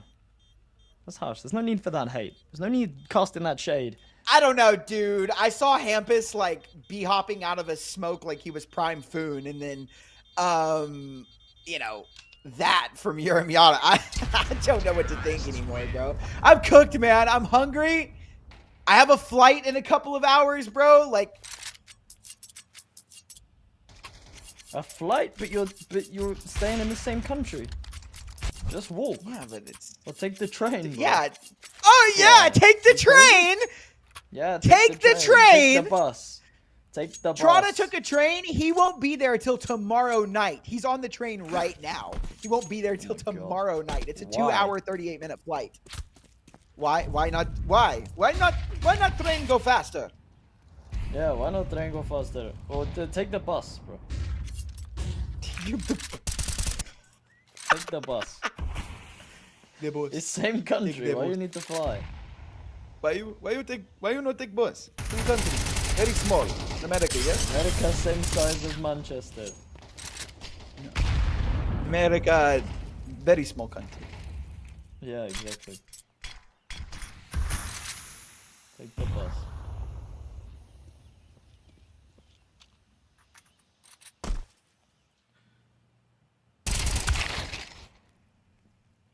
Ooh. Okay, wait a minute. Yeah, that's still plausible. Wait a minute. Oh, right. not anymore. Never mind. Never mind. I mean, I favor a Rainraker 1v3. He was on Liquid at one point. Okay. Yeah. You know what? I'm with you. Nah. Not today. Okay, never mind. Dude, like how? Come on, let's build something up. It's 10-7. Like, you know, it's close. It's close. 500 putting up a good fight now.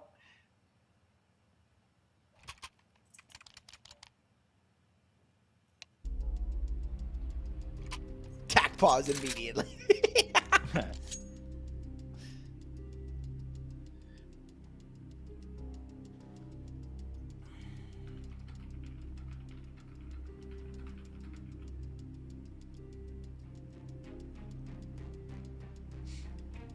Dude, you should, bro. Wander. I'm gonna expose our DMs for a minute because I have to read this out loud because it's so funny. So Wander just said, American politicians are dumb. You could be like China and train stuff, but you prefer having wars. Kappa. I said, why train when we can have war? Why train? We can have war. Spoken like a true military man. It's true American. I am a veteran. I was in This the is your Navy. cue I to do get your like gun out blowing and pop shit a up. couple of shots into Yep. the ceiling. Game in! Okay. Sign this or else! Oh my god. Oh, America.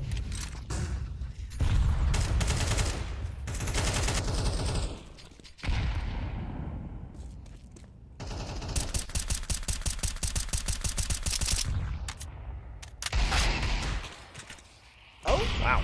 Okay. go ahead. It's another one of these rounds that they're not really supposed to win, but they might be able to manufacture it. And if they can, it would turn the tides. Oh no! Ooh, Whiff shots! no, Invisible! It only takes one into the body. They get there eventually. And this boils down to a Oh my 3v3. God.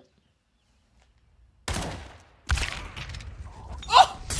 Ah, dude! What is going on? Yato will hear this. He'll take down Red Star down to a perfect 69 HP. And onto the B site goes the bomb. It's a 2v2 retake. There is a kid on Confus. There will not be an issue of time. But there is an issue of an AWP holding down the angle. Confus looks to approach from, and so it's going to be mainly onto Uramiata. So up he crawls. Spots out Hampus, but hell of a shot from the former Tier 1 IGL.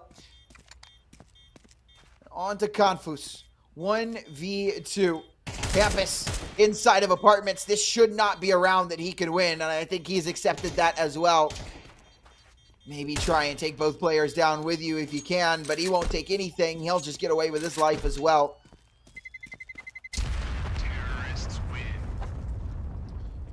Be an 8th for 500.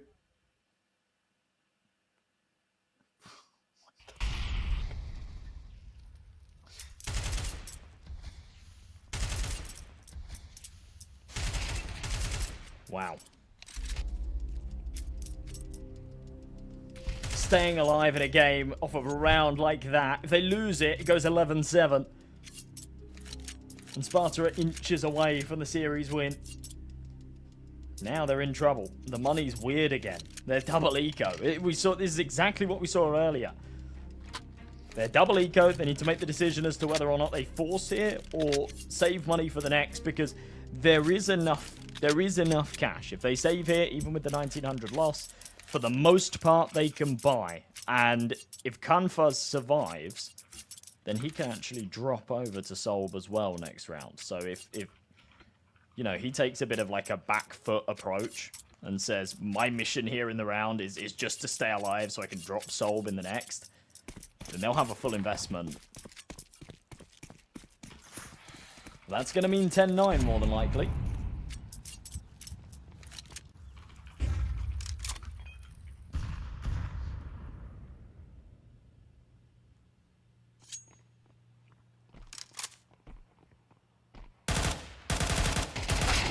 Righty. Nice kill from Confus. It does cost Dijon his life, but still a 1-for-1 trade. And then they move towards the B site. So the Soul B defender. Hey, that was kind of funny. That was pretty good, actually. That was pretty good, bro. Fun. Bro, fuck you.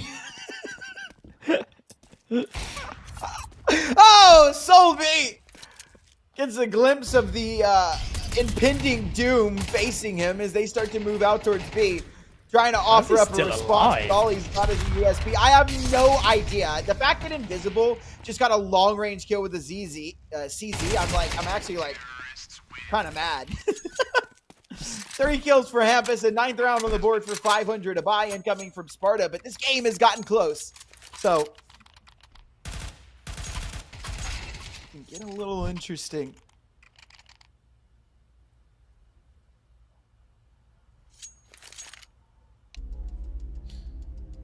Another tack pause. Tack pause after tack pause after tack pause. You've got them. Why not use them?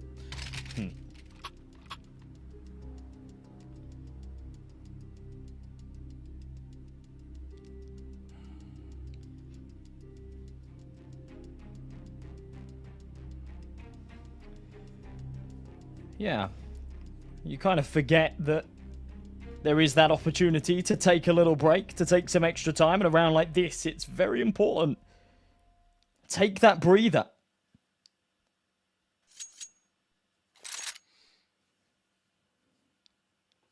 Wanda is giving Hampus cheek kisses, I think.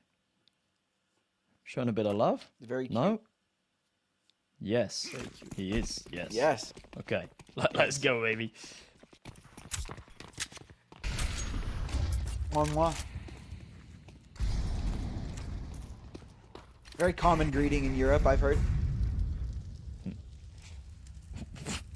Yeah, for real. I love kisses knife. as greetings. I'm just gonna walk up to you. I was.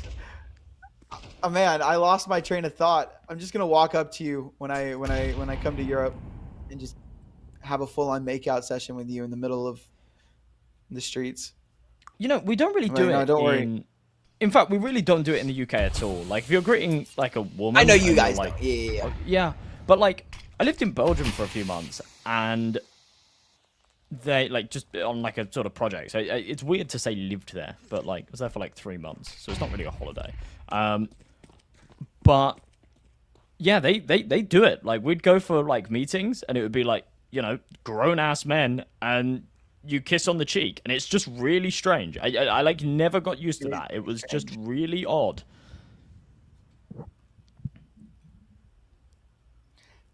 Wander says they do it in Portugal too. So For real? we greet with hugs too. Like, yeah, I kiss hug. Wander. I'll get another man. I would kiss Wander too. Have you seen that face? Oh, Hamper. Not Hamper's Red Star. Almost ends up with both there. But one will suffice. This is the tie. 10-10. We're all tied up now, and Sparta starting to lose that fire. That one desire. Believe when I say. I'm not I doing the want next bit. it that way. Tell me why ain't nothing but a heartache. Come on, Josh. Sing it. Yeah, there we go. Oh. Thought you were going to carry it on. No.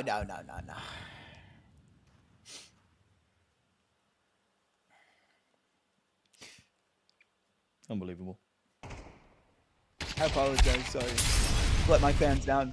Tempest, a nice opening. Deshaun won't trade him out, but it's not really going to matter too much. The bomb is going towards B, and there's really not a lot that can be done about this one. And now there will be nothing that can be done about this one. Invisible. 5-7, 1v4. This is 500 to take the lead.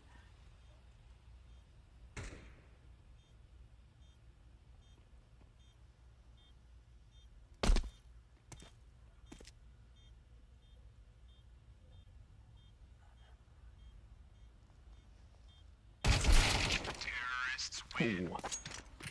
Okay, what a time to turn this around. What a time to come back after being 8-2 down in the map, right? Third map of the series. After losing the opening and losing it pretty badly as well. This shows some real grit and determination.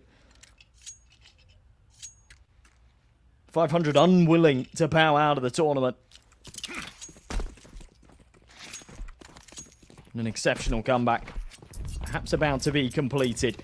4 AKs circling that AWP. On the other side of things, it's much of the same, but the CT variation. The A1S's across 4. Rainwaker going to try and catch a timing through underpass. Does need to be careful.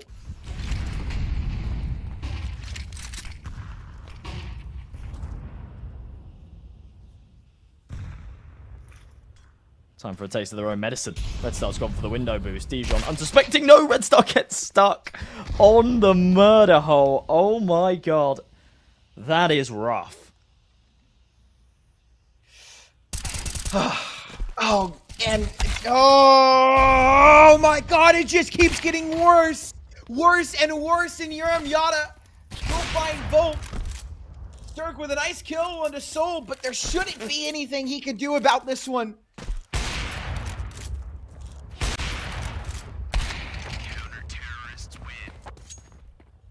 There won't be. It's the single kill. It's all he gets. Sparta will tie it up at 11-11.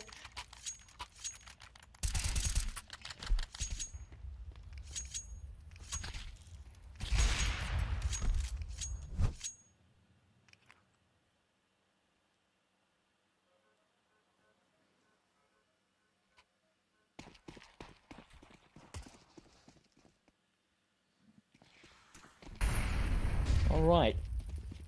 Just about enough money to reinvest here for 500, but that margin for error now gone.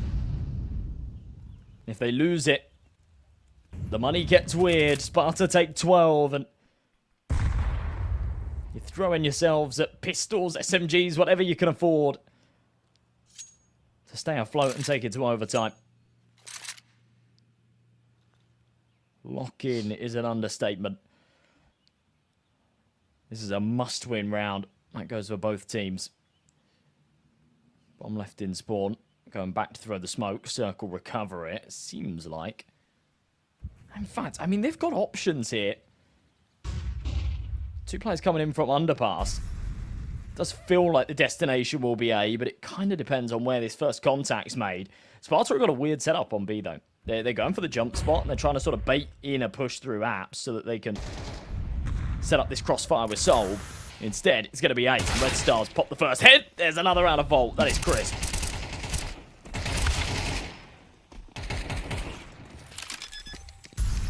Down goes Confluence as well. That A-bomb site is gone, done and dusted, and Solb and Invisible have nothing to do but save. Just back away. Pray to God they let you bring this AK and M4 into the next round because you're going to need it. I mean, you mentioned the money is not great for 500, but it's not the best for Sparta either. Although I believe their loss bonus is much better. So it actually won't be that bad. I think Urim Yata and Confluence will still be able to buy no matter what. But I think it's important. Like, Solb and Invisible kind of need to come away with these guns. Like, they can't lose it. Oh, yeah. Wow, wow, wow. The exit damage is just paramount there. That is so huge. The money's going to be kind of rough. With the one rifle saved, it does actually mean they can drop over, and it's not too bad. No armor on Urim Yata. A nade. Yeah, there's not a lot of util. There's one kit, and yeah, no armor on the AWP. So, at face value, it looks brilliant. Peel back the layers, you realise that there's some problems with this bite. But it certainly could still suffice.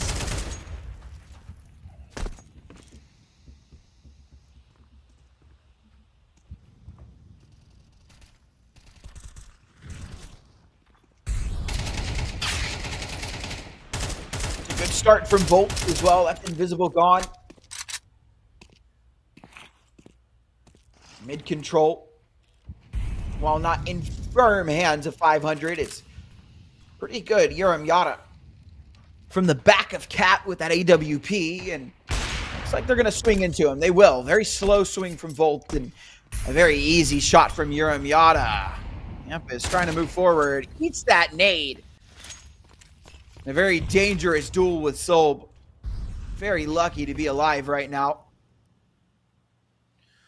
500 have found some nice space, but they've been kind of corralled into this one little spot towards Cat and B. They're going to try and take it towards B. Solb finds Red Star. That's the opening. There might be a way into this.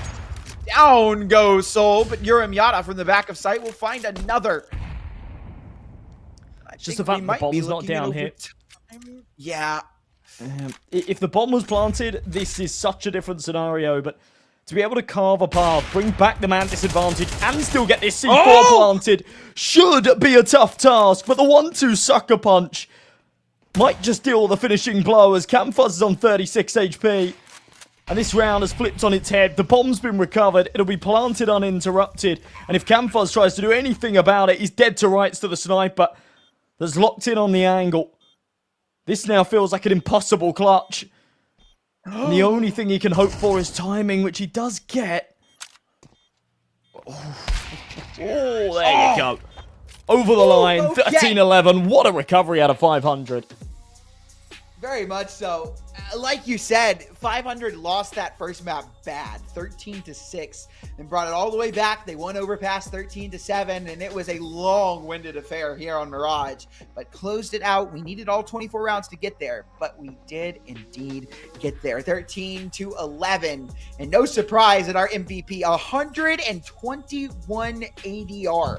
3 of the players on his team had half of the damage he did. Absolutely nasty, nasty map from Hampus. 31 kills in 24 rounds. Yeah, wild for that kind of damage output to be coming out of the IGL, and really makes up for lost time on that first map of Nuke as well. You know, Hampus went a little bit missing. He finished Nuke with about 5 kills, I think, and we were somewhat critical. But yeah, you know, doesn't matter if you're pulling up like that to map 3 in regulation, dropping a 30 bomb. Yeah, just exceptional stuff. So, you know, credit where it's due. That's 500 staying alive in the tournament. That's Sparta being sent home, metaphorically. We're online. But yeah, in that 2-2 bracket, I think 500 have got a decent chance of maybe squeezing their way out and through to the playoffs. We'll see. We will see indeed, but that's going to do it for us here today. Thank you guys as always for tuning in. It's been a pleasure being your casters for the evening. I've been System, joined by M and J, and you guys take care. Have a great rest of your weekend, and deuces until we see you again. As always, remember to hydrate, drink water, eat the right foods, go to the gym and work out, and take care of yourselves mentally, physically, and emotionally. It is super important. We love you all. Peace.